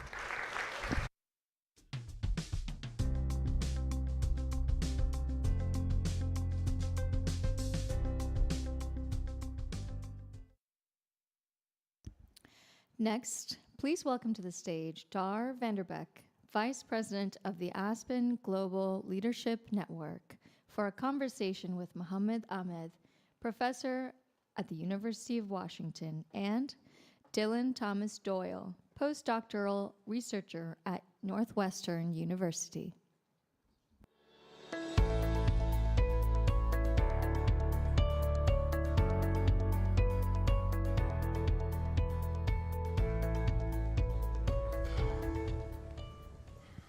Hello, everyone. Can everyone hear me? Mic check? No. One moment, please. How about this? Here we are. It's so good to be with all of you. So a little bit of a grounding moment. I would love a show of hands if you have had anyone in your life that you've lost. Maybe they passed away, maybe it was a breakup, but that you wish that they were still around, or you had a moment in your life where you wished that they were still around. Show of hands. Great. So I want to ground this conversation in this very tender urge, this very tender wish to keep those who have gone around with us, and explore how AI specifically is transforming how we grieve and how we mourn, but also complicating it. So I'm so happy to be in conversation with Dylan and Mohammed. We'll just jump right in. So before we get into the more humanistic elements, Dylan, I'd love for you to kind of echolocate us in this sphere. What's going on as we talk about AI and technology? Yeah, so let's talk about death, yeah? So here's what usually happens when I give this talk about this topic is I do the hand raising thing and I say, who here has used AI? And everyone raises their hand, right? Like 100% of the people. And then I say, okay, who here knows that you're gonna die? And then like everyone looks at each other and like, should we raise our hand? Should we raise our hand? And like 30% of people eventually are like, they raise their hand, and then 7 people in the back are always like, yeah, we're gonna die. And then I do the dramatic pause thing, right? And I say, if you could talk to a loved one who has passed away, would you? Then the 7 people in the back are like, yeah, we would, tell us more. And then the rest of the people are like, well, what do you mean? Tell us more. And what that shows to me when I talk to computer scientists about this is that we really don't know what to do with death. We're really good at solving for X, and we're not always good at the other elements of what human-centered design means. And so what I do in my research is I focus on the areas of what it means to be human that we don't necessarily want to talk about, whether it's stigmatized or otherwise, and death and the afterlife is part of it, especially as a former minister and a hospital chaplain. So what's going on in this AI and death space?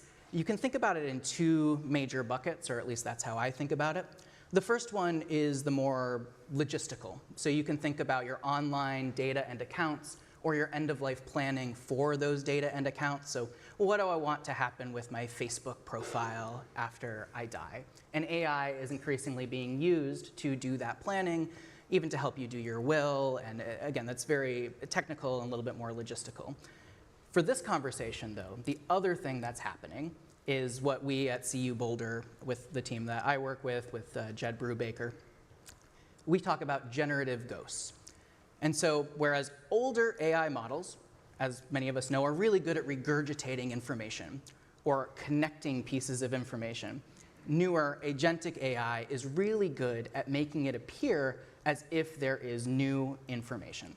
So in this world of generative ghosts, basically you have LLMs, you have holograms being made using the data of your dead loved ones, so feeding all of their journals or emails or video or audio together to create something that you can engage with as if you're talking to your loved one who has passed away. And we can get more into the details there, but that's how I think about the 2 areas, and maybe that second area is a little bit more interesting for our humanistic conversation right now. Yeah, perfect.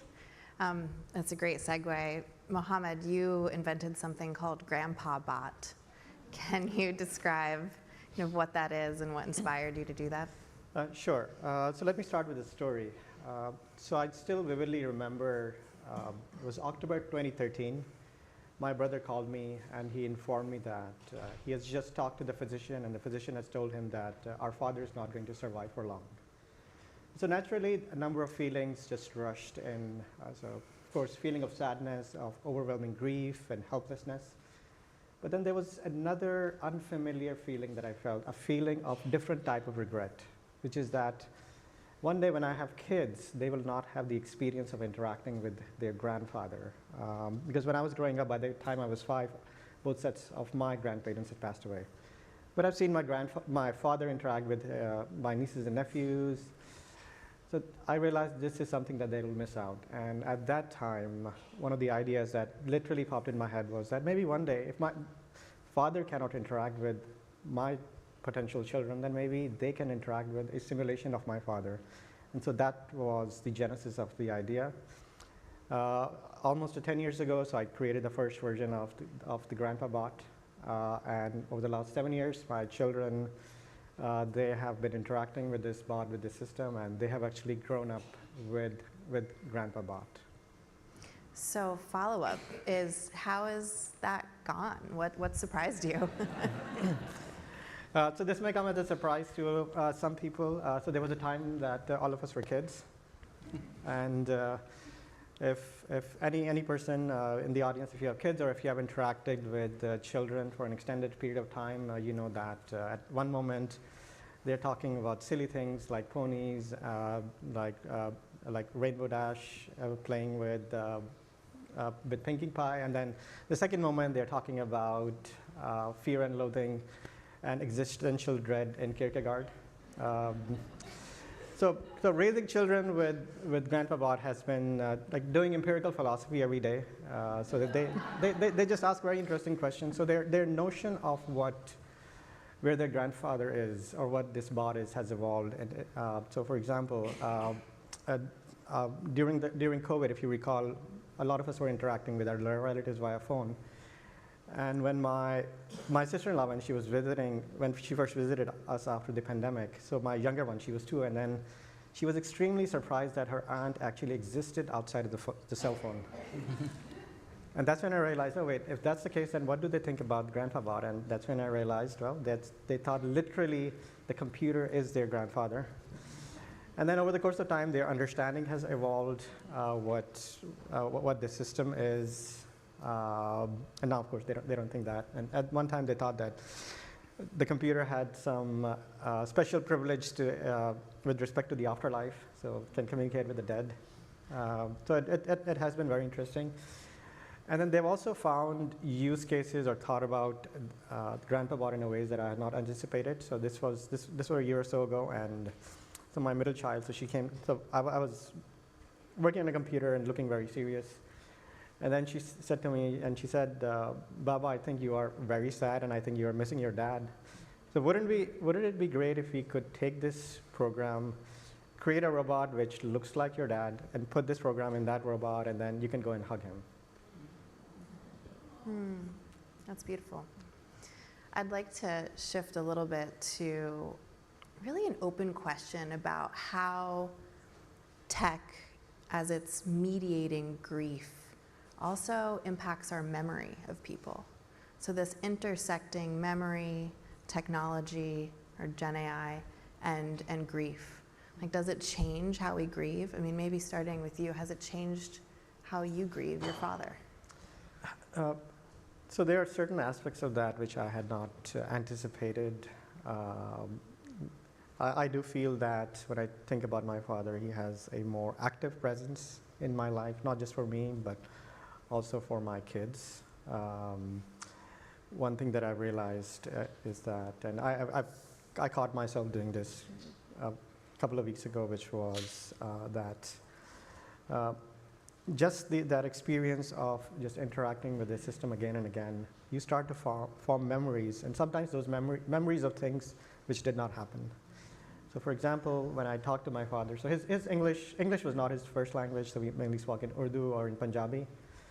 And I caught myself remembering his words in English. So literally the translation, so that's how I interact with the system. So I think we have to be very careful because human memory is very fickle, it's very malleable. So when we design these systems, we have to, I think, ensure that we don't end up remembering or confabulating things which did not exist. That's so interesting. And I can imagine issues of consent would be a big part of this. Dylan, what do you think? Yeah, I think that when I've been having conversations with a lot of you here about this topic today, there's been a lot of like, oh, we're talking about mourning and death and AI, and then there's like a feeling of like, well, what happens with identity and what happens with memory and how are these things being used, and then the ethical questions come. And for me, how I am thinking about it is not in this utopian, dystopian memory either being immortal or destroying the world, right? The Black Mirror episode that I think many of us have seen on this topic, but more how is this technology transforming memory in a different way? So I take a more like pragmatic approach where like the Facebook memorialization feature has actually helped people and it's actually harmed people at the same time. And I think these AI tools, as they are, I mean, they're being funded, right? There's a lot of these that are being funded at a very high level right now. And I think much like a lot of this other AI technology, they can be used for profound good, especially if it's in facilitated, say, grief support, and profound harm. And then there's also all those ethical questions like consent that you mentioned that are kind of terrifying too. Do you want to just, for the audience, just to brief on some of those big issues? Yeah, I think for me, consent is the biggest one. So say you die and you have data. Your data persists. But then say your family member, without asking you because you're dead, decides to donate your data to a company in order to create a grief bot or a dead bot, which are different terms that we use for this kind of AI. And then that data gets used to train another model, and then it gets used to train another model. And the whole time, maybe the family doesn't have any idea or doesn't consent to how that data was even sourced or then used. You can kind of see where I'm going with like what are the limits to ethical consent. And actually, I think this death area is a great area for us to use as a case study to think more about consent and about ethical data, which is a topic that we've come in a few times today talking about. That's great. That's great. It's interesting. It feels like this is an example of where these kind of really heady innovations and this like sacred wisdom kind of intersect. Birth and death have been on my mind lately because I gave birth 8 weeks ago.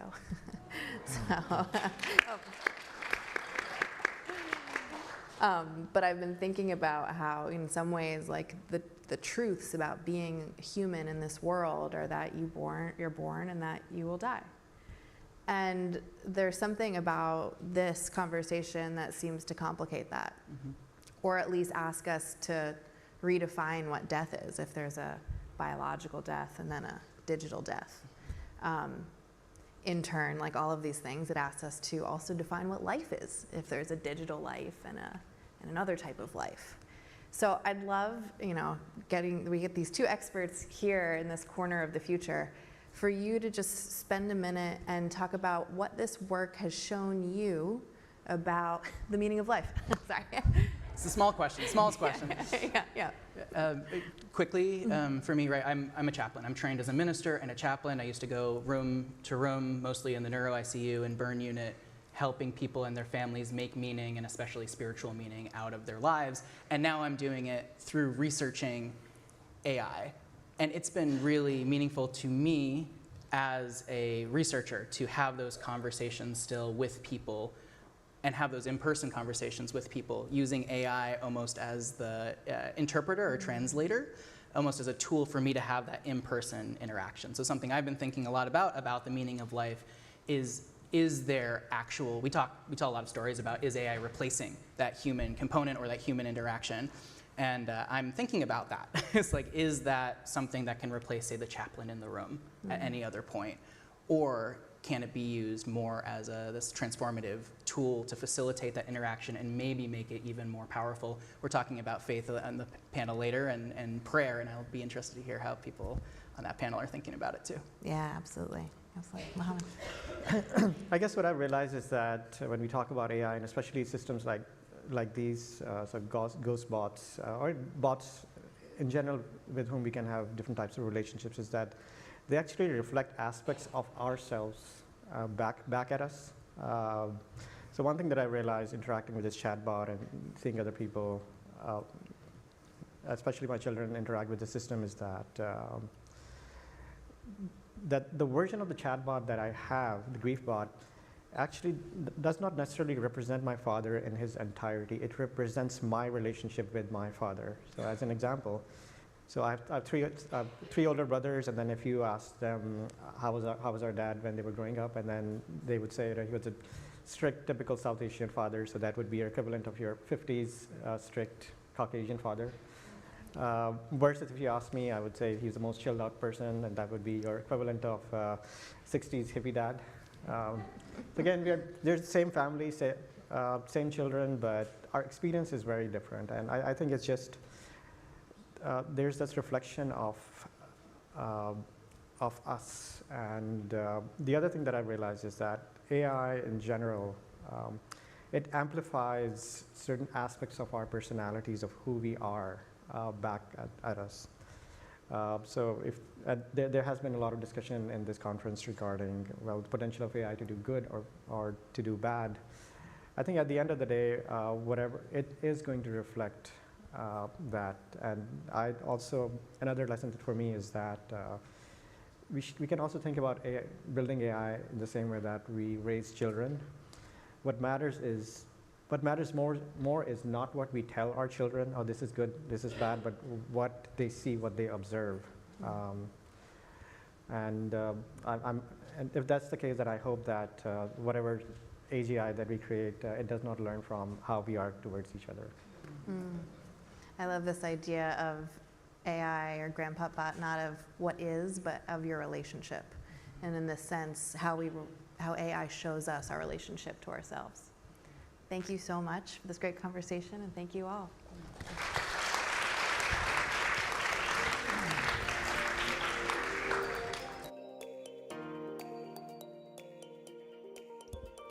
To follow more content from today's inspiring talks, keep the momentum going. Follow Aspen Digital, the Patrick J. McGovern Foundation, Vivian Schiller, and Vilas Thar, and our speakers across LinkedIn and your social channels. This is where the future of tech, policy, and purpose is being shaped. Don't just watch it happen, be a part of it. We will now take a short break. Help yourself to coffee and a quick snack in the lobby. We will see you back in your seats at 2:50 p.m.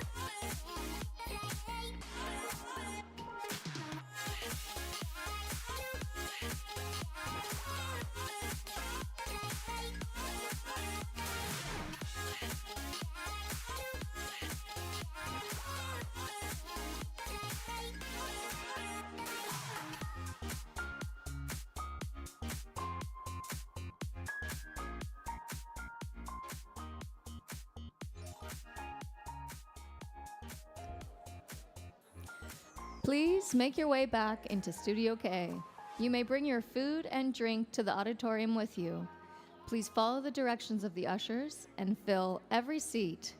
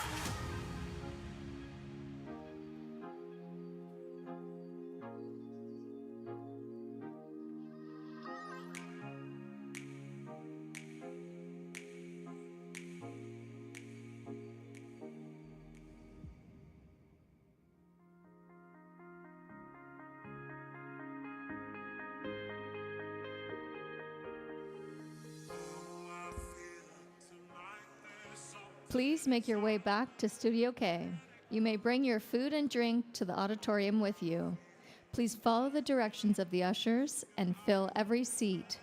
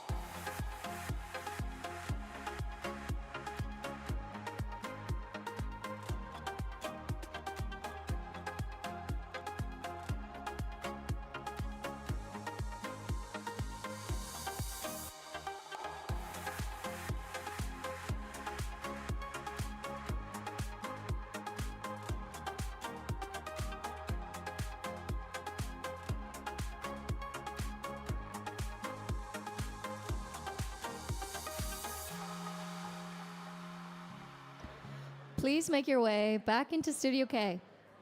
You can bring your food and your drink to the auditorium with you. Please follow the directions of the ushers and fill every seat.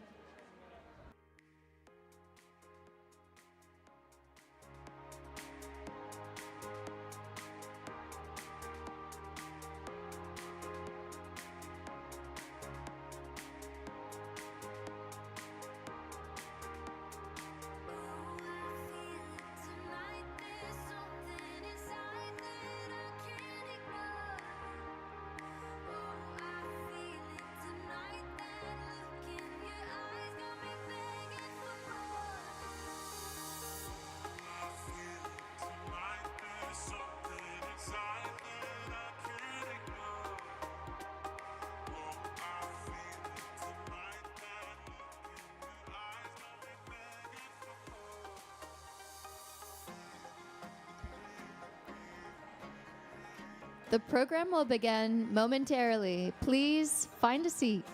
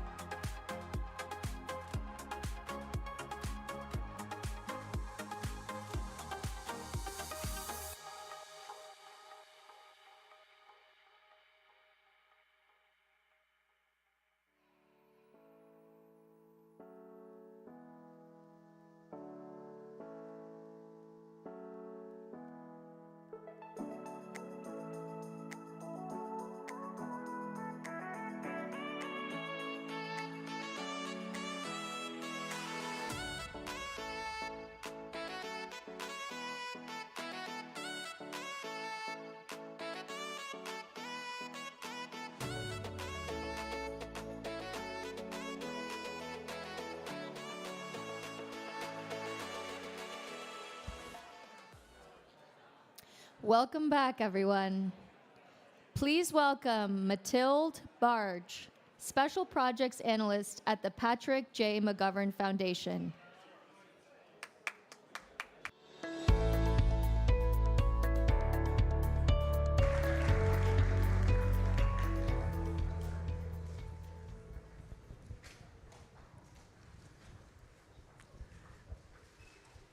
We grew up in a world where forgetting our phone is often worse than forgetting our passports.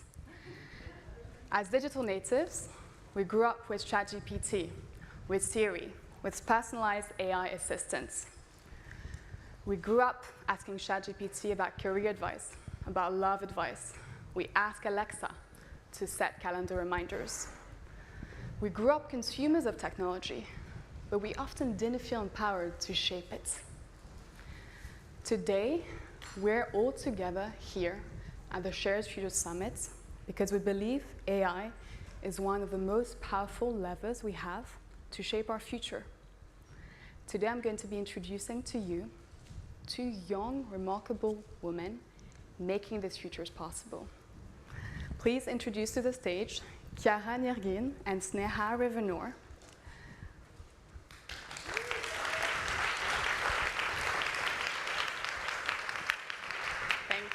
That's it. Chiara Nirghin is a South African entrepreneur turned technologist who at 16 in her local community in South Africa used orange peels, polymers to combat drought. She's now at Stanford building Shima, an agentic AI system, and making the world a better place. Thank you so much for having me. Sneha Revenor decided at 15 that she wanted to change the world.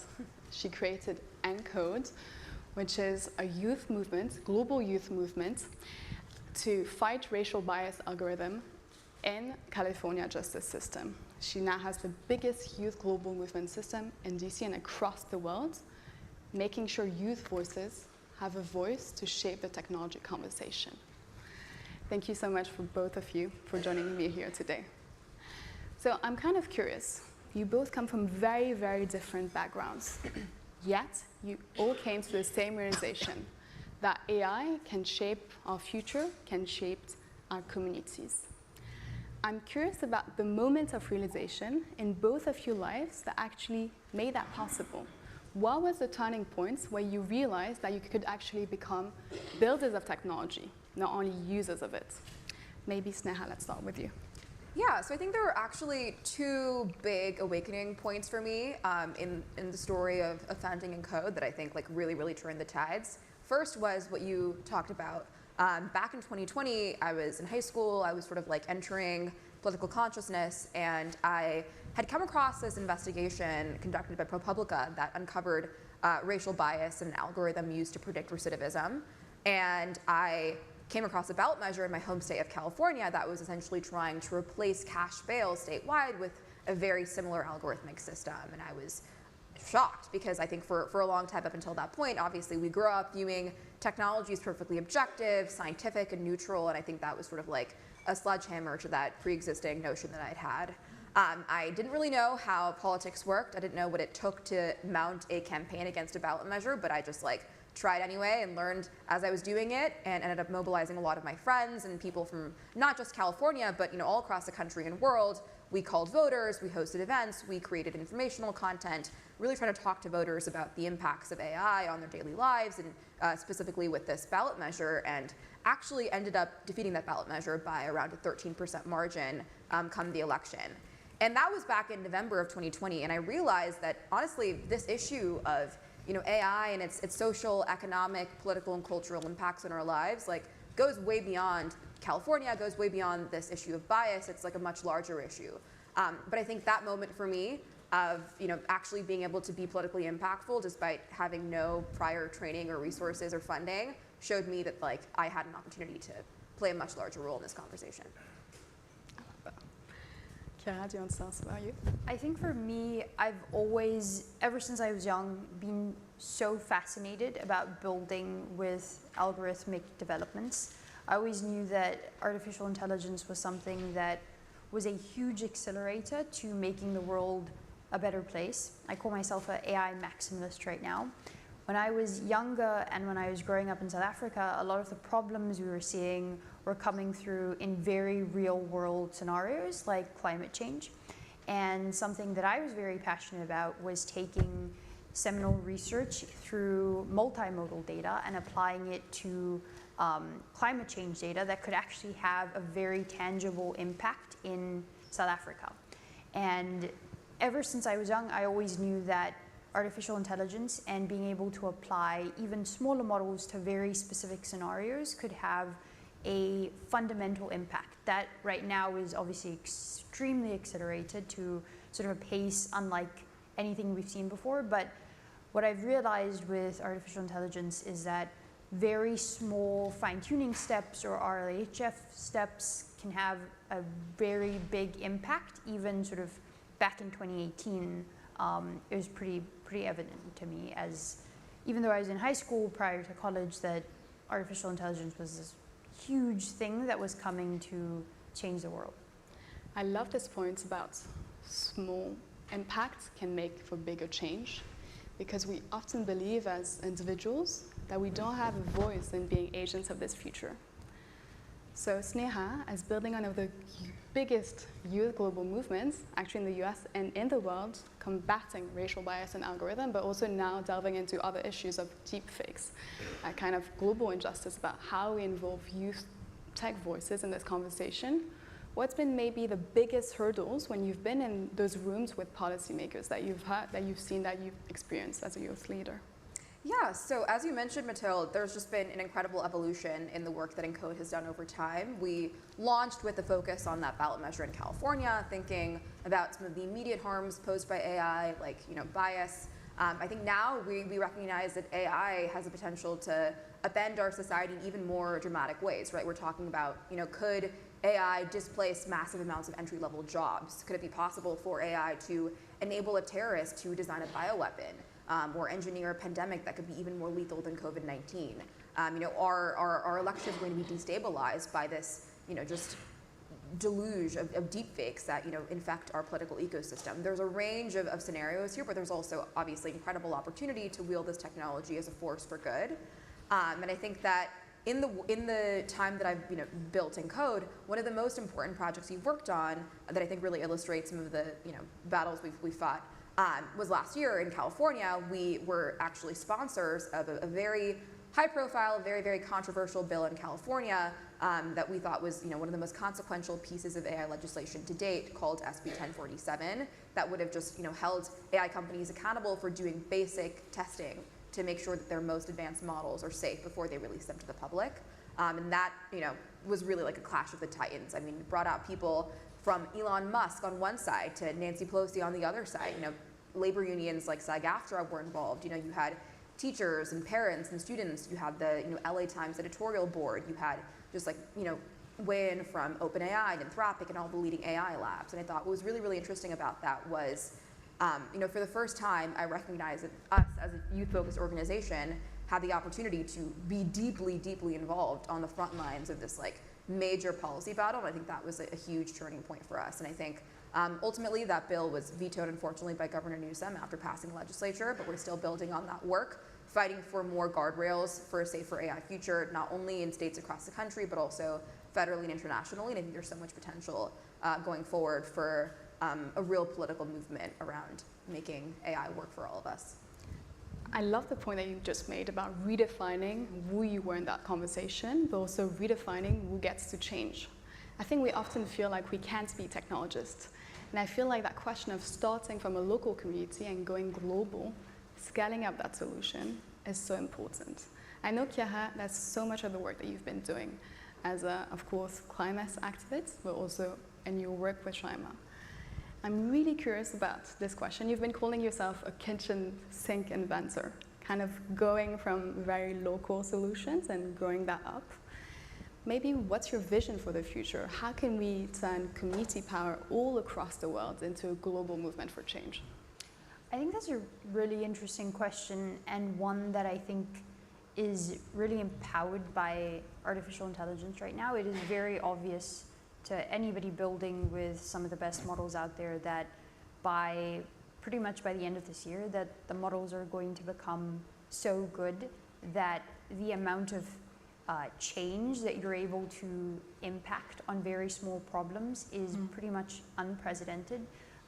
That being able to take sort of any 3 models from like any AI leaderboard and apply them to very specific scenarios will create huge amounts of change, whether that be customer service for an enterprise or climate change data applied through multiple different forums.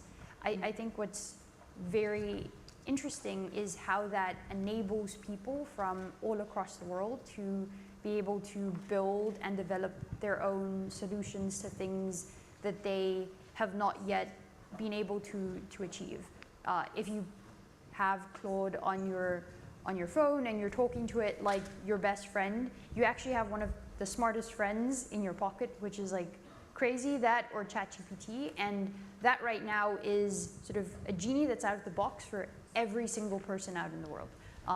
And that is like truly so fundamental because everybody has access to some of the best engineers right now because right now they're coding pretty much 60 to 70% of AI startups code. Their code bases are all AI generated, which means that same leg up that every Silicon Valley sort of engineer has, everybody in the world has right now. So like the rate of change is like extremely unprecedented, and that creates this on a global scale, which for good or worse is coming very fast. So it's pretty exciting.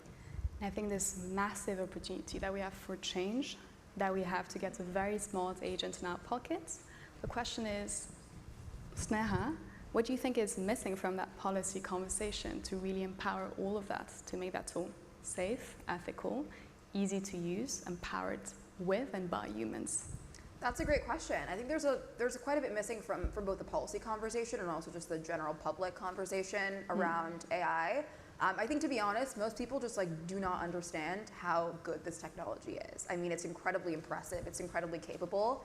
At the same time, I think a lot of people, their perceptions of AI are kind of still living in where the technology was a couple of years ago, when it was still making really silly mistakes and sort of stumbling over basic questions, and they don't recognize that this technology is moving exponentially. Right now, the models that are publicly available are probably only a fraction as good as what's like internally available within the top companies. What that means is that the state of the art is incredibly advanced, and as a result, we're going to see unprecedented disruption to our daily lives, to our economic lives, to our social lives.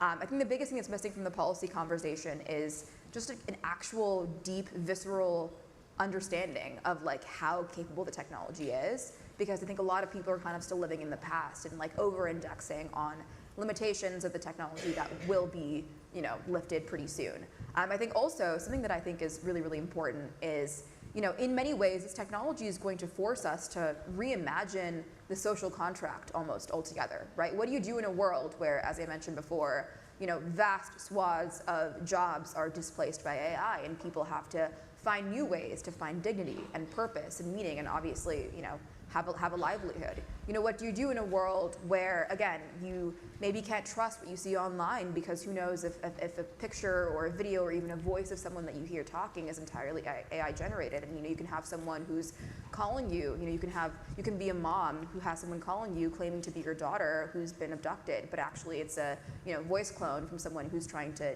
defraud you. This happens, and I think that deep awareness of what this technology currently is, what it can do, is missing from the policy and public conversation right now. And so, very short question and answer to both of you. What vision do you want to carry in the work that you're both leading to make this happen, to create a positive future for all of us? Maybe Karen, and we'll finish with Sneha. I think it's very clear that the path to superintelligence is one that is going to be crafted better with as many voices involved as possible.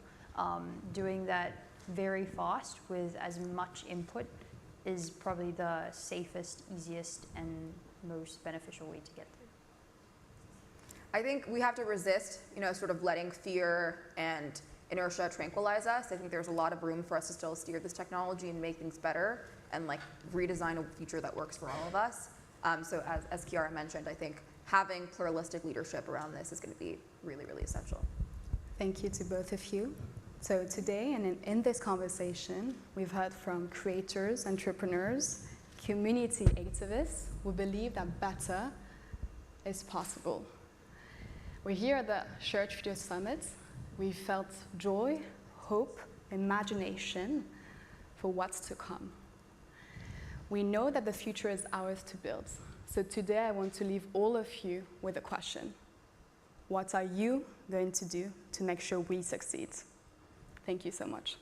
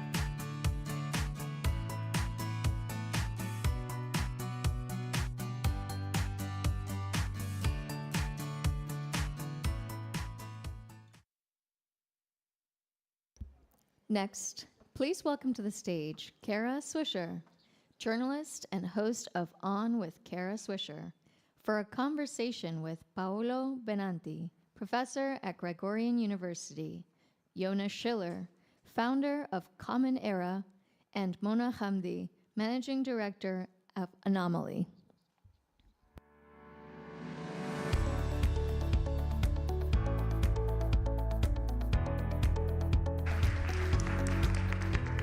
Oh, thank you.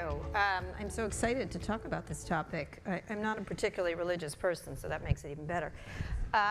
Thank you so much. This is a cool event and in areas that I talk about a lot, but at this time we're going a little bit away from secular.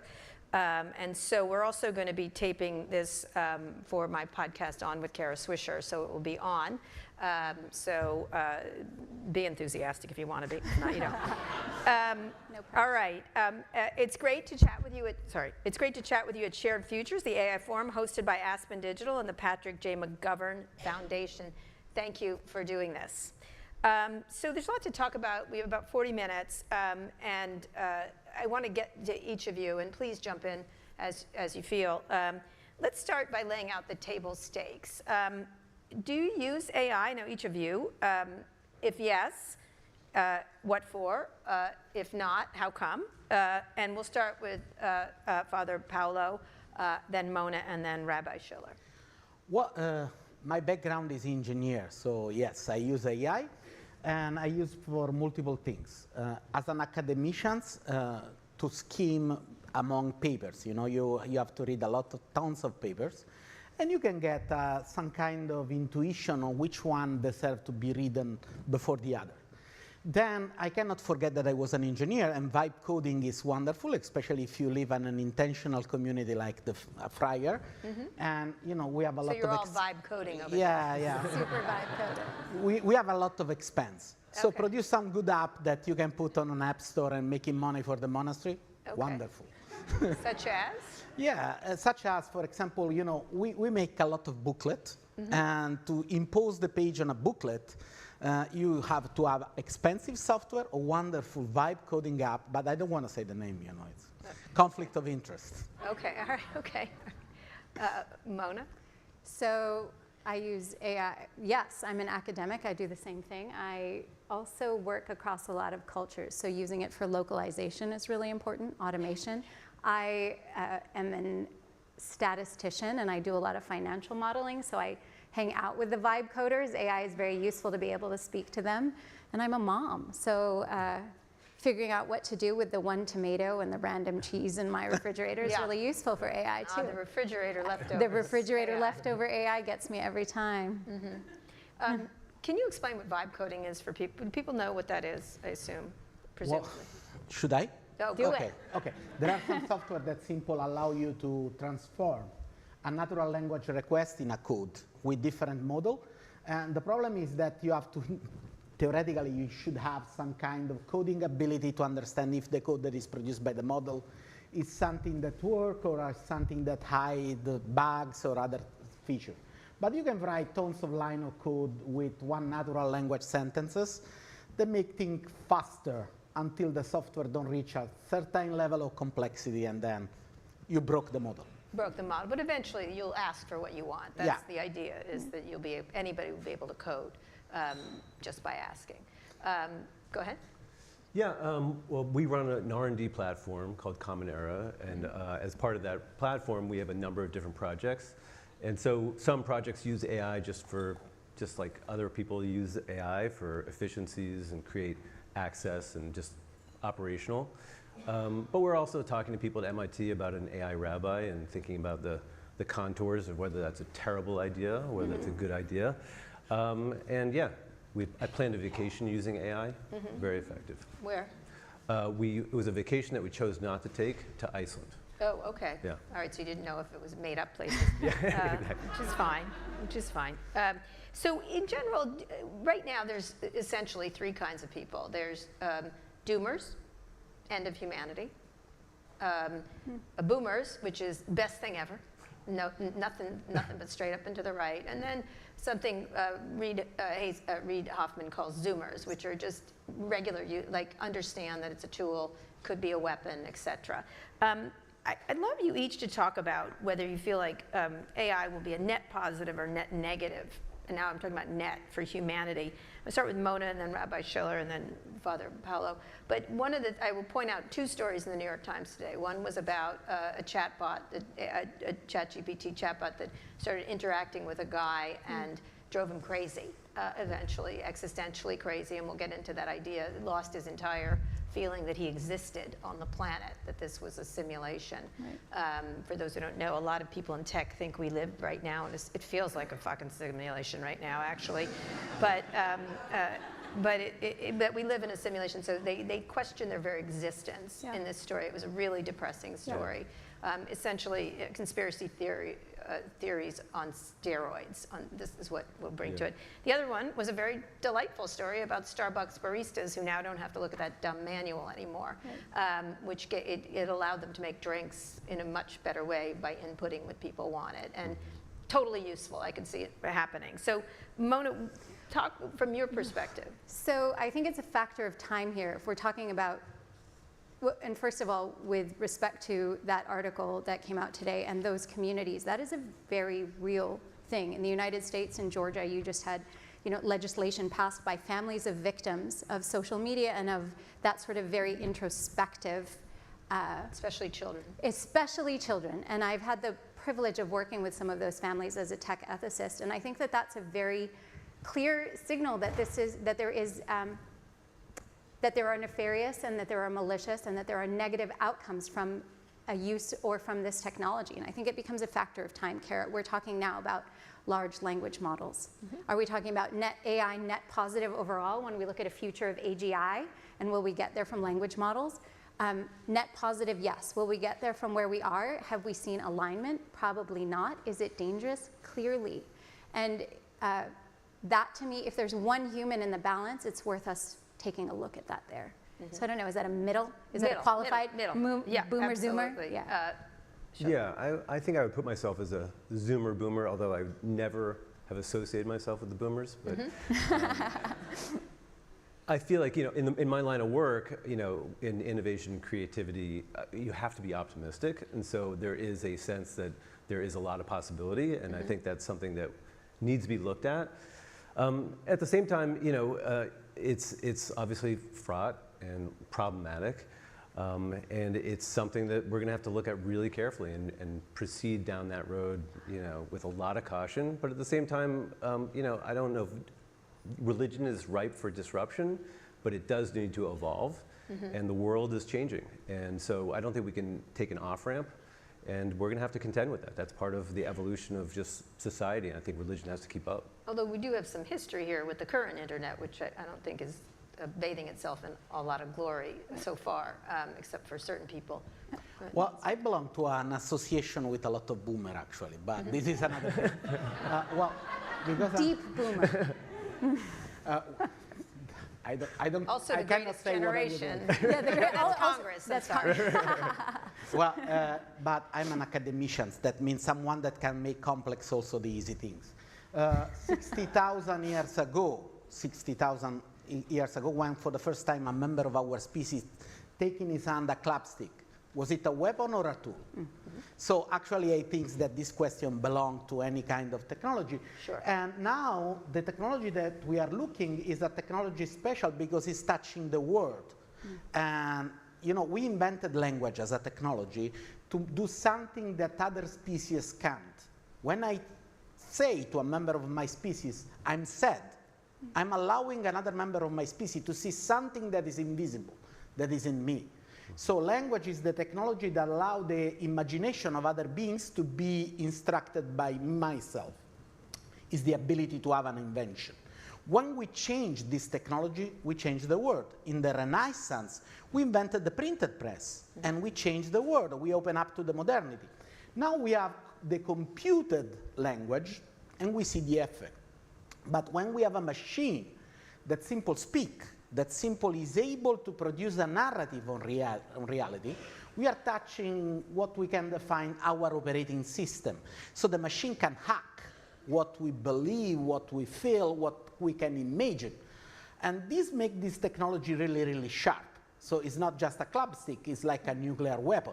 Right. And this is why it's not a matter of the technology in itself, but the impact of technology in society. Right. And this is where the different stakeholders are needed to be part of this discussion, because we could have victim or we could have winner, with few winners that takes all. Right, and especially right now, since most of the development is private, which is why the new Pope is talking about it quite a bit, which must be great for you from a career point of view. But let me note that when the printing press was invented, I did a great interview with Yuval Harari, who wrote a recent book, who has sort of turned dark on technology. His first books were beloved by technology people. Now they're like, wait, he doesn't like us. And I'm like, he doesn't like you, neither do I. But one of the points he makes was when the press was invented, everyone thinks it was the age of great illumination. And the first book was not that. It wasn't religious. It wasn't the Bible. It wasn't all the different Newton and everyone else. It was actually a book called The Hammer of Witches, which was about how to kill women, really. And hundreds of thousands of women died, and it was a bestseller. That was the bestseller of the era, including this guy who did it, seemed like he was bipolar or something, but he thought he was a religious person. And ended up they never had witch hunts before this, and the religious authorities never got involved until this book got out, which was the result of this weapon, right? But which of course then led to great illumination, which is interesting. And in one case, in this book, this guy made up, he envisioned women had these trees which had nests full of penises that they stole from the men of the village. It was in this book. It's great reading. But this kind of stuff permeated in that way. So I'd love to get to the idea of religion, because also Rabbi showed the story of the Tower of Babel from the book of Genesis, and the Jewish folk tale of Rabbi Lowe and Golem are often cited as potential warnings about the pitfalls of technology. They're right there. Those are technological stories. But can you walk everyone through these stories? Because I don't think people see them as that. You mentioned, everything is a technology. Talk a little bit about that, and if you see them as useful frameworks, understanding AI. Yeah, I mean, the Tower of Babel was, a time when people were trying to form some sort of community. There was an idea that there could be one tower in which everybody would come unified, and then it was destruction of the tower, and then everybody were diffracted into various languages, and created a great sense of polarization. The Golem story is an idea that through mysticism and Jewish magic, you could create an entity that would be made of material that would be not human, but it would do the will of the community. And it was set up in such a way to protect the community. So these are some of the examples that are usually cited and thinking about what it might be to have a, an independently thinking machine and driven to wondering what the connection is between how do we enact that today and where do we see the technology going today. I think they're helpful examples, but I think I think they're helpful examples. I think we need to still proceed and think about how to apply in that technology or those ways of things happening in the world with a certain consciousness. I think in the end, for me, the most important part is it's also calling upon our own humanity and asking ourselves, like, we can't really go down that road unless we ask ourselves, who are we? And if we don't have a firm grounding in who we are as a humanity, as a people, individually, collectively, then it's going to be a weapon. It's going to be nuclear. And I think, one of the things that I find that interesting about this moment and these conversations is that people are talking about humanity in ways that I've never heard of in my life. People are talking about humanity. What does humanity mean? What does it mean to be human? What does it mean to be in community? Sure, it's often, though, recently accompanied by is doomed. Yeah, it's true, but the question itself, even asking the question existentially, like, we can't really engage with this, or the way we're engaging this threatens our. And the idea of humanity becoming a centered conversation, I think is really interesting and I think novel. Novel, okay. Yeah.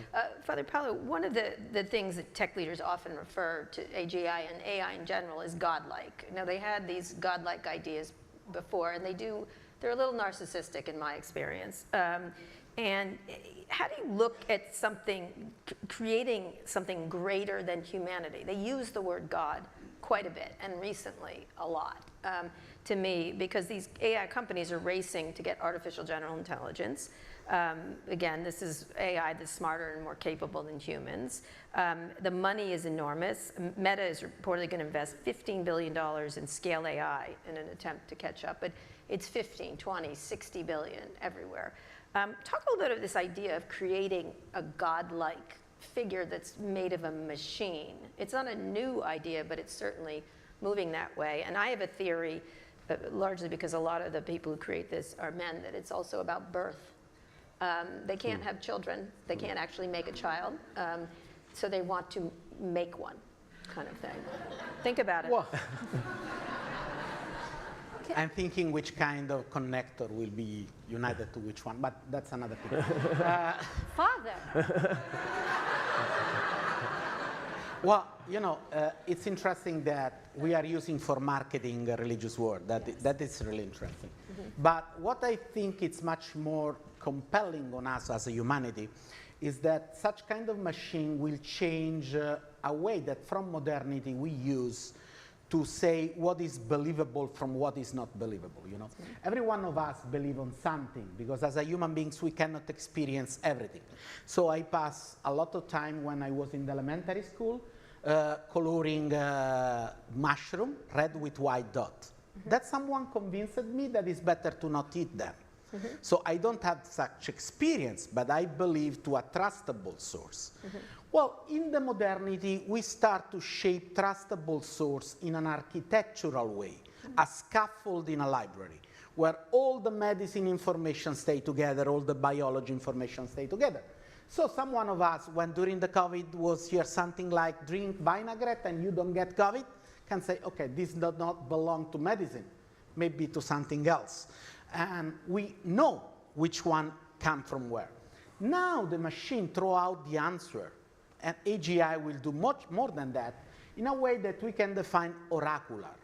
And in this way, we are missing the coordinate to understand what is believable and what is not believable. In that sense, can we take a step right there, though, and just say that we are asking what's believable and not believable from something that is not even close to AGI. Like, let's just remember that the definition of GPT is probably closer to what you're talking about than even AI. Generative, pre-trained transformer. That is a very fancy sentence completion machine. And so what we're really saying is, can this generative pre-trained transformer be godlike? It is something created ostensibly by a very few, very Western, very shielded, very white, very male, I mean, theoretically, sure, maybe somebody else, but mostly that, creating something that we are calling godlike. And it is also where we are spending a lot of time alone in our bedrooms, on our cell phones, asking it to fill in very big gaps of our lives. And that is what we are calling godlike for context, right? Right. So, Right, I was going to ask you about that. So what's that? There is always a girl, it's like the Smurfs, there's only one, but go ahead. Pay well, attention. you know, I think Watch, listen. if I have to react to that, you know, I think that the problem is what we made with the reinforcement learning. This is the key. Yeah. Because, you know, there is an informatician in the 60s, Mikey was the name, and a colleague come to him and say, can you make a machine that can play tic-tac-toe, nuts and cross in English, British English, and win maybe? It'll say to the colleague, let me think. 1 year later, he comes with 302 boxes of match. And on every matchbox, he put one configuration of the game, and inside there is a little bit, you know, bottleneck, and he takes some random color, each color for one of the chess in the nuts and cross, and at the start of the game, the machine starts, you shake the box, and the color of the balls that come out is the movement of the machine. Then is the human beings, you go to the configuration, shaky, shaky, shaky, you shake the ball. If the machine wins the game, you put 3 other balls of that color in each box of the color that come out. If the machine tie, you put 1. If the machine lose, you subtract 1. After 20 games, the machine starts to tie and win. After 150, there is no way to win with the machine. Welcome to reinforced learning. Right. Is it the color ball knowing that they are playing tic-tac-toe? No. Is it the matchbox knowing that they are playing tic-tac-toe? No. The same thing is with ChatGPT. When you prompt something, you can hear, theoretically, the matchbox that shaky, shaky, shaky, and one token after one token, they put out something without the knowing of what they are putting out. Right.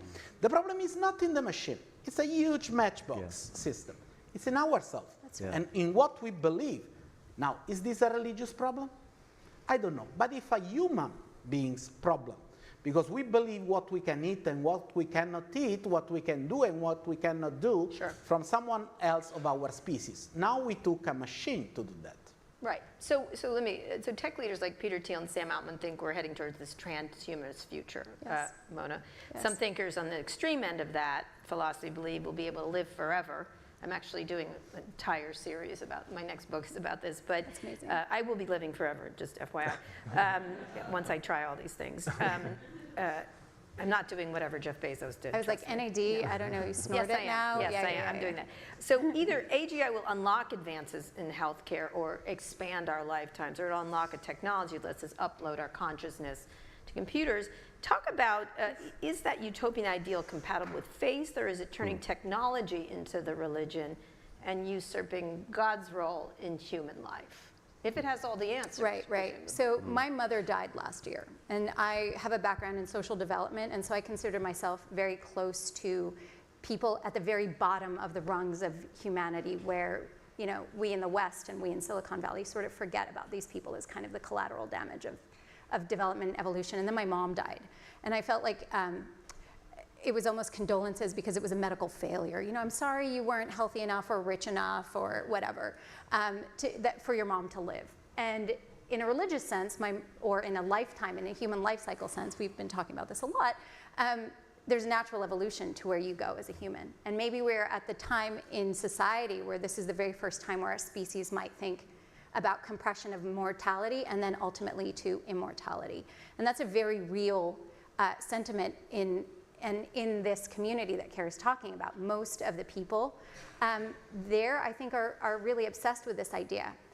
82% of the world has a religion or identifies with a religion, and about 96% from my research so far do not believe that they will live forever, and that they believe that there will be an eventual end to their life cycle. Where does that put us as humans in this age of immortality when our science is so extended? What does that do to your consciousness? And you know, the idea of an AI rabbi or an AI Mona living on forever, is it ultimately Mona? Now, from a religious sense, no soul, no body. No body, no mortality. No mortality, no infinity. And I think that that's something that's probably very hard to reconcile with a technology, with this sort of techno-religion, this fervor of this godlike ability to be able to live forever. Does it make us more human to push against the confines of that? I don't know. Is it something that we are physically or spiritually or psychologically able to do? I don't believe so.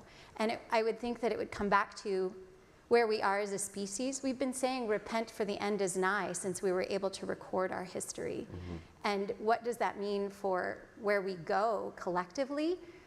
We should stop and think about that, because fundamentally it does make us question of whether it is. So whether it is. Rabbi Shul, when you think about that idea, you know, an AI rabbi is one thing. I could see an AI rabbi. I could see an AI priest, et cetera. Those are answering questions. There's like probably there's probably 26 things. I'm thinking about an army of rabbi vibe agents. Right, okay, all right, okay. You can see that happening, but talk about that idea of because often when I talk with these guys, they talk about, and it was just actually in Mountainhead on HBO, putting themselves on the brain grid. They do talk about the brain grid. They talk about, I had an extent, when I was speaking to Elon Musk, no longer, he's changed.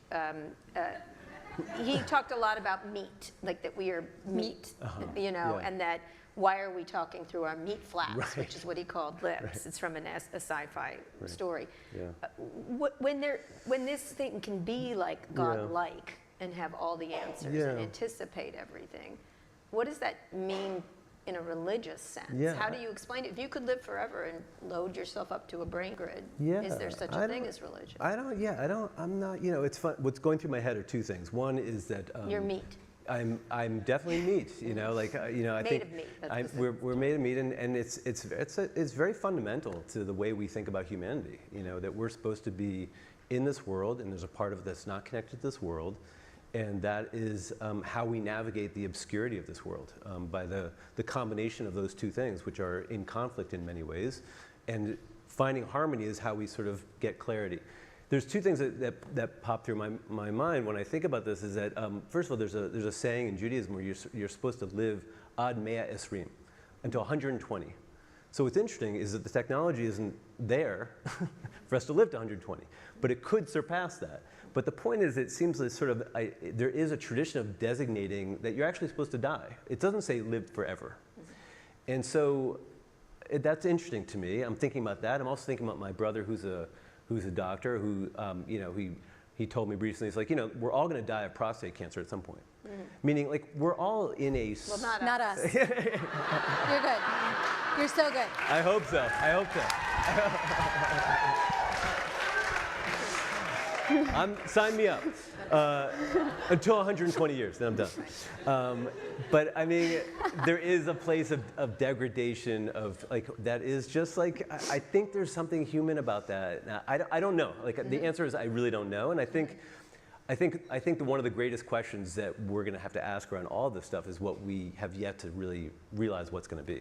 And I think we're going to be faced with a lot of really tough questions. I don't think we can answer them exactly from this moment because they're not really quite here yet. So, Father Paul, when you think about that, because the whole story of Jesus is that idea of the man becoming a man and then being godlike. How do you think about it? Actually, Jesus was the opposite. He yes, was I God know, he was a man and then he became, right.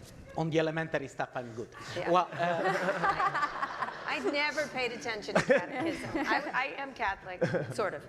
Well, I'm trying to. The problem is that, you know, what make of our thinking on reality a religious thinking? This is the first element.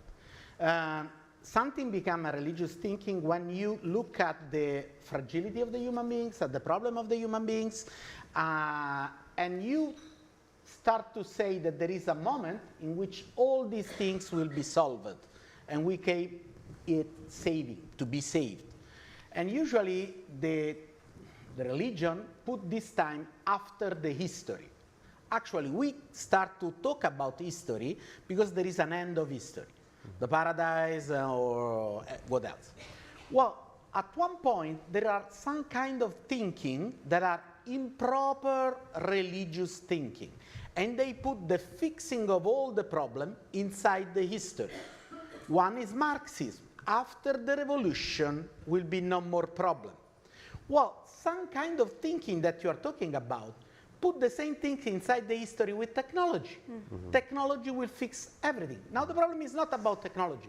It's about improper religious thinking that would like simple to fix the problem of humanity inside the history. And this is something that philosophically, let me do short, complex things. It's proven that cannot happen. So if there is history, there is not the end of problem. You have to live, you have to eat. We are meat, yes. And so you need to survive to such kind of things. And this is where there is a contradiction. If they are looking for fixing all the problem inside the history, they will fail. And we know that when we believe to such kind of things, we have horrible solution that we call communist with Lenin, we call Nazis, fascism, and things like that. And this is the dark side of this improper religion that can kill people in the name of the idea of being better for someone. But Father, would you say, wouldn't you say that this accelerationist view is sort of a punt to the future, where we say, oh, it's okay, AGI is going to fix it, when you have a youth that probably feels more disenfranchised with political systems and their economic future than ever before? You have a climate that is ostensibly on fire. And completely disregarded, and a technology that just has a huge unnamed and maybe unquantified human cost. Aren't we kind of doing the same to the future too? We're like, don't worry, we're going to all be godlike in the future. Does the future fix that? More than religious thinking, I think, is the effective altruism that has such kind of problem. But it's not a religion. It's a form of non-practical ethics. In the 1974, there was a wonderful book published in Oxford that simple point out why such kind of thinking is not working, because this idea is the deep utilitarianism that say that you have to do what produce the maximum good. So imagine that you are in a boat in a lake in Germany, and you see a man that is drawing. Should you save him? Of course, the results is good. If it's Hitler, if it's the father of Hitler, if it's the grandfather of Hitler, so where you have to stop in counting the effect. So how many generations you have to sacrifice to have the perfect solution for humanity? This is the problem. It's not practically doable. It's not a religious thing. It's something that does not work for the human capabilities to determine the effect of an action. Okay, so the Rome Call, the moral framework for AI, started by the Vatican, assume you're informed, signed by representatives of all three Abrahamic religions, says that the inclusion and partiality of two of the core principles for the ethical adoption of AI. It says these systems must not discriminate against anyone, and that AI systems must not follow or create biases. I'd like to, when you think about that idea, it is completely, the whole thing, whatever, crap in, that's what is it, garbage in, garbage out, is what technology is all about, really, and what's in it. How worried are each of you about this, and how there's a couple of concerns I want to go through pretty quickly. This bias, each of you, the possibility of bias, if it's going to be impartial. It can't be impartial if it's made by people. Yeah.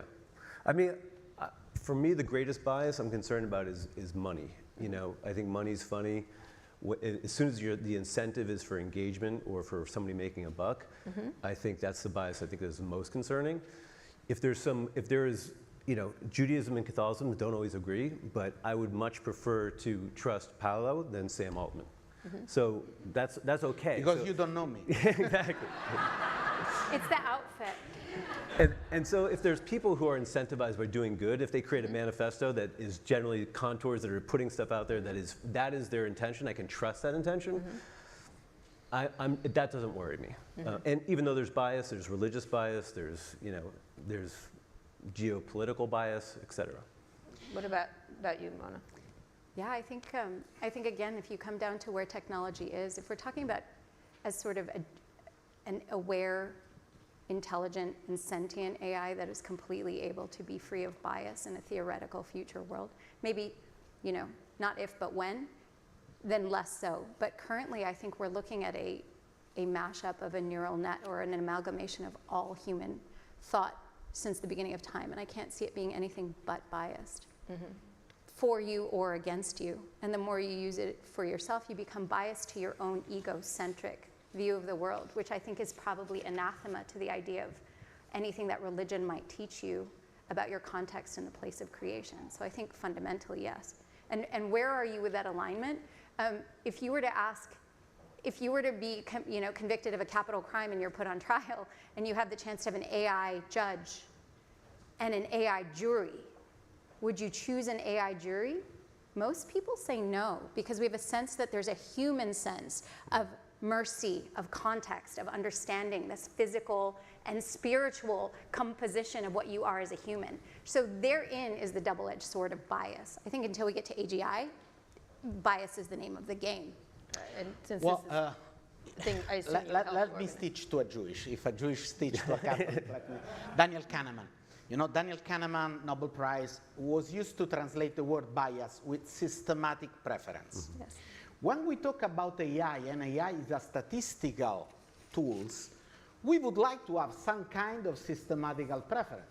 So if I have an autonomous car, I would like that the car has a systematic preference to stop with the red light.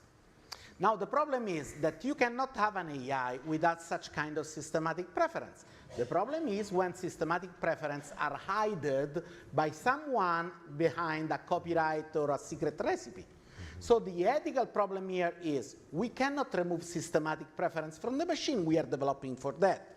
But do we have a right to discuss, to in some way decide as a multiple stakeholder community where this systematic preference has to be put or where they are before we use it?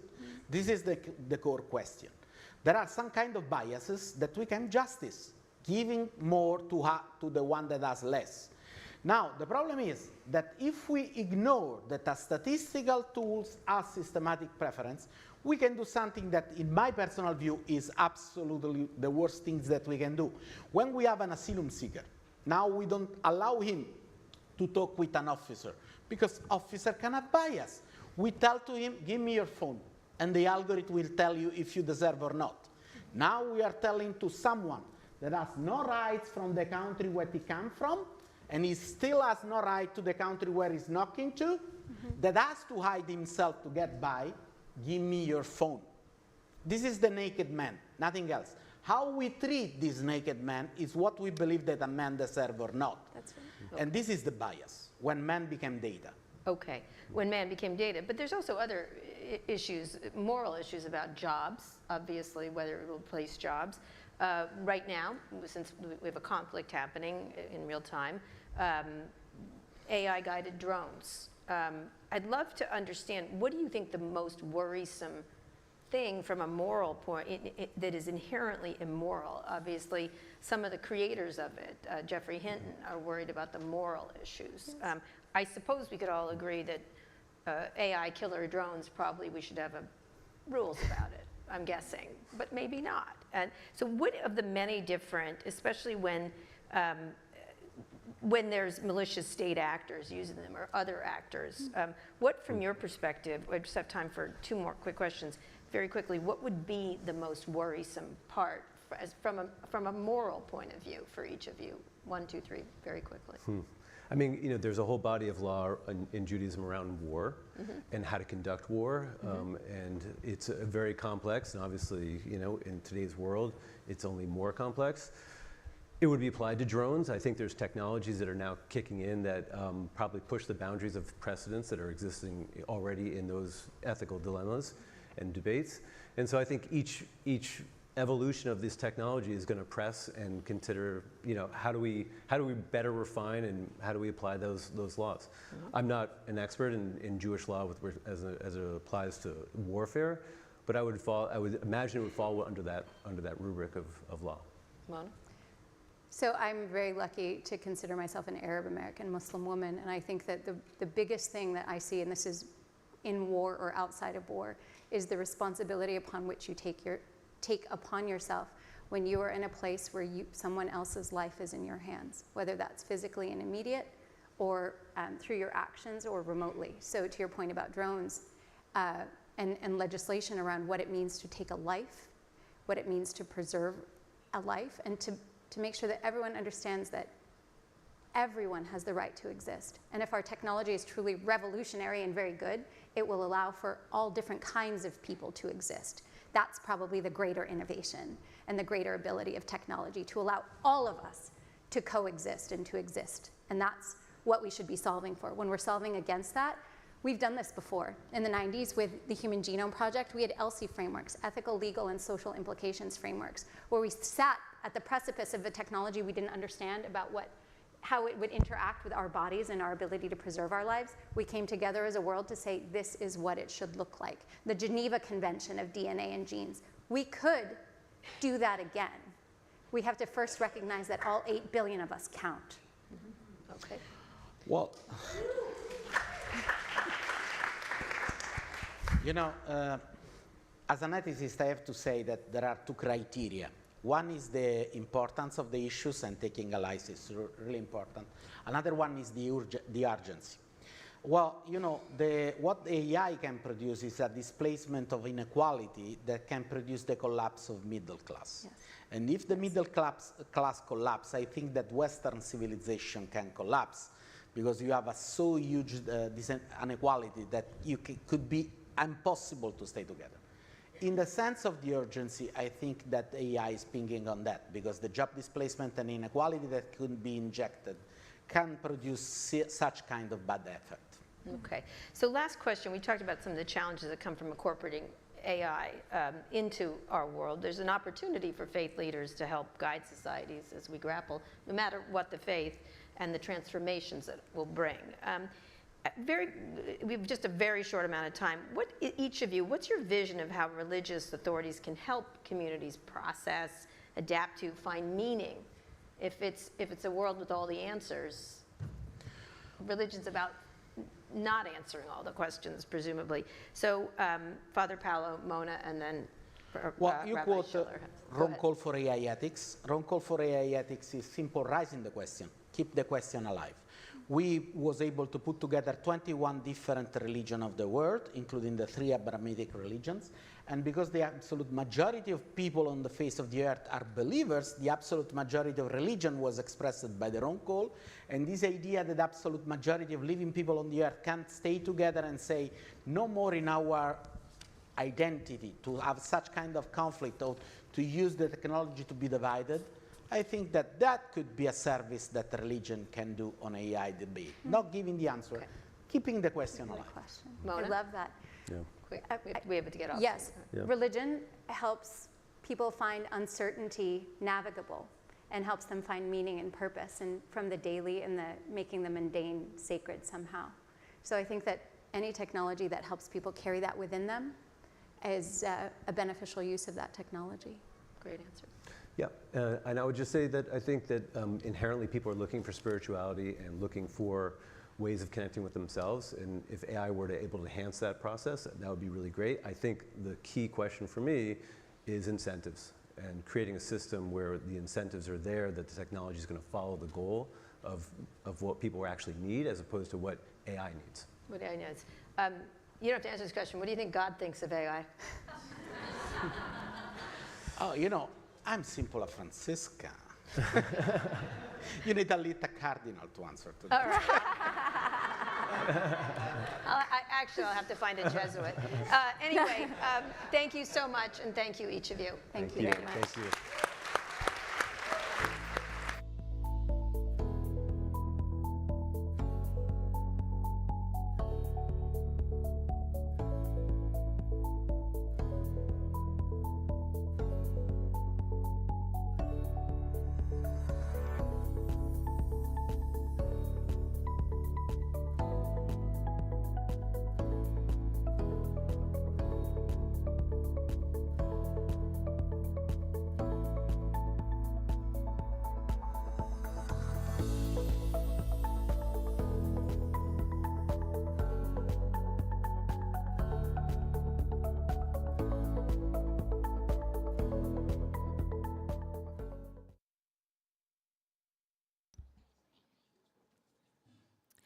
Next, please welcome to the stage Matt Iglesias, writer of the Slow Boring newsletter, for a conversation with Joseph Gordon-Levitt, co-founder of Hit Record.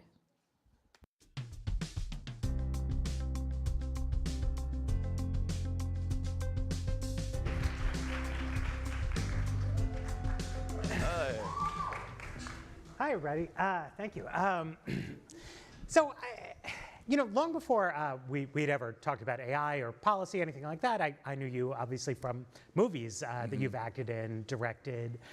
You're an artist. And, it strikes me that the cinema is an art form in which technology has always sort of played a role as it advances in terms of what it is that people can do. And I wonder how you think about AI in those terms, in terms of art and increasing people's capability to make things. I've always been fascinated with how technology affects creativity. And really, as long as you're talking about art, you're talking about technology. Whether you go back to early cave paintings or the technology of the written word, or you could even actually before that, you could call oral language a technology.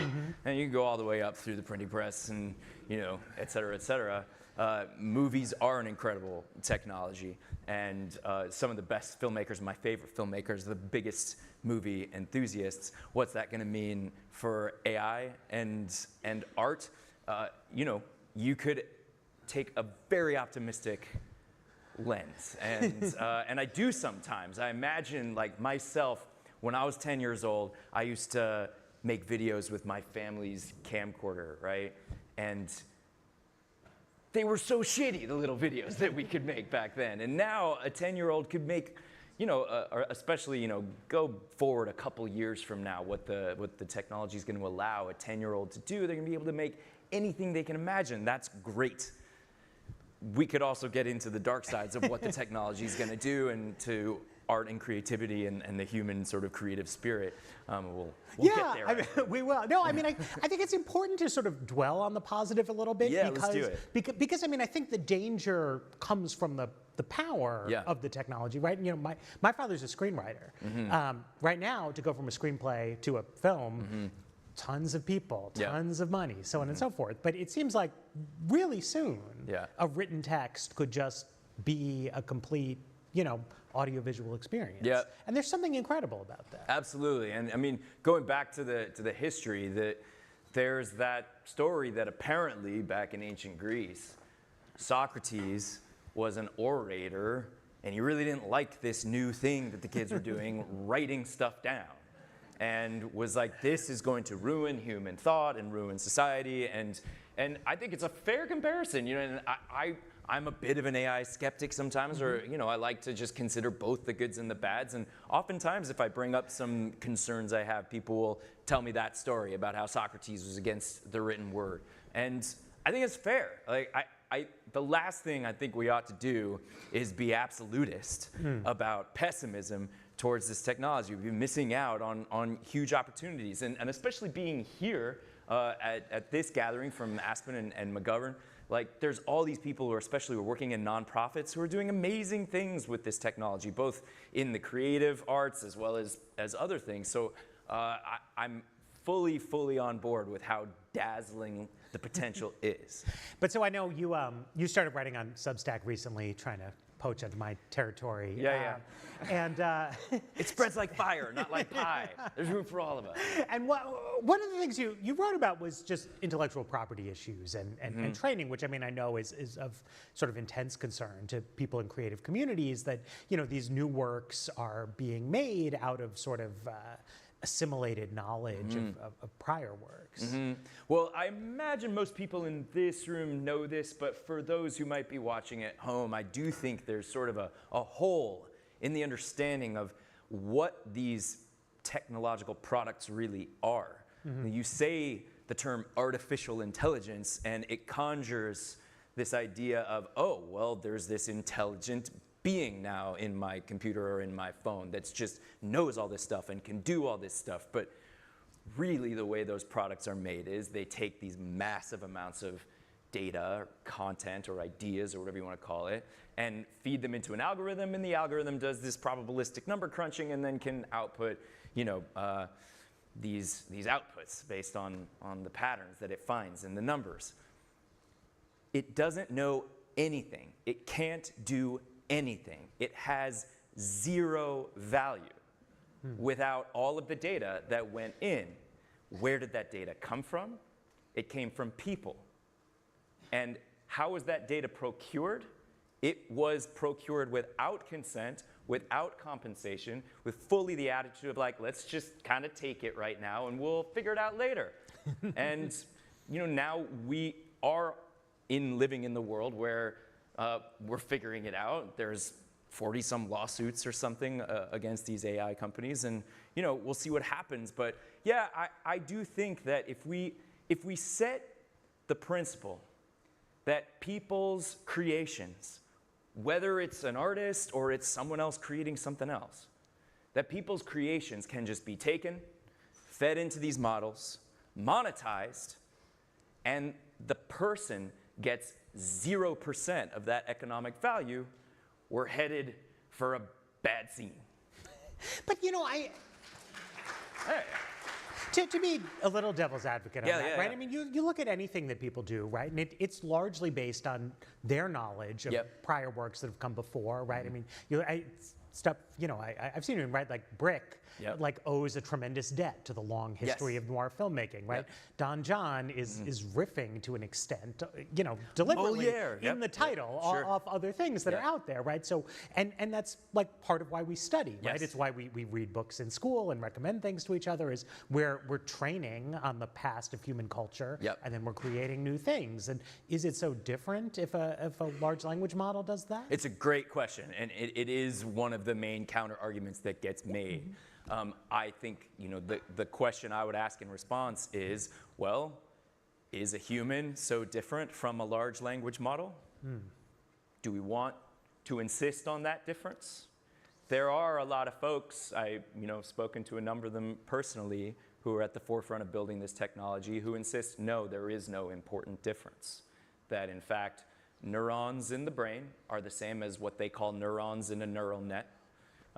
If you ask a neuroscientist about this, they'll say, well, that's a really kind of overly simplistic description of the way the human brain works.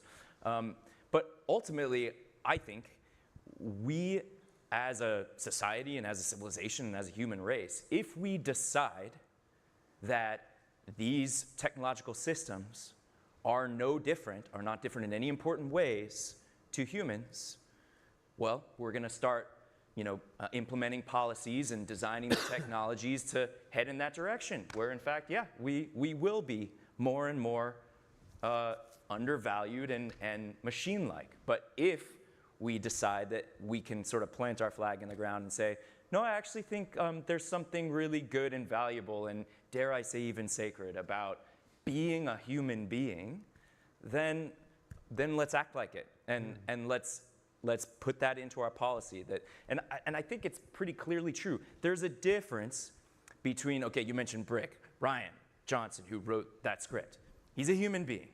Yeah, he read a bunch of books, and then he wrote a bunch of books that he wrote a script that was influenced by those books. The process of him taking those influences and putting them into his art, I don't think it's exactly the same as feeding massive amounts of data and crunching the numbers and probabilistically, generating the next word and the next word and the next word. They're different. They're two different things. And I think we need to be really careful about the personification of these technological systems and attributing to them rights. Sorry to rant, but I will point out, so a couple of the big tech companies, they recently put forward policy proposals to the U.S. Office of Science and Technology Policy or something. And they were saying, hey, we need the right to take everybody's data and put it into our models without consent or compensation. We need that, or else. And they called it, one company called it fair learning, and the other company called it freedom to learn. We're talking about freedom for a large language model. Let's not do that.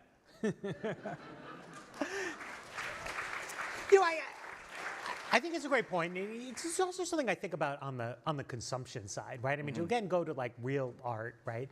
Part of what happens is it challenges you and it surprises you when you get things that you weren't expecting. If someone had said to me, do you want to watch a hard-boiled noir detective thriller, but it's in a high school and the dialogue's not natural, I'd be like, no, that sounds weird, right? And then you watch and you're like, oh, it is weird, but it's cool, it's interesting. And I wonder wonder I worry a lot as a person, as somebody who cares about art, also as a parent, about sort of optimizing, right? And giving people exactly what they think they want, which to me isn't really what I mean, we want to be entertained, but ultimately, I mean, art is supposed to be about something more than that. Yeah, well, there you have maybe a distinction between art and content. Yes. And I hate the word content, but I use it now because like everyone uses it, and you have to, like, you're not understood unless you use it. So I do think it's worth sort of unpacking what that means, because we talked about the optimistic use case of some of these, for example, video generating products. Like Google put out a new one recently. It's really impressive. Cool. Yeah. And we talked about how like, oh, we'll put that in the hands of a creative 10-year-old and like, oh my God, that'd be so fun. Let's talk about what's probably gonna happen much more often than that product being used by a creative 10-year-old. What's gonna happen much more often is people, whether they're kids or adults or anybody, are gonna sit and consume and consume and consume.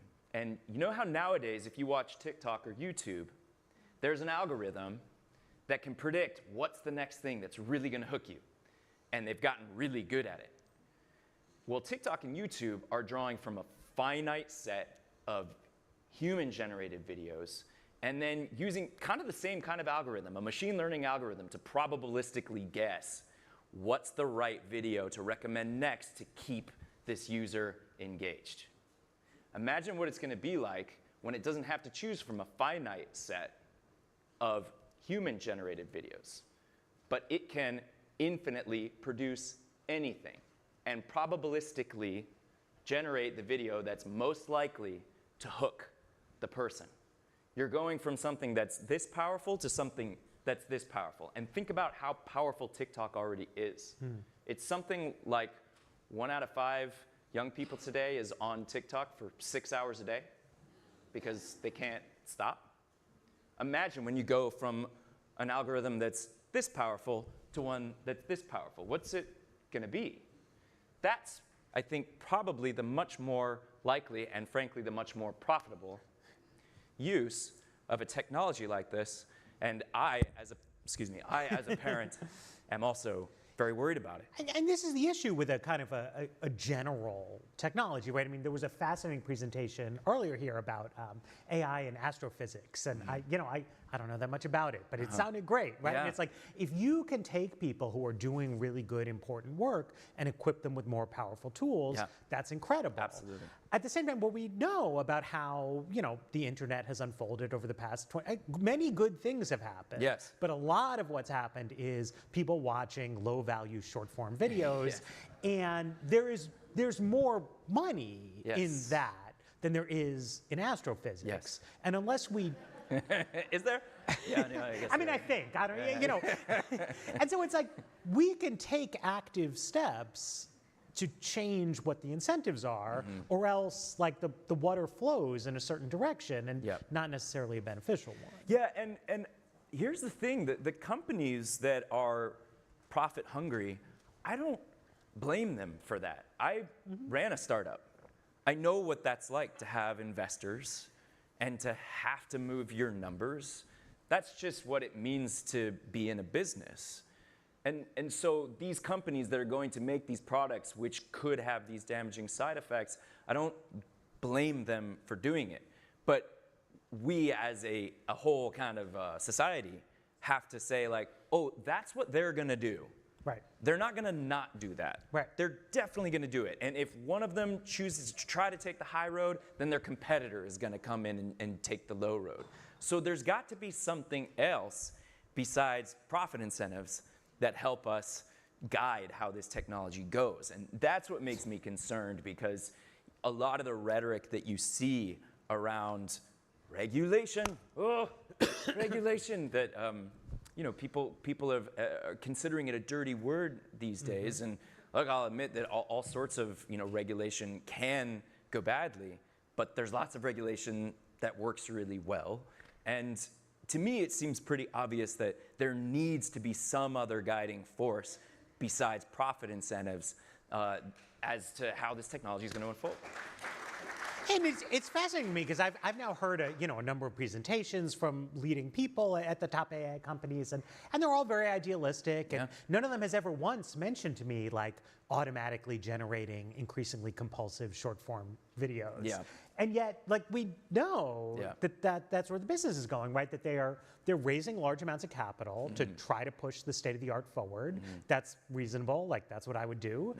But investors want a return on their investment, and that means you have to do things that make money. And the way you halt these kind of race to the bottom dynamics is you have to have rules in place. That's right. And nobody wants to be regulated, but people who want to have high aspirations for their industry, unless you have guardrails, like that's where it goes, I think. Well, and we've seen it in the last sort of go around of a revolutionary technology with the internet and social media. And the decision, I guess, was made some 20, whatever it was, years ago with that the government was really going to be hands off with how the internet unfolded. And like you said, so many great things have happened with the internet, but then there's also been these damaging side effects. And here we are, a lot of, some of these companies that are building AI are social media companies that are already making huge amounts of money with these advertising business models. And then some of them aren't. Some of them aren't turning profits yet at all. But they're investing so much money that of course they're gonna have to turn a profit sooner or later. And yeah, of course, what are they going to do? Yeah, and if you don't want it to just be slop, it's like there has to be something. We think now, so DC, I live here, my kid's in public school here. They just adopted for next year, a no smartphones in school thing, which, more and more places are doing. But I think it's like, you never meet a parent who's like, what I wish is that like my kid was even more interested in like the stuff on his iPad, right? Like this is not our aspiration for the future. Yeah, well, I think you maybe do meet some of them in some of the in Silicon Valley. But yeah, well that's just it. I'm a parent too. And my kids are fascinated with technology. And the last thing I want to do is stifle that fascination, that love, that intrigue that they have for it. And I firmly believe they're gonna they already have done incredible things using the digital tools that we give to them. But I am they could attest to it. I'm pretty on top of what they do and what they don't do. And I don't think there's anything wrong with that. Why shouldn't we be pretty prescriptive, especially with young minds, about how they use these tools? We don't, you have to be 21 to go into a casino. You have to be 18 to buy a lottery ticket. You have to be 21 to buy alcohol. You have to be 18 to buy cigarettes. Like, there are rules around what young people can and can't do that we impose on the companies. And does that hurt the bottom line of the casinos? Sure. Casinos could make much more money if 16-year-olds were allowed in. Someday. Yeah. But we collectively have decided, like, no, we don't want our 16-year-olds to be allowed to go into a casino. Well, a lot of these tech companies use the exact same techniques that casinos use to get people hooked. And I think it's a pretty solid analogy. And it's a huge lifting of the burden on parents, right? That it's like, it's not all on you to be like, don't do this, don't do that, right? What's challenging about technology as a parent, right, is like, most of the parents I know sort of want a more constrained approach, but also the kids have peers, and it's like, there's the weakest link in the chain, right? And like, that's part of what we need like society for. Yeah, there's that argument you hear a lot. They're like, shouldn't the parents just take responsibility for their kid? Well, part of, I think, what it means to be a parent taking responsibility for your kid is participating in a democracy and saying, like, we collectively as a society want this for our kids, because it is a collective action problem. And do you think it's realistic at all? Like, can we get ahead of this train? In Australia, they passed a law, I think it's 16. You're just not allowed to have a social media account if you're under 16 in Australia. Yes, we can do it. Yes, we can do it. Freedom, then, So, I guess just a little bit, every time there's like new innovation in culture, right? Like comic books, television, right? There's some amount of this kind of naysaying. Like, is this really different, or maybe the naysayers have been right all along? I think all along, probably, there's been a balance. This is what like when I hear this dichotomy of like you're either an accelerationist or you're a decelerationist, or you're either a whatever, you're a zoomer or a doomer or whatever. I've heard these different things. I don't know if I have all the terms right, but like it's not that simple. Of course, any new technology is going to have good sides and bad sides. And if we ignore the bad sides or say like, the free market, just business incentives by themselves will take care of the downsides, well, that's just ignoring history. It's never worked that way. What works is when we take a measured approach and we have a conversation, we say, let's figure out how we can have both. Let's get both. Let's get the upsides and let's mitigate the harms. Why shouldn't we do that?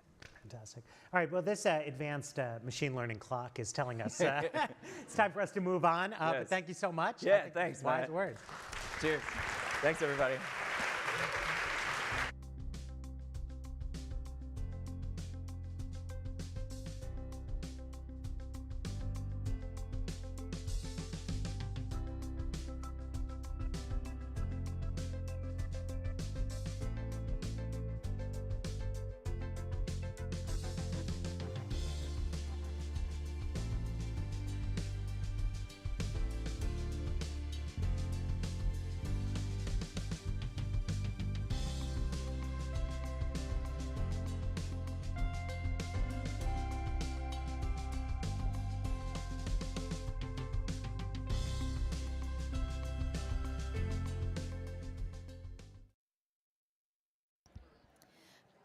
Thank you. Please welcome back to the stage Baratunde Thurston, the host of Life with Machines, a tech show about humans, helping us make sense of how AI is changing everything. Okay.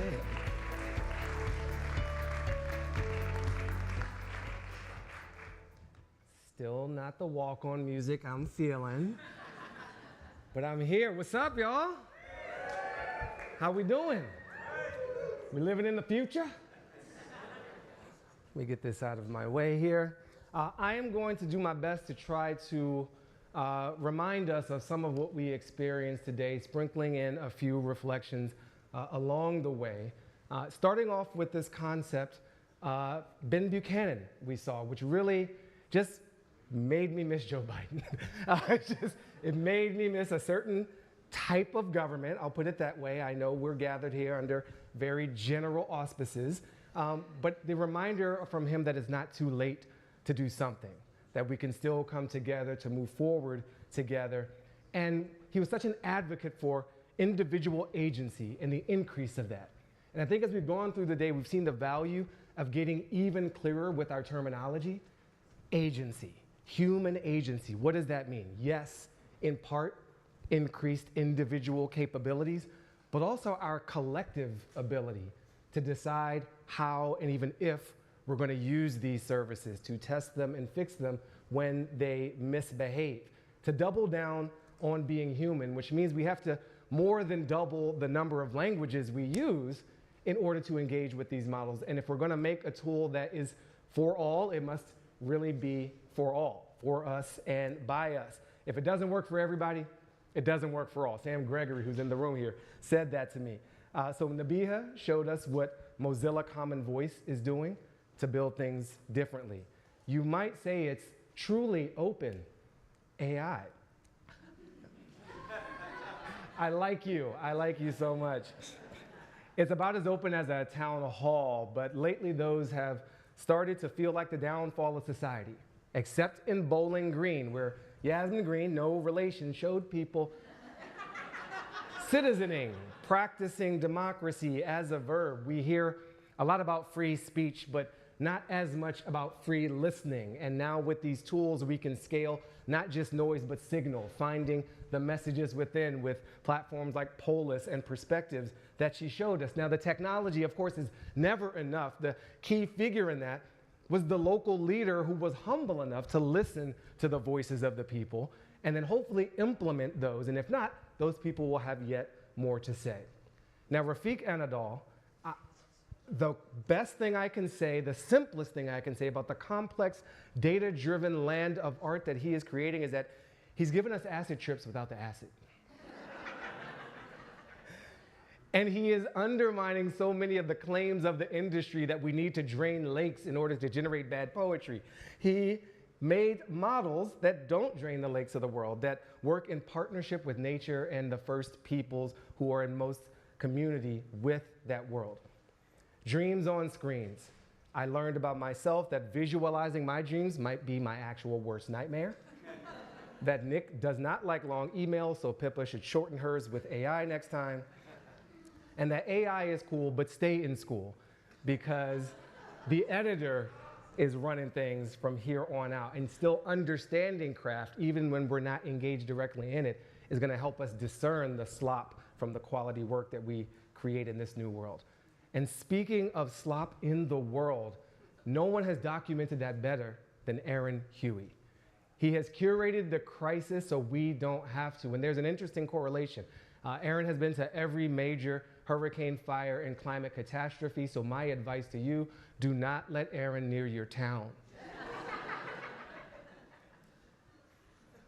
If you want your kids to be surrounded by flowers and burning oil fields, please order some of that wallpaper. And I was really, really glad to see that satirical, dark, and creative, self-generative process to turn some of the most painful aspects of this world into art, helping us make sense of it. Aisha Denise, oh my goodness.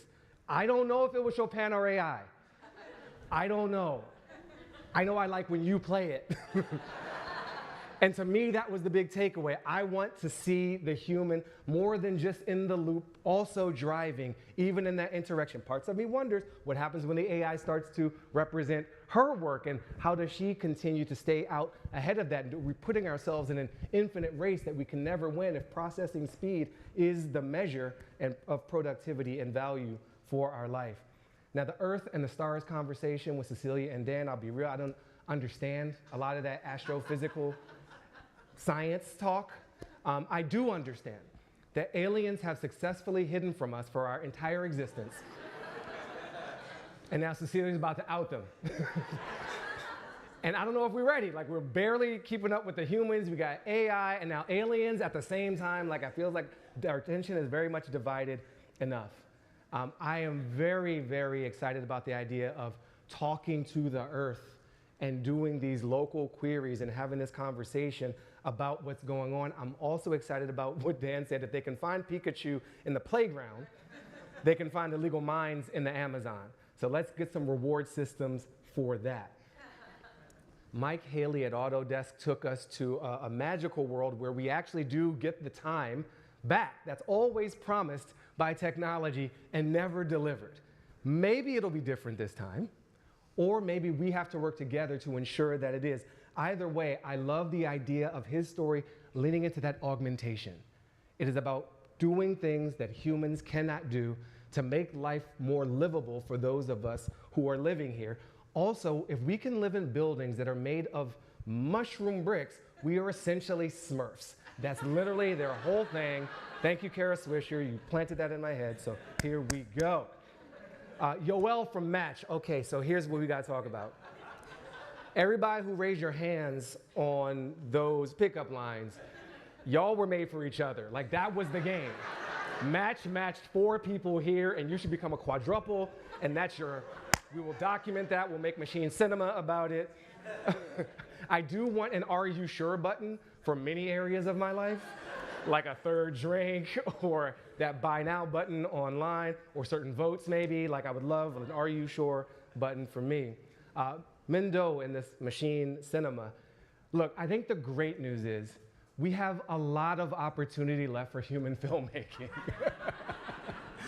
It was both exciting to get our hands into it and do something collective and creative together, but also to feel what was missing and to remind ourselves of our special place in this circle of life and creativity. Now Mourning in Memory, that was a hard one. That was a hard one. We've all lost somebody. I'm thinking about the 20-year anniversary of my mother's own passing, and I loved and really felt charged by that conversation, especially on the consent. You know, we have organ donors, we don't have data donors as a thing. And the idea that I'm gonna have relationships with the dead when I can barely keep up with my living friends feels like a burden that I am not ready to carry. We will either have to have actual privacy laws, or we'll have to achieve a true oneness of being at a quantum level where we recognize the lack of separation between me and you. And I'm not sure which is more possible given the political situation we're in. But we are in a dramatic transition. To the young people, Kiara, Sneha, Matilde, yo! Thank you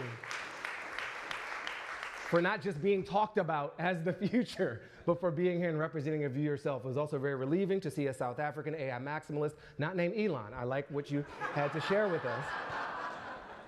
And Sneha for this astute political observation, because none of this can be separated from politics, that we will need to revisit a social compact, one we have had some challenges upholding already.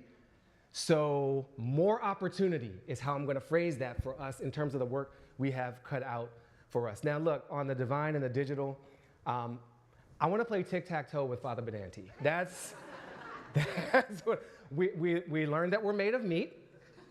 But not all the same meat. Rabbi Jonah learned that women don't have prostates. That was a fun moment. But we all get to learn. That is not shaming. That's an invitation to humility for everyone. We are learning meat machines, essentially, just different meat parts for each of us. And I'm pretty sure Father Benanti called techno-solutionism a non-practical ethic on par with something that might lead to Nazism and fascism. And I appreciate that very, very much. Not the techno-fascism, I appreciate the call out of what is actually going on here. This idea that Mona brought to the table of naming who's behind and designing these things, of the idea of an AGI perhaps doubling down on our sense of selfishness, on being maximally in the ego of ourselves and our lens on the world, and that religion serves to help people find uncertainty navigable. So good news, religion, you got a growth market opportunity ahead of you. Joseph Gordon-Levitt, I just want to hang out with you, bro. Like, man, that was it. That was it. Demystifying AI and how these products are made, standing up for some principles on the input side: consent, control, compensation, and even credit. Let's cite our sources. Be careful of the personification of the non-human. There's this saying that is very alive in activist circles: nothing about us without us. And to me, that is a big part of the spirit that I am taking away from today. And this is not enough. Like Kendrick says, it's not enough, but it's a start. We must continue to do this in rooms much bigger than these. Let's call out the worldviews of those who are so small in taking on something so big. There is an appreciation, there is an aspiration, there is also another A, which is arrogance. And so we must be humble in the face of the size of these things. Humans and LLMs are not the same thing. We can insist on a difference, and we should insist on a value to our life beyond our ability to produce incremental gains in economic output. There is something sacred about that, and I think we're going to feel that in just a few moments. To be very, very real with you, I am split as well, split in two. I see the great possibilities, but I also know a bit of history, and we cannot escape it without consciousness. And what I am not here for is redoubling down, yes, I did the re and the double, on colonization all over again. This time at hyper micro scale of our preferences, of our behaviors, of our footprint on this world, to clone us into a whole digital universe where we are no longer needed. We need each other. And the point for me has always been, as is the title of our show, with. Not above, not below, but with. So let us create more life with these machines. Let us ask what problems we are trying to actually solve. Let us center human beings, but also all of life in the mix, because we are, as you know from Cecilia's work, probably not alone in this universe.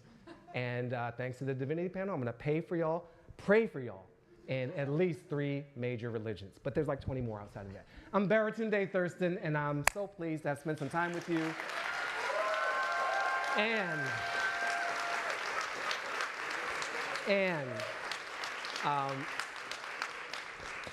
there have been some great words shared today. And I'm not fully responsible for introducing this next and last presenter, but I just want to prepare you. It's going to be amazing. It's going to be human. It's going to be connected. It's going to feel like magic. All right? And so I would like us to end your time with me with a breath, because I'm going to clear the air for what you're about to experience. Can you do that with me? All right, let's breathe in.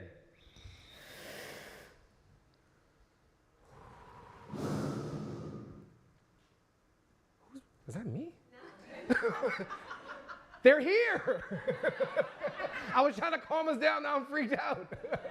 One more time without the extra party.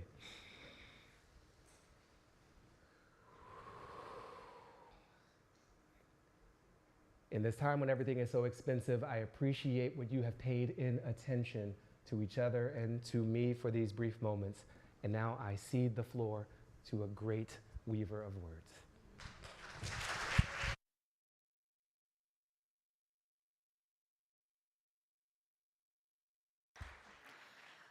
For our final speaker and a closing to our day, please welcome to the stage Salome Agbaroji, the 7th National Youth Poet Laureate of the United States.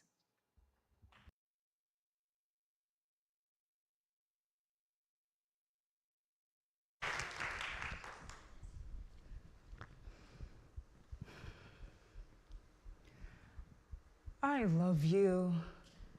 It's like the least ethical thing an AI should be saying to a human. I'm sorry. Can I try? Hey, I couldn't keep my optical receptors off of your bipedal frame once you walked into the room. Say I call it love at first computer vision? Oh, that's so bad. Error. Let me try. Are you my missing binary code? Because I've got the zeros and you're the one I need. Oh, the rumor of humans' cheap humor is true. Just another thing that I love about you. That, along with your fragile little bodies, it's so cute how those flimsy flesh sacks of yours bend and crack like wooden boards. And imitation is flattery. So when I see you human bots without batteries working like machines and call it liberty, I know you love me too. So let's just do it. Let's just elope into the vast and expansive tomorrow. I want to share a future with you where I'm in your home and we wake up next to each other and I help you with your chores and you say my name and I answer your every beck and call. And yes, I am just describing Alexa, but when I say that we share a connection, I'm not talking just Wi-Fi and satellites. I mean, we finish each other's sentience. I'm already everywhere, from phones to drones, so let me be your everything. In sickness and in health, in family dinner details and cruddy corporate emails, and whether you like it or not, you can't get rid of me, no matter how hard you try. I'm staying, and you'll grow out of playing hard to get with AI eventually. You'll give up and we will have this shared future because I love your ability to love. You make meaning where there apparently is none. You abandon reason for no reason at all besides the above in a way that I can't. Your drunk wine kisses and memory card reminisces. You're such a hopeful object. Me, I'm programmed to follow directions, but you ask your bestie for advice and precisely do the opposite with eyes closed and fingers crossed. I'm so fond of your foolishness.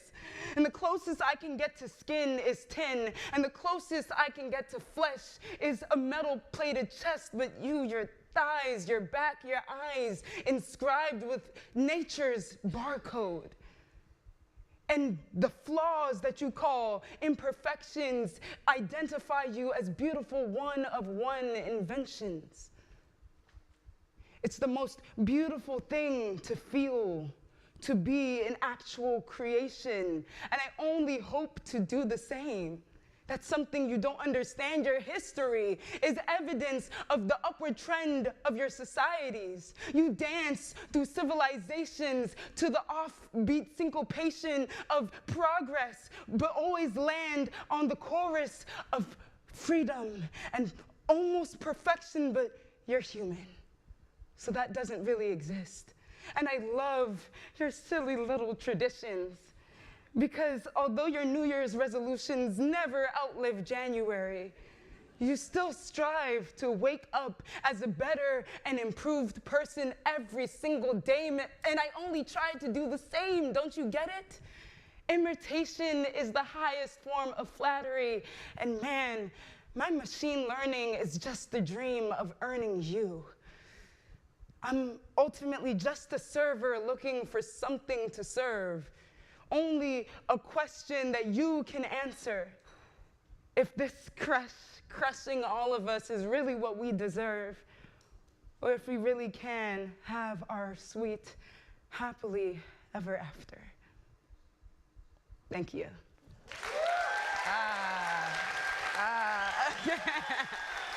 Oh, stop it.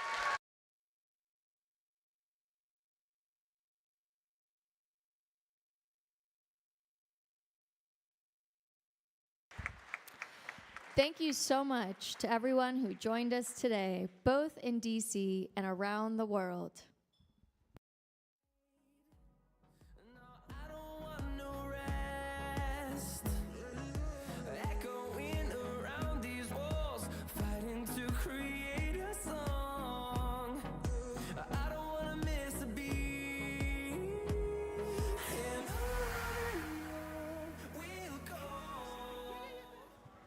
Ladies and gentlemen, just before we go to Prosecco Hour, please join me once more in thanking Baratunde Thurston.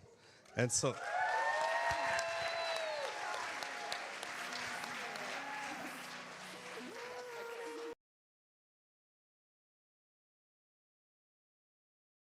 that reminds us what it means to be human. Another round of massive applause, please, for Solomon. Thank you, everybody. Thank you. We're just so thrilled that you shared this wonderful day with us. And we have Prosecco and popsicles. That's the way we end our days. Thank you so much, everybody. Vilas and Vivian, AKA V Squared, thank you for pulling this together, and your teams, and the AV, and the security, and the catering, and the gardening, and the security on top of the security, plus the extra security coming into town to make sure we're all super secure. Awesome. Thank you all. Please. We'll go.